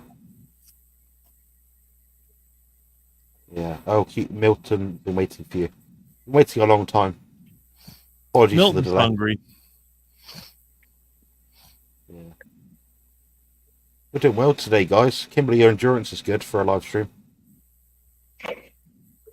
I have one cat here. I have another cat right here. It looks like there's some fish in the background as well. Yes, those are baby guppies. Oh, wow. Yeah, And then I have George a won't join 40. unfortunately. Yeah, I have a 40-gallon downstairs that's full of fish. The cats ever try to get in the fish tank? They just sit and watch. It's cat TV. It keeps it really, honestly, that's why I got them, was for cat TV. And then I have another like fish tank. It's a 20-gallon filled with it has 2 mice in it. So the cats Wow. will sit and just watch the mice run around. Yeah. So Joe's visiting in, somewhat related. So Joe's visiting in about 2 weeks. So like, yeah, Friday, 2 weeks from now, which is good. So we're going to stay in a nearby hotel because there's not much room in my room, basically. So basically the gym I train at, so we'll have access to like all the gym, swim, sauna, cold plunging stuff. We're going to have breakfast together. I think a meal in the evening as well. And yeah, it should be good. But yeah, it's a point about, I'm hoping like we could get around to visit, what is it? Not a petting zoo. Maybe a petting zoo, maybe. Also want to look around a museum. That's in my area. And maybe look at like we've got like aquariums here, like fish centres, aquatic centres. But I always like looking at the fish. Yeah, we have an aquarium 30 minutes from my house. So I can drive there anytime. But it's the same fish all the time. And it's the same fish that we pretty much have in our river here, because I live like 5 minutes from the river. And we have a big lake 5 minutes from my house. So, but yeah, I got into fish tanks, and I have live plants and all kinds of stuff. It's nice Yeah. and relaxing to have. Mm-hmm. Yeah, I would bring George up here to say hello, but my room is not a place for children or dogs. The amount of like supplement capsules I've got on the floor and whatever's fallen down the side of the chair, sort of thing. You know, it's just not. But at night time, what he started doing now is because I've been having more issues with sleep. George can basically hear me, so I'm upstairs in our house in like the attic sort of space. The other side of the attic space is my mum and stepdad, and George will usually sleep or sit near my door, so he can hear me if I'm having a seizure or something or whatever. So he's pretty sweet in that way. So sometimes I open my bedroom door at night and George is like sleeping outside it, and I'm like, can you move out my way? I'm trying to get to the toilet. Sort of. Milton. Yeah, so normally goes on. what's Joe saying? Miss you, looking forward to seeing you. Remember? Yeah, so with Joe and I can walk quite far with a stick. Joe gets out of breath with her lungs quite quick, so I gave her a few options of places we could visit, based on what I know she could do. So like X amount of minutes walking, how we can get her by transport. So yeah, it should be good. Joe's quicker than me, but I'm fitter than her, oddly enough. So I'll get there eventually. It'll just take me a few pit stops, whereas her, once the lungs are given out, you know, we can't go any further. We just got to get a taxi back somewhere. That's the one thing that I'm really good at is getting around. Yeah, you're good on that bike. And even the supermarket, you're across it in like 5 paces. Oh, I'm fast. Straight to the meat counter. Exactly. I've never seen someone walk so quick. I walk faster than anybody. They say the faster you walk, the longer you'll live. If that's true, I don't think I'll be having a heart attack anytime soon. It's a metric I use myself. So between the winter months and summer months, I try to not let it get slower. Like let myself get slower. So I'll think, okay, if I'm walking George and it takes me 20 minutes, say 15, 20 minutes with a 5-minute pit stop, I'll just pause there, then think, okay, last week it took me 25 minutes. Why was that? Oh, because I was messing around with my phone, switching songs a million times or something. Yeah, but I do try to consciously make sure I pace myself, so I know if my step count is this, I'm doing it in this time, this fatiguing, and that's what I can expect. So that's something I monitor carefully. Yeah. I walk fast. I mean, I can walk to Winn-Dixie in 20 minutes, and that's up over a mile. It's I don't know, it might be a mile and a half or more. I always have to walk faster because my husband has long legs, so I have to double my steps in order to keep up with him because he's about 6'2". 5'11". No, my husband's 5'11". Okay. Yep. Yeah. He's one of probably the only men in the world that's 5'11". Men are either 6 foot or they're like below 5'10". Because imagine being like nearly 6 foot and you want to be part of the 6 foot club. People are going to say, "Oh, I'm 6 foot." Really, it's like, well, no, you're barely 5'11". But yeah, that's what men don't ever confess to that. You know, women like say, "Oh, what's your cup size?" or "What's your waist size?" or something. They sort of exaggerate it a bit. Really, like you can fit an extra bunch of bananas in there, sort of thing. Yeah, a lot of people are 5'10". I know a lot of people that are that height. In fact, well, I think my husband would have been taller, but he was put on steroids as a young child because he was born with asthma. So he's been on steroids like his entire life, and the doctors have said that it kind of like may have stunted his growth a little bit. So because his dad is 6'2" and his brother is I think 6'8", 6'7", 6'8". Yeah. My dad was 5'9". No one in my family's ever been over 6 feet, either side. My dad was over 6 foot at one point. He probably barely touched it now. Other than my uncle, who's about 6'3", I'm the tallest in my family. The shortest is obviously Clara. She can almost walk now, so you can like hold her hands, sort of thing. I've not seen her in ages, but you can like walk. You can like hold her hands, and she'll like plod a little bit. She May the 13th or 15th, 2025. So she's a year and a bit. Yeah, she's a You know, I strong haven't baby. I haven't shrunk yet. I don't know why. I'm still 6'6", a little bit higher. I have not shrunk.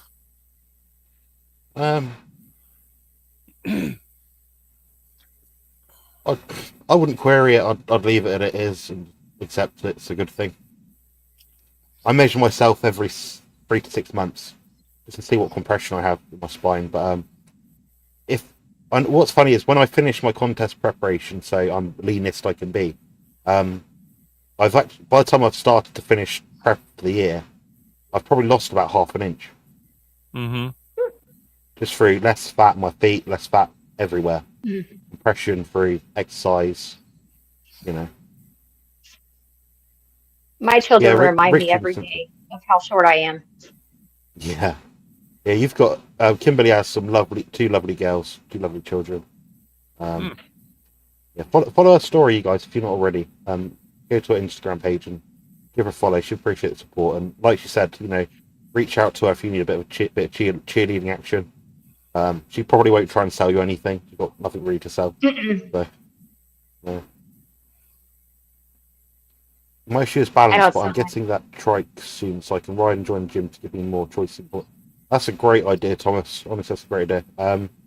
As you know, Thomas, I used to ride my bike a lot. I used to love it, and that did keep me in good shape, honestly. My suggestion for balance for people that are listening, if you struggle with like foot neuropathy, balance issues, I recommend like pool walking. So even just it sounds a bit tacky, but if your issue is mobility and it's because of your feet and your stability, then you're gonna iron stability. That lady here. But yeah, if that's your problem, I guess you can definitely use water to your advantage. So don't use the pool walking as like exercise. Use it as more like rehab. You know. And, I found improvements by doing that, and I think exercising in the pool is a good idea. So if you can make a day of it, Thomas. If you can say go to gym twice a week, you tie it with a walk in the pool for 20 minutes. That would do a lot for your body, your nerves, your circulation. Sauna's good as well. So, yeah. Mm-hmm. Joe's it 5 foot helped me five, when my but POTS was yeah, acting up. yeah. With POTS, for example, it's one of the best things. It's one of the first interventions I'd look at if I went back in time. Yeah, what Joe said about So Joe says she's 5 foot 5, which is accurate, but once her hair's on, she could might as well be like 5 foot 9. It adds quite a lot. When I look round, it's not like I'm looking around and she's like there. It's like, oh, you're right. Just be a hair. When I have my shoes on, I feel my hair touch door frames all over the place. I bet, yeah. What It if your must be door frames nice. are shorter, cooler? When I go to the store, a lot of times they have a sign that says, "Please ask for assistance for items on the top shelf." And I look at that, I go, "Why?" I just reach over and grab it. Thanks. It's like the old grannies at the gym. They're like, Can you adjust this to be a bit lower for me, please?" And I'm like, "Yeah." It's not the problem reaching it; it's the problem getting down low enough to sort of plug it in. Like where do you want it? I expect them to sort of say, "Oh, around like shoulder height." No, they want it on the bloody floor rack. I'm like, I can do that physically, but it is really painful. I'm not going to bitch and moan about it because the thing is, you've come up to me with the courage to ask me with headphones on. You're a nice old lady, so I don't really want to disgruntle you. So it puts me in a weird situation. But Right. I would I have think to that, use extra pads sometimes because of the height issues with yeah, machines. yeah. yeah, I we would call think them that something over here. I We would call think that them height would matter with a lot of exercises, but who knows? Maybe they make height. it easy. Height affects the movement arm of the exercise you're doing. So a bicep curl. If you've got short forearms, that bicep curl will be easier because you've got a longer tendon in the bicep flexor in relationship to the whole arm itself. Mhm. So gravity is more on your side. So you can build muscle strength faster as a smaller person, relatively speaking. But the ultimate goal is the maximum size. So you just build a bigger body if you're taller, basically. That's the difference. Mhm. Yeah, Joe's bloody pull-up bar. You struggled to get it off. I got it off first time. Yeah, then I like nearly banged my head on it. I was like, does this have to be here in the kitchen? Like between the kitchen and the lounge area, a room that I have to go in like multiple times a day. But there's not really anywhere else to put it in the house. I don't maybe there is, but yeah, it's a good if you've got a pull up bar, you can train your whole body. Just that. I always had mine outside. Yeah, it makes sense. Yeah, but I'd prefer to exercise outside. And the funny thing Definitely. is, it was strong enough to lift an engine. So I used it one time when I was taking the engine out of a Bobcat. Yeah, Solid that's rod. helpful. It's what is it? 1 inch solid stainless steel rod. Yeah, that'll help. I'm gonna head off in a minute. It might be dinner time again. So am I. I've got to get ready and go. Yeah. So I'll Usually I'll Rick- see you guys. Yeah, see you soon, Kimberly. We'll catch up soon. But yeah, Rick, this is a part of the show, Kimberly, where we leave Rick to sort of finish off his any questions you've had in the chat, anything like that's popped up, and Right. then have a little ramble about whatever he's pissed off with today, which is very entertaining. I wish he keeps Well, doing if it. anybody has any questions, shoot them over to me over at my Instagram, and I'll answer any questions that I may miss on here. So I got to get my dog out. Brilliant. All right. All right. Yeah, of course. Nice Take seeing you care. guys. Cheers, It was Kimberly, a for coming pleasure on. having you Bye. here. Nice having you. Bye bye. All right. There we go. That was good, wasn't it? Yes. I don't like those pull-up bars for the wall because I put my head through the ceiling. I put one over a doorway, and when I went to do it, my head went right through the ceiling and broke like 3 ceiling tiles. Jeez. I've been in gyms before where they've got like an assisted chin-up machine. So it's basically got a counterweight on it. You put your knees on the pad that goes up with you to assist you. And you do the pull-up, and you get to like here, and it's like your head's poking through the hole. You're like, who come up with this idea? Like, why? But then you'll look at the gym, and like directly next to it, there's a taller ceiling. You're like, come on. Mm-hmm. Yeah, it's a problem us tall people deal with all the time. That's why I put it outside. That way there is no limit. Yeah, that's sensible.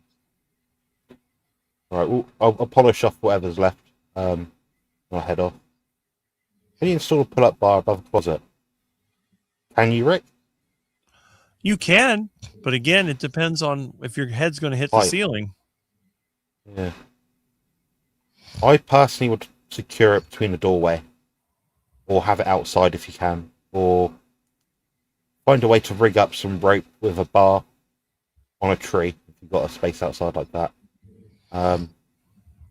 Be inventive, I guess.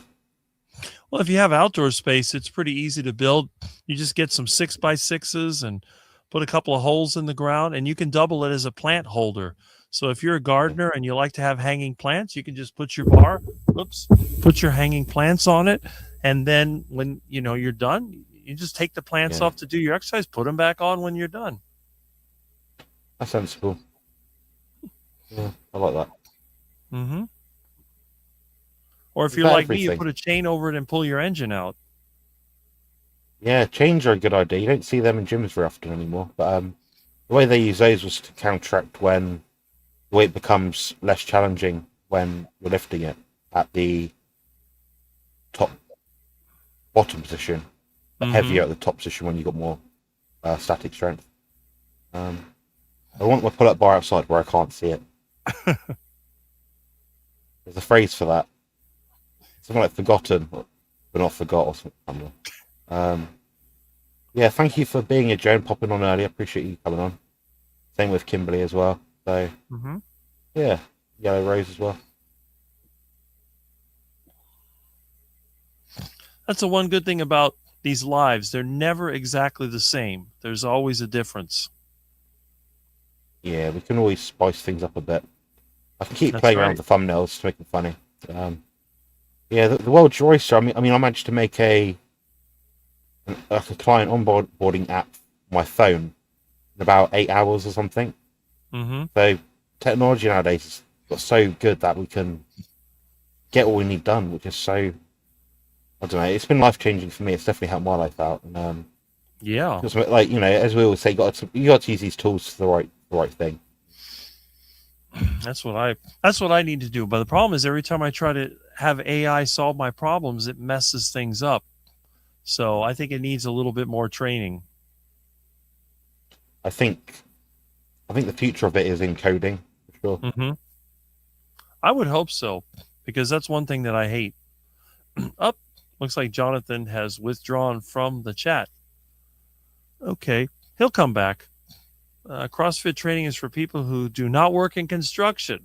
I tell myself, yeah, I see those guys lifting tires, and I was out there trying to put a tire on my Bobcat, struggling, trying to get that thing off the rim, and I watched those guys. I was laughing. I thought, okay, I don't look like that though. They all have that aesthetic, muscular look. So I guess they're out there trying to find a girlfriend, or in some cases, I guess a boyfriend. But that's okay. Hey, whatever you like. You want a girlfriend? That's great. You want a boyfriend? That's great. I'm not going to complain. You can do whatever you want as long as you're not hurting anybody that doesn't want to get hurt. You're welcome. I wish I could hear you both, but it's because I joined from my phone, not my webcam. Yeah, that's probably true. Have you watched Physical Asia? Okay, so that's an interesting comment. Physical 100. Oh boy, my internet cut out. I'll leave the hard work to you, Rick. Well, thank you, no problem. But Jonathan was here. You did very well. I could hear you quite well. I know with your phone sometimes it is a little bit hard to understand, but on the PC, I guess it works a lot better. So anyway, so what else have we had? Well, we've had a lot of interesting things. We had Jonathan and I talking and answering questions. We had our guest.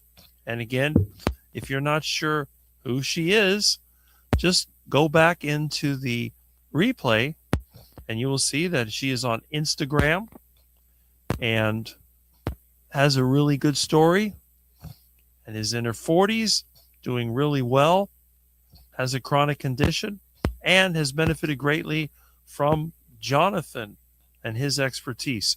The thing about Jonathan is not just a pretty face and a great body. It's also plenty of good information and results. So when you want results, you go to somebody like Jonathan. If you want to have a feel-good experience, I guess, and not really do anything, you could sign up for any of the $30 a month carnivore communities. And you might feel good for a while until you realize you're not making any progress. Then if you're a serious person, you'll head over to Jonathan's channel and you will go and get the real information. Why do you think that I have so much respect for Jonathan? She seems nice. Yes, I agree. I have not 70s network TV station when contest football. Okay. That was, I think, called Something of the Stars or something like that. I forget.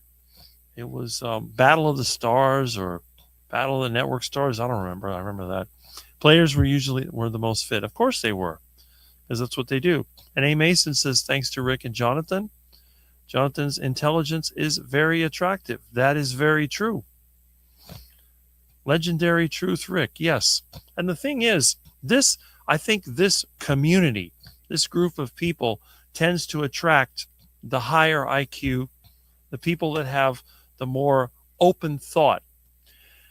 And again, our last guest, she said that she was sort of conservative thinking. I tend to think of myself as being libertarian, but I don't really identify, I guess, with the thinking. I just, for some reason, I just like to be independent when it comes to thinking. Those baseball players work every muscle. Well, there you go. Joe, you both make a cute couple. So Thomas approves of that relationship, and that's very good. Thank you, Thomas. Two of us walking with our canes is too cute. Yes. The only problem is, when you look at Jonathan, I mean, you say, man, it's a good thing that he has a cane because I don't want him running after me. Now, somebody like me, it would be kind of hard to catch because, as Jonathan said, I tend to move very, very quickly. I have an extremely fast reaction time, which is probably why I've never been hit by a car on a bicycle. And even though I have had a few slip and falls, I've never really hurt myself. The last time I hurt myself, as you can see right here, was from a doorknob. There was a doorknob that pinched my hand. And I got angry. One time I got so angry at a doorknob that pinched my hand, I broke the doorknob off of the door. And I was at the store and I went like that and I broke it. I was like, and they looked at me. So I walked over to the customer service. I said, your handle cut me. Here it is. They were like in a panic, probably thinking I was going to sue them. Are you okay? Are you okay? I'm fine. You have a bandage? I just kind of put it back together and that was it. And I've had shopping carts. When I used to shop for my mom, they had the plastic. I've been cut by that. But other than that, very few accidents. Quick reaction time. That's how you avoid injury. Jerry at noon. Yes, Jerry's channel will be having at 1 o'clock our time, I think. I'm not sure. You might want to check her channel. You have more of a picnic vibe with a touch of iguana. Duck and dumpster chicken. Yes, I got the picnic shirt, so we are good to go over here. And Rick, you'd outrun me nowadays. I'd outrun most people. I might even outrun Sean Baker, and we know that he's a powerhouse. But if there was an iguana catching contest, I think I could win the iguana catching contest, hands down. I do my best running when avoiding a car. Yes, that is very true. Question. While you were on the Ride and Talk yesterday, you mentioned about tamarind plant. Have you tried the fruit? I've seen that in Chinese supermarkets. It's a paste. It tastes nasty, but yes, I have tried it. I just don't like it. But maybe I should make a video about the tamarind tree. It's around the corner. I didn't plant that one. Somebody else did, but it is doing quite well. It's basically a pod with pulp in it. And in the Spanish, they call it tamarindo. The Cubans love anything sweet, so they love that stuff. Rick, you are a medical marvel. Well, thank you. I don't know. I think I'm a heart attack waiting to happen. Think so. Didn't hear Jerry say different. So I guess you will be live. Of course, Jonathan, the truth is the truth. And we have a cheers from Jonathan. And we have a hi to Mason. Tamarind is very sweet, yes. And I can tell you right now, that's why I don't like it. But it is a tree that grows in this area, and I can show you where there's several of them. Rick is also a mental marvel. I've been called mental more than once, so I guess that happens to be true. Now, whatever happened to my intro video? I don't know where that went. Let me see. I guess, oh well, I thought it was here. I must have lost it. Let's see. Okay, there it is. Nope, it's not there. It's been over 4 hours, so we're going to be wrapping this up pretty soon. I don't seem to have anything in my video folder. Milton, did you delete my video folder? You silly little pet. I got videos right here. Let's see. Is that it?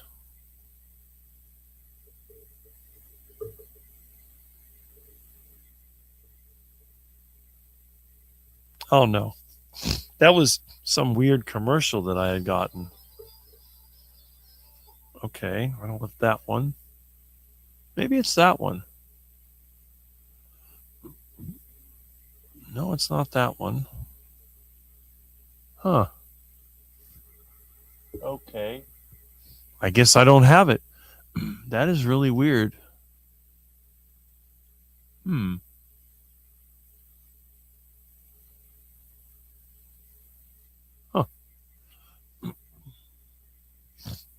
That's a commercial. I just don't know what happened to all my video files. Well, that disappeared. Oh, well. Oh, there it is. Oh, it's right there. It's always been there. Okay. There we go.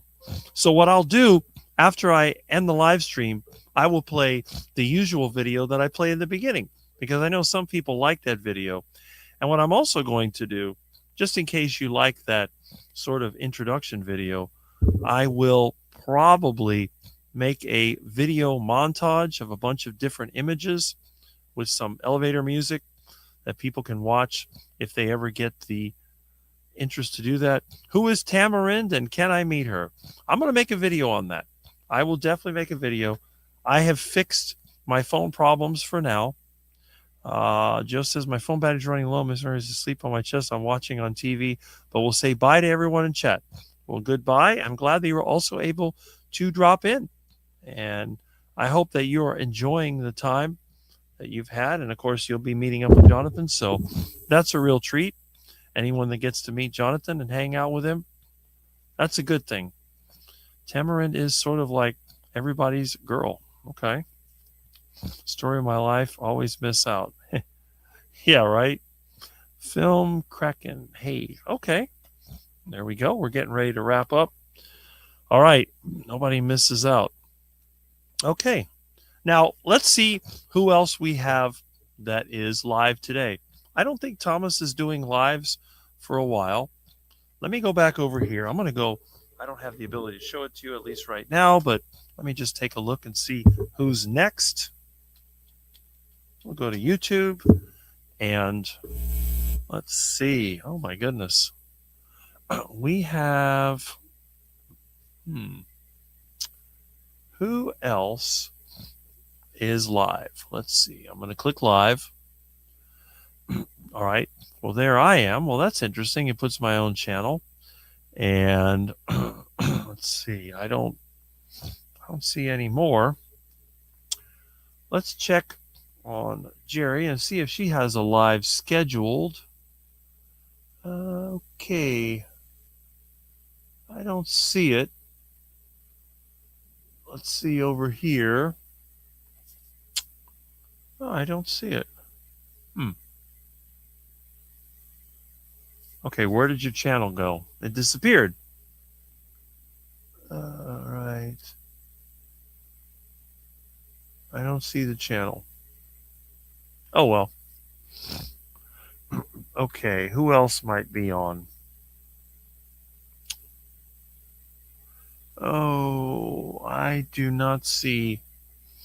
I hate the way that YouTube organized the channels. I don't know why they don't put them in alphabetical order. Okay.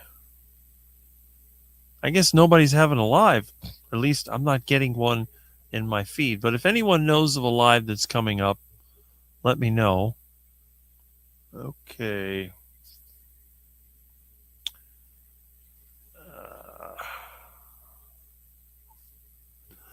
Let's see. Bye, Rick. Really enjoyed the show. Kimberly's story got better and better as she talked. Jonathan and her make a great team. Yes. And if you want to, she doesn't do YouTube videos, but check out Kimberly's Instagram. Okay, I am, Rick, at 4 p.m. today with Aaron. Good. So at 4, Thomas will be having a live. So he's back to the lives. That's great. And he is back. I told you it'd take about a week. He'd come back. It's good. Rick just canceled you. Rick did not cancel.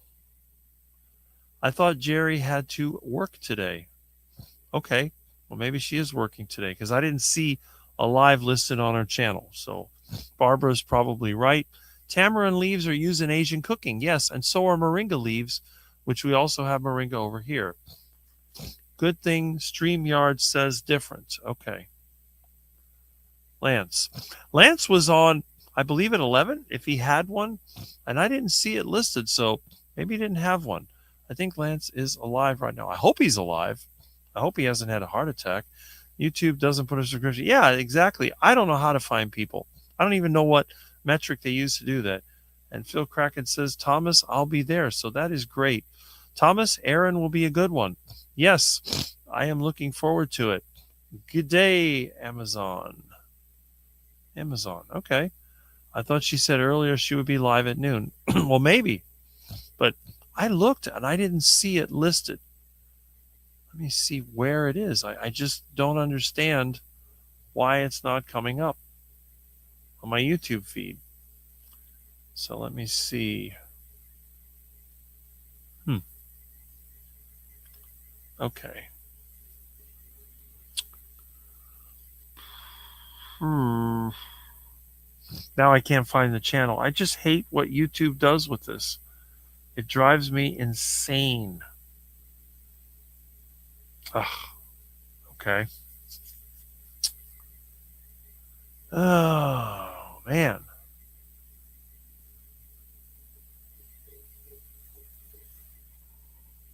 Oh, my goodness. Let's see.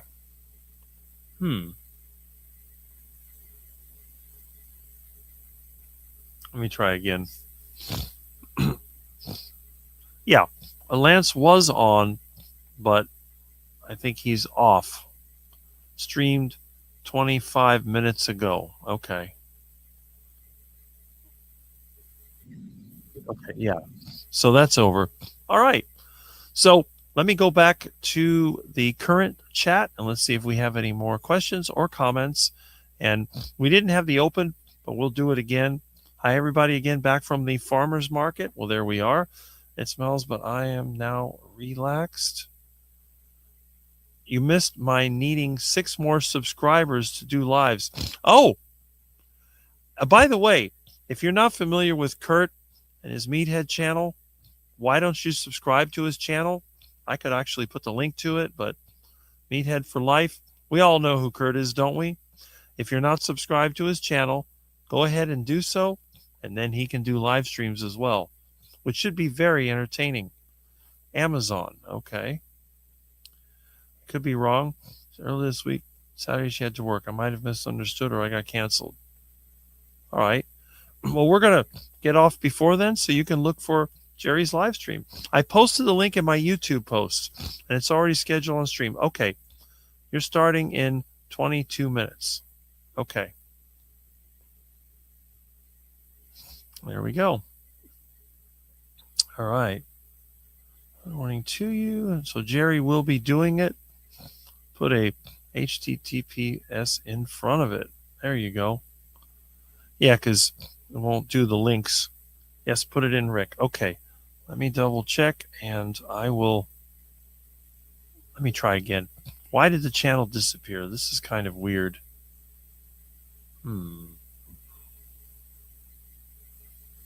Okay. Let's see what happened here. Oh. Okay. All right.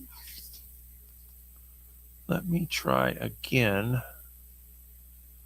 Okay. I will find it. I will find it.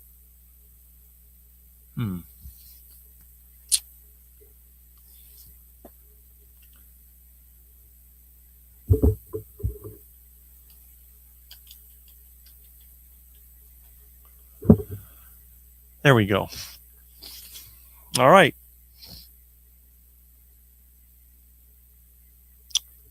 So we'll go ahead and we'll put this in here. Right there. And your link is going to be in the chat. There it is. All right. And there we are.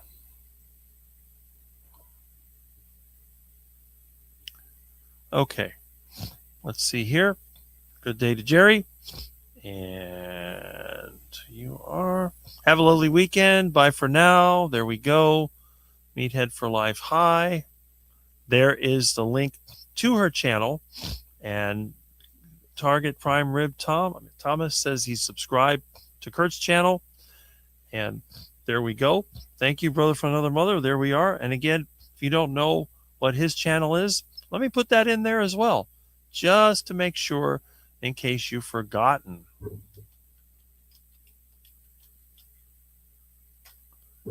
All right, let's see. All right.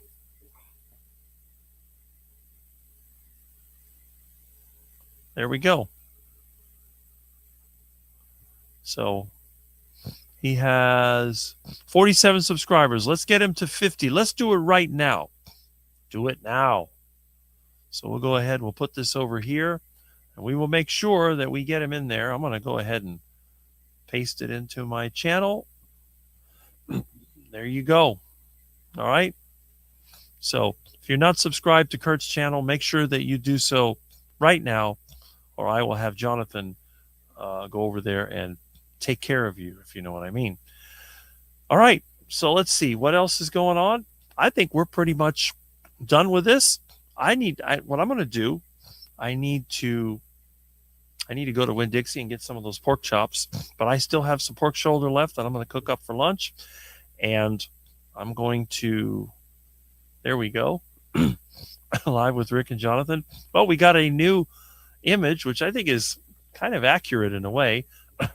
We just have to replace the Mustang with the Dodge symbol. I can definitely make this work. I have a feeling things are going to go really well. Well, that's a really good image, I have to admit. Jonathan's got a real talent when it comes to using the PC. I'll tell you, I wish I had half of that talent. But then again, I don't have to, because Jonathan's my good friend. And he does all this without even asking, which is really amazing. I like it. I don't like to ask people to do anything. When people do things without asking, they send me stuff, they do things for me. That's like it makes you feel really good. Let's put it that way. It makes me feel like I actually have a reason to be here. And that's the reason why every Saturday morning I'm here, because I get to meet some of the greatest people. I have really good experiences. And by the way, you know who started this trend? Obviously, was Jonathan, because before Jonathan, I had never been on a live. And the person that started the trend of sending me good things is Kurt, Meathead. He was the very first one. I'm going to send you some meat. That's what he did last year. So he started the trend when it came to sending me stuff like meat. So we got two great people in the carnivore community, and we do not want to neglect them. If we can do something that helps them out, we need to do that. All right, so let me go back here. And what I'm going to do, I'm going to go ahead and get these comments. And I'm going to show you, okay, take care, everyone. Eat meat and be happy. I agree with that. And I wish Kim had a YouTube. Well, maybe she will. There's Kurt's channel. We have a hello to Ivy. Live, love, heal, and for goodness sake, for all that is ducky, eat the meat. Well, thank you, Thomas. I appreciate that. That's a good saying to have. And I'm glad that all of us are on the same page around here. We don't have any conflict in this group. And Jerry says, thank you to Rick. Well, thank you. Thank you for also sending me good things. Jerry's another person that sends me good things. And it was actually on her live is the first time I won anything online. So we appreciate that. We appreciate people that come in here and they make our lives more interesting. Don't threaten us a good time with Jonathan coming over to pump you up. Who can forget that? Great show with Rick, Jonathan, and Kimberly. Yes. The best shows when we have more people. 48 need 2 more. All right. Let's see if we can get 2 more people to subscribe to Kurt's channel. Then he can go live. So let's do it. And again, maybe on the replay, if you're watching the replay, if you have the tolerance to watch this for almost 5 hours, then you deserve special recognition. Or maybe you're like me and you hit like different parts of the live. Check out the end. If you haven't subscribed to Kurt's channel, let's do it. It's the least that we can do for our good friend Kurt, who is, in my opinion, another part of the foundation of the carnivore community. All right, let's see what else we got. I treat my friends as well as I can. You're great, Rick. Well, Jonathan, it takes one to know one. Let's put it that way. Because if it wasn't for you, I don't think I ever would have started lives. And by the way, Jonathan is the reason why I started doing ride and talk videos. Because he mentioned that he liked to ride bike. I thought, well, I ride bike all the time. Let me stick the phone in my pocket. Let's make some videos. And that's what I did. So I'm really happy that I get inspired by other people. It is good to have good friends, Rick. Yes, Thomas, it is. And when you feel like things aren't going that well, you have your friends you can look to and talk to and so on. Friends come in all shapes and sizes. Yes. And some of them even have black fur. Thanks, Jerry. Joe came out briefly too. Came on briefly. Yes. She did. Everyone have a fabulous rest of your day. Eat meat. Well, thank you, Brian Dish. And good morning, Rick, Milton, and to all viewers watching from Philippines. Well, lovely Joy Rosannas, you've come towards the end, but I'm glad that you've caught the end piece. And Ivy Weenet shows 6 nice duckies. That's good. I've been watching your lives too, as you know. Brian, hello, friend. And conflict doesn't help. We are family. We fight and we forgive. Yes, we do. That's true. Just subscribe. Going to subscribe from my Auntie Joe's channel as well, Kurt. Let's see if Kurt can hit 50. I think we can do it. Thank you, everyone. Yes. 50 was reached. Congratulations. See? See, you did it. We can make these things happen. That's extremely awesome. Team Kurt, yes. I can't wait to see your first live Kurt. There you go. Let's do it. Let's make it happen. Well, thanks for subscribing, everyone. Well, we're doing it because we're looking forward to see you out and about. Terry, please watch this. So we have a video link right there. And that's excellent. Excellent. So let's go ahead and let's wrap this up. Now, what I'm going to do, I'm going to play the intro as an outro, and then I'm going to look at some of the comments. I don't know if this will show the comments while it's playing, but I'm a little bit unfamiliar with StreamYard, so it's about time for me to give it a try. There's Joe's channel. There we go. So let me present this video, and I'm going to present the video file and see what it does. And we have, oh my goodness, where are we? We got it right here, and we'll go into the videos, and should be live at 8. There we go. All right, and we have up. What is this? Okay.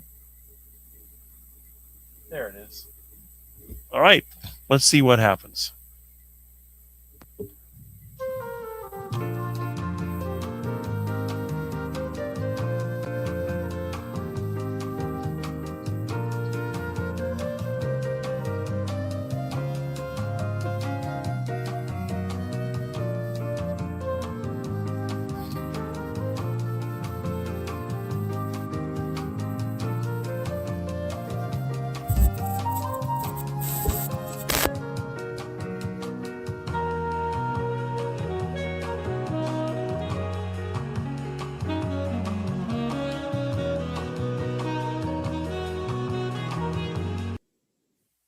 Hold on a second.